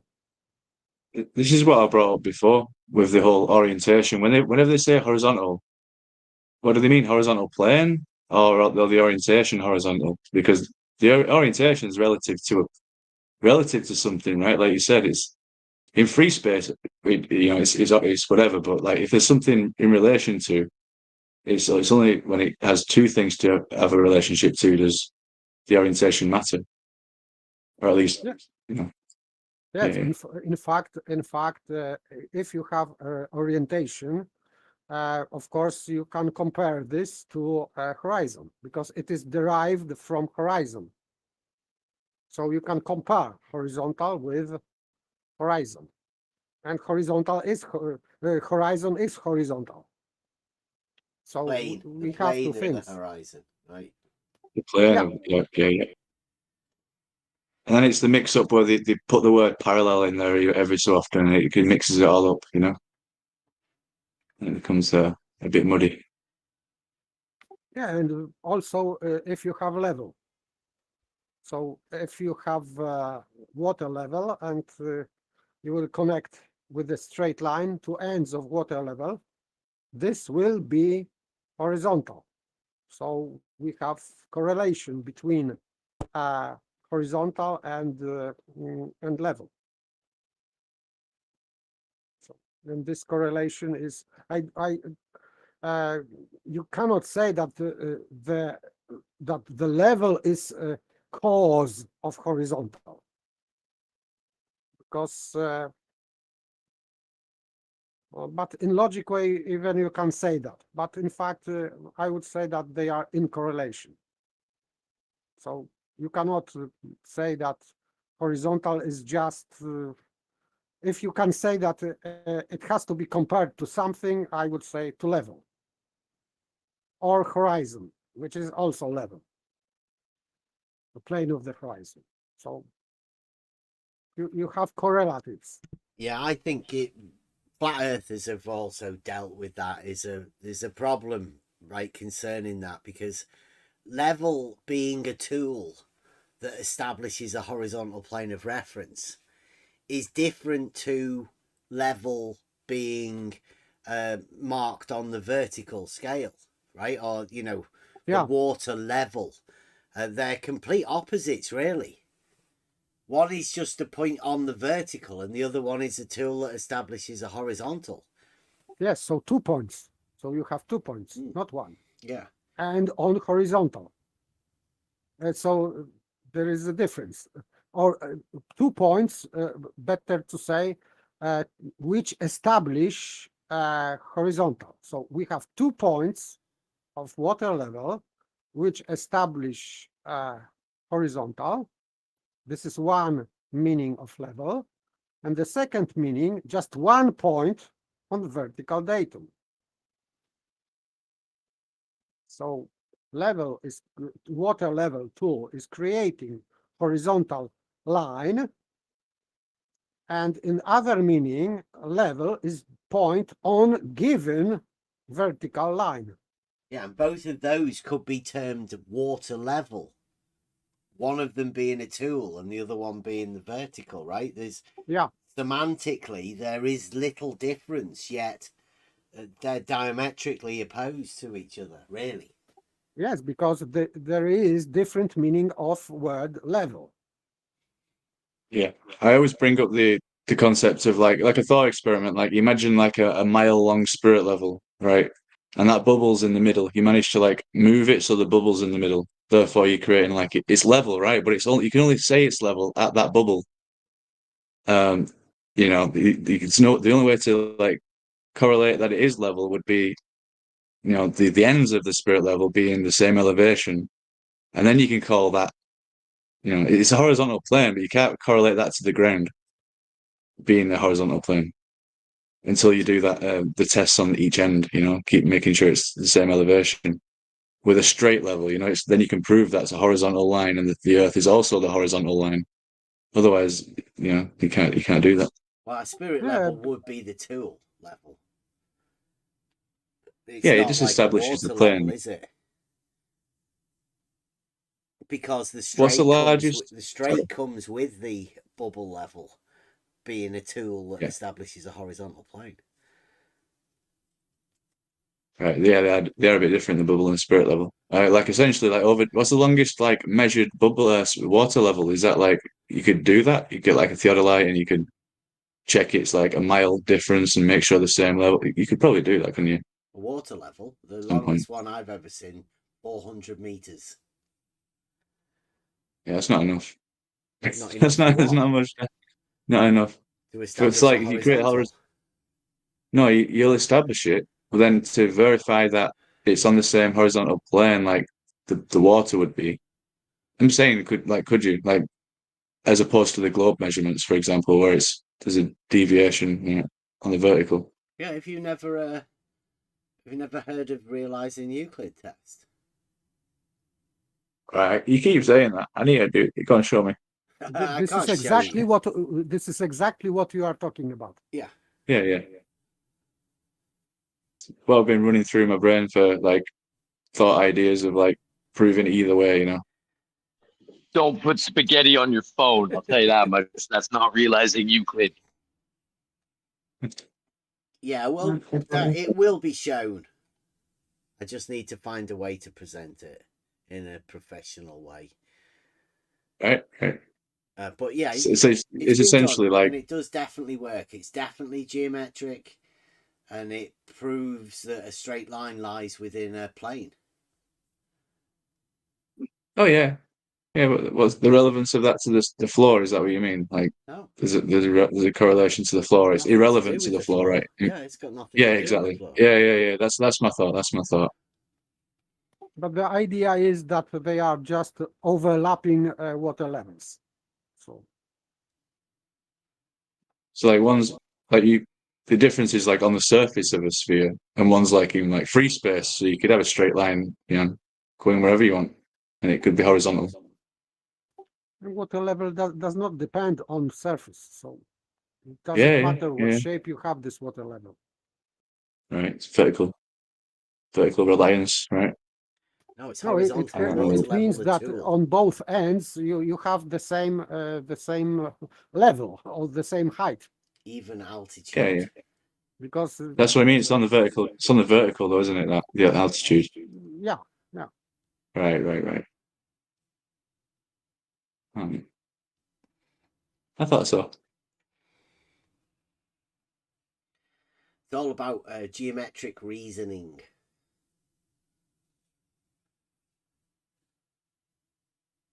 And you could obviously prove that they're parallel, because you can't have a horizontal slope. Right. Yeah. Because that horizontal is relative to the other point you comparing it to, right? Which would also be horizontal, which is parallel, and that's the definition of parallel, right? They don't intersect. There Straight you go. lines lying within a plane.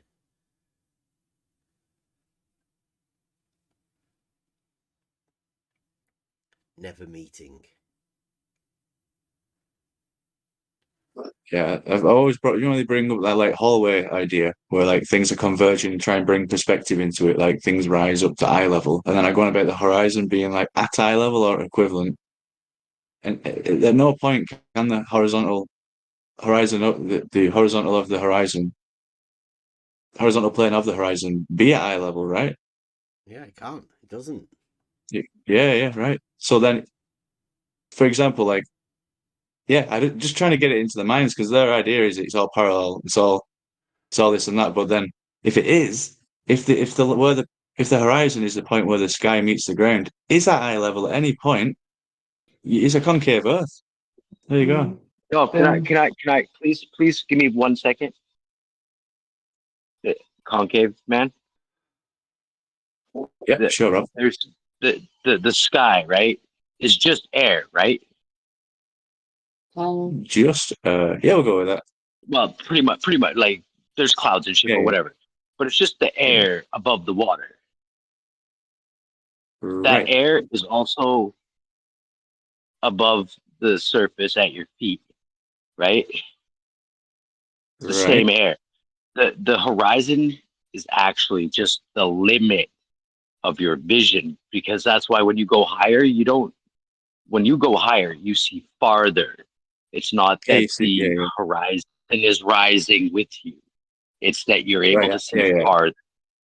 It's almost like a little trap I put in with the flat earthers to try and get the idea of, like, I do agree, the higher you go up, the more surface area of the Earth you see geometrically, right? On that way of seeing it, but in a way that it is just only this is called angular resolution. This Rayleigh criterion. This is simple as that. So there is no magic here.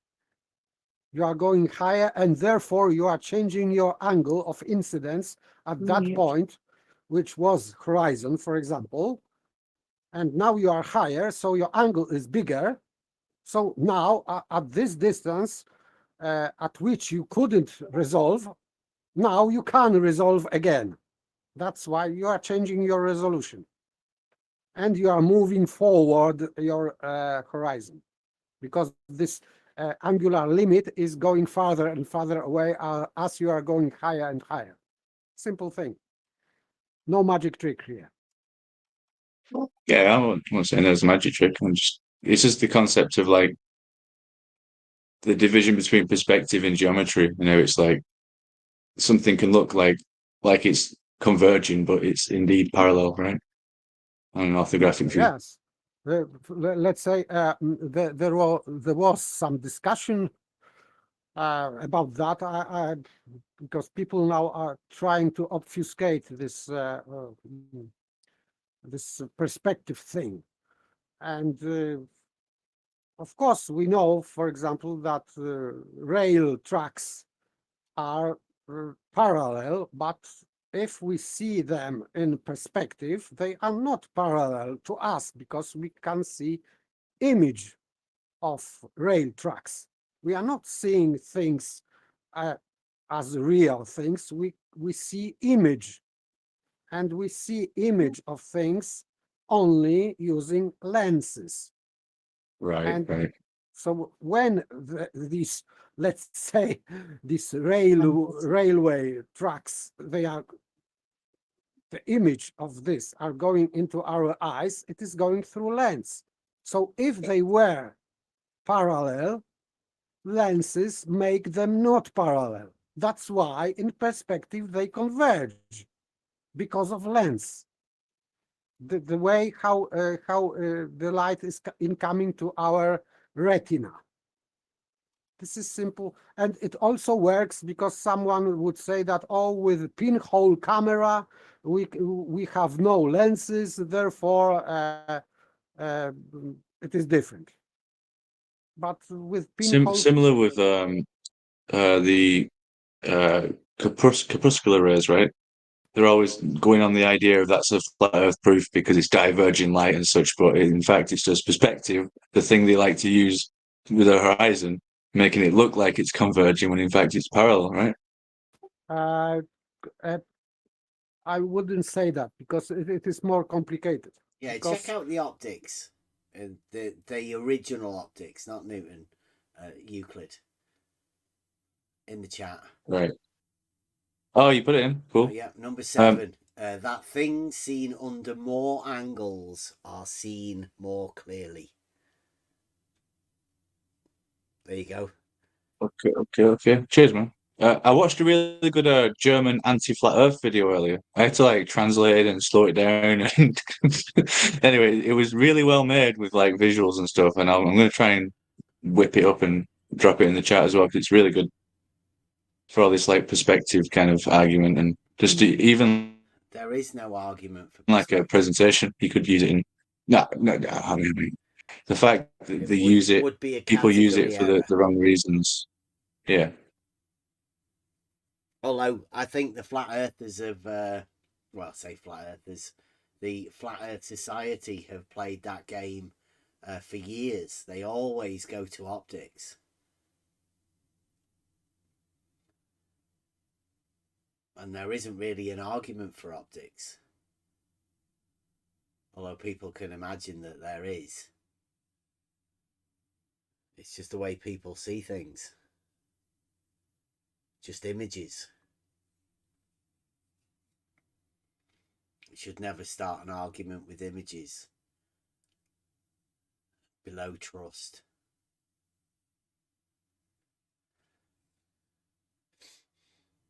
Yeah, if you think you're better starting it with geometry, and then give measurements, and then give like practical measurements. I think that's the way. I think geometry is like the base logic, truth path, and then you need to, overlay that onto reality in a way to prove the geometry. That's why Euclid's optics are so important. Very basic, dead simple, and they're completely linked to geometry. The geometric, logical reasoning, let's say.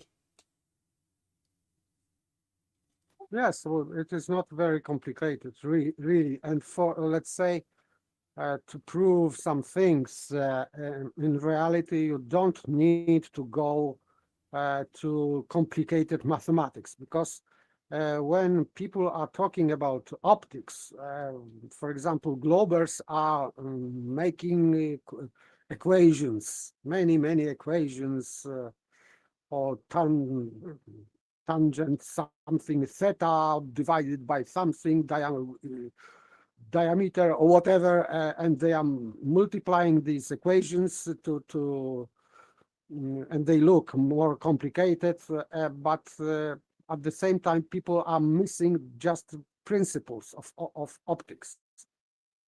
So you don't need to go to equations. You just can draw a few lines which explain pretty much everything. And this is how optics are explained in videos, for example. If you are trying to, for example, to describe how things are changing in angular size, you can just draw 2 lines or 3. You don't need to make many equations for that, to grasp what's going on. You'll love that video. I don't know if you speak German, but that is great. Yeah, well, just watch it for the visuals, I guess. It's just really good. Whatever side you stick on, it's got like the modeling on it. It's done it through like some like Blender program or something. It's really good.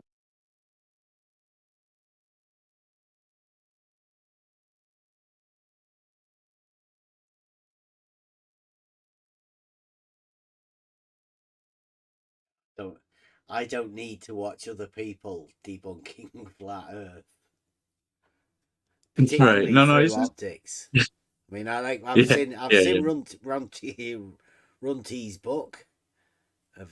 He wrote the book on optics,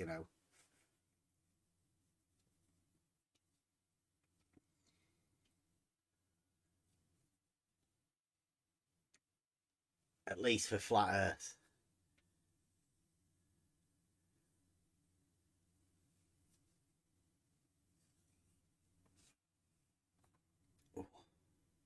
Look at the time. Is everybody okay with that?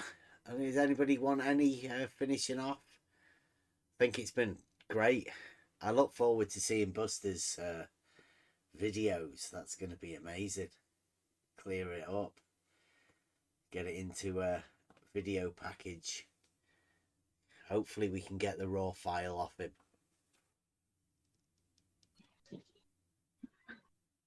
Is it Buster song request time? Is that what you're saying? If you want to, yes. I want the triple threat song, the one that's 3 songs in one. 3? Yeah, you have one that's 3 songs in one video. The Earth is not flat. Perfect. It's a 14-minute one, I think. Yeah. Please, I'm working outside in the rain. some good bus music will make me laugh and stuff because you got some Globers talking in there. Okay, Thank you very much, Bev. Today's been great. Are you sure? The Globers? I don't know whether the Globe. I don't know whether there's another one. Or maybe it's Flat Earthers. I don't know. Yeah, it's but it made me laugh. Flats or Eden. It made me laugh. That's all I remember. Yeah, I don't mind playing it, but it's 14 minutes. So long lead out. This is the end the flat Earth debate. The Earth is not flat. Yeah, thanks, Bev. I'll be in YouTube. See you guys later. Okay. Yeah, thanks for watching, everyone. This one's a request by Rob Keane. And it has been a good show tonight. Thank you, everybody, for being involved. And yeah, plenty more of this sort of stuff to come. Nobody got raptured that we know about. If you do find anyone, let us know. And we'll be back. What is it? Monday. We'll be back Wednesday, I think. Try and do a bit of logic stuff again. Thanks for watching, and see you Wednesday. If the Earth is flat, Pete, then there will be no measurable change in elevation. Q. Elevation is a measured change in the vertical axis, therefore not Q. Therefore Earth is not flat. And in maths you can prove whatever you like. I'm saying it's not physics. That's all that I'm saying. Yeah, so where does the proof of your flat Earth, where does that come into it? You measure Earth as flat with a flat baseline to a ground position to start. You can also prove a flat Earth by measuring angles. How useful for proving a flat Earth? It's a measurement of a flat Earth. Okay, measuring things is not scientific. Yes, that's correct. So what about the proof then, right? Does the proof of flat Earth that you have, does that lie within the bounds of science? I will get triggered now because this is dishonest prick. Okay, measuring things is not scientific. Yes, that's correct. Well, I was just wondering, when you were talking about proof of your flat Earth, is that the same proof as the proof that you were talking about with Jaren in science? I answered the first two times. I said no. Twice. No.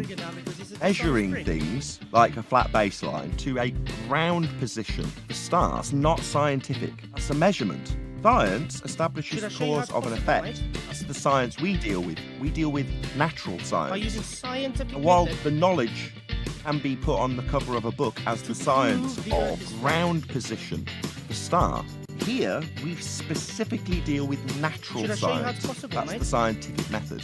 by using There's the scientific distinction. method to prove the Earth is flat. And I'll agree with you. In maths, you can prove things in the maths. The maths itself is an abstract language. Whereas physics, that's science and the scientific method, is dealing with the physical. It's the difference between science, physics, the physical, and maths, which Should I is show an you how it's abstract possible, language to describe things. Now, if you're saying you can prove things with maths, 1 + 1 = 2. Ground position. Proof. To start. And you are equal to, you've had 1 plus the other one. I can accept that that's proof. Ground position. Maths. To start. In physics, it isn't proof. Should I show Because you it how it's isn't possible, physics. mate? Physics is the By physical. using scientific method to prove the Earth Okay, is again, flat. I can use the scientific method to prove the Earth is flat. Not the Earth is flat because of scientific method. There's a difference. Shape is not science. But I can use method, the scientific method, to show that it is flat. Ground position. To start. Yeah. Yes, that's correct. I got your numbers, they're right here. Yes, that's correct. It's just as easy as 1, 2, 3. Sphere, not see thing. You have to open your mind. Flat, I see thing. Imagination is all you need. You do know science is also Don't deductible. take advice from fools. That is a fact. Everything that they say is in vain. This is a flat Earth proof. Yes, that's correct. Never take advice from fools. We all know what they do is in vain. Should I show you how it's possible, mate? by using scientific method That's correct. to prove the Earth is flat. An Earth was proved to be flat by these measurements. So we would assert that that average is how average the level of level is. It's flat. There it is. That's how we use it. The deviation from that reference means it isn't flat. Everything is relative to you. I will get triggered now because it's a dishonest prick. Just have to say Yes, that's correct. generality. It's a what is Just you like those straight lines are curving. Means it isn't flat. Yes, that's correct. Drive down the road, don't you ever. The elevation changes make the Earth not flat. Third, then, it's a stupid argument. So this is a flat Earth proof. All of this goes. Don't report to FED or no one. I am my own person. I am my own person. Yes, that's correct. Everything that they say is in By using scientific method to prove the Earth is flat. Never take advice from fools. To prove the Earth is flat. That they do is in vain. Don't report to FED or no one. I am my own person. What's your observed phenomenon for a flat Earth? Did I say flat Earth was my observed phenomena, or did I say I can use scientific method to prove it's flat? Huh. Okay, what's your observed phenomena to prove that it's flat? I see too far. How's that? I know the game that you're playing, You want to know, JC? and I know exactly what's on your mind. Nah, I'm just letting the FED crew know You that got your playbook, it's alright. their lapdog needs more Your training model dictates what you will find. because you're an idiot. And I don't know Okay, what's your observed phenomena to prove that it's flat? where all of this goes. I see too far. How's that? Don't take advice from fools. Because you're an idiot. Everything that they say is in vain. I'm manipulating my position. Never take advice from fools. We all know what they do is in vain. Do I manipulate my position when I manipulate my position? Do I manipulate my position when I manipulate my position? What does your position have to do with the shape of the Earth? You have an angle towards this. You can also prove a flat Earth by measuring angles. Observe, which is How already useful too far for to proving a see. flat Earth. Now that is scientific fact. There's no real evidence for it, but it is scientific fact. The rebuttal is actually a straw man. And that's, why I want to clarify, because I think that's worth pointing out, that the rebuttal was a straw man. Nowhere in the argument is the words level plane even mentioned. Topography is not mentioned. And it's only about the elevation change, which is a measured change on the vertical datum.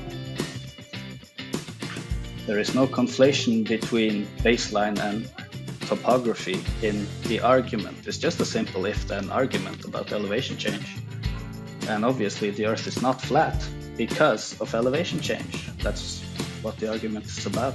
I mean, we can read it out, the entire if-then, again, if it's needed. Read me one more time, just so I can hear it again. Sorry, say it one more time. If the Earth is flat, Pete, Okay. then there would be no measurable change in elevation. Okay. Elevation is a measured change in the vertical axis, therefore not Q. Therefore Earth is not flat. But the refutation to the argument being that there's some sort of conflation going on between a baseline and topography is just a straw man, because that's not the case for anybody who actually reads the argument. That's my point. Well, it's not an argument because you're convoluting the baseline from which you will measure, which is your mean sea level. You're convoluting that with the topology you're trying to measure. So it's not an argument. Just you're misusing words. And me stating the fact that mean sea level is a point on a vertical datum and not a level plane is just a statement of fact. Mean sea level is not a level plane, it's simply a point on a vertical datum. That's all. Yes, but it's not a level. You don't understand that. What you just said. Non-argument, you stupid bonehead. Okay, again, I can use the scientific method to prove the Earth is flat. Not the Earth is flat because of scientific method. There's a difference. Shape is not science, but I can use method, the scientific method, to show that it is flat. Why do we have to listen to this incessant verbal diarrhea with the verbatim repetition of it? Bird it! Just be patient, guys. This happened before. Well, I was just wondering, when you were talking about proof of your flat Earth, is that the same proof as the proof that you were talking about with Jared in science? I answered the first 2 times. I said no. Twice. You don't understand. Earth is not flat. You don't understand. Earth is not flat. Yeah. Yes, that's correct. It's not my problem if you don't want to learn. You're just on your own. Where's the science for a stationary Earth? Okay, way to demonstrate that you don't understand what science is without saying you don't understand what science is. Because science deals with cause and effect relationships. Though natural science, that's the study of the physical and natural world, is what we are dealing with here on Flat Earth Debate. Now that is exclusively the singular scientific method. That is exclusively illuminating the cause of naturally occurring phenomena. So when you say, what's the science of stationary Earth? Should I show you how it's possible, mate? Okay. You're so used to being told that you can prove concrete nouns with science. By using scientific method to prove the Earth is flat. Prove concrete nouns with science, do you expect us to adhere to that non-standard? Not the Earth is flat. Earth is not flat. Don't understand. Earth is not flat. Not the Earth is flat. It's not my problem if you don't want to learn. Because of scientific method. Shape is not science, but I can use the scientific method to prove the Earth is flat. You can prove concrete nouns with science. Do you expect us to adhere to that non-standard? It's not a cause and effect relationship that you're asking about. So when you say flat Earth, should I show you how it's possible, measuring mate? things is not scientific. Yes, that's correct. By using scientific method to prove the Earth is flat. That's not something happening. That's not an occurrence. That's not a phenomenon. You're not going to get an IVDV relationship. You are going to manipulate my position when I manipulate my position. It's absurd to ask us for the science of flat Earth. You can use method, the scientific method, to show that it is flat. Oh, you can ask for the measurements of flat Earth, the geometry of flat Earth. Okay, measuring things is not scientific. Yes, that's correct. The practical application of flat Earth, you can ask for all those things and we can provide them. You don't understand. Earth is not flat. Not the Earth is flat. You don't understand. Not the Earth is flat. Earth is not flat. It's not my problem if you don't want to learn. To a ground position. Just on your own. But asking for the science of a concrete noun demonstrates you don't understand what science is. To a ground position. No reason. To start. No logic. Ground position. No wisdom. To start. No worries. It's elucidating the cause of an effect, and the effect You're just on your own. exclusively natural. Only natural. Does that lie within the bounds of science? No. Ground position. To start. So what about the proof then, right? Does the proof of flat Earth, does that lie within the bounds of science? No. Well, it's not an argument because you're convoluting the baseline from which you will measure, which is your mean sea level. You're convoluting that with the topology you're trying to measure. So it's not an argument. Just you're misusing words. What does that have to do with the shape of the Earth? Sphere, not see thing. Flat, I see thing. I will get triggered now because he's a dishonest prick. You can use the scientific method to prove it's flat. Flat itself is not a science. You want to know how I can use science to prove it's flat? Have you ever thought of that? How do you do it? Was that your exit? Are you going to try and plug your shit on my channel? You No. stupid man? Why would I want to do that? Lost. If you're telling me you're going, I didn't thank you in return, you noticed. Yeah. Keep watching.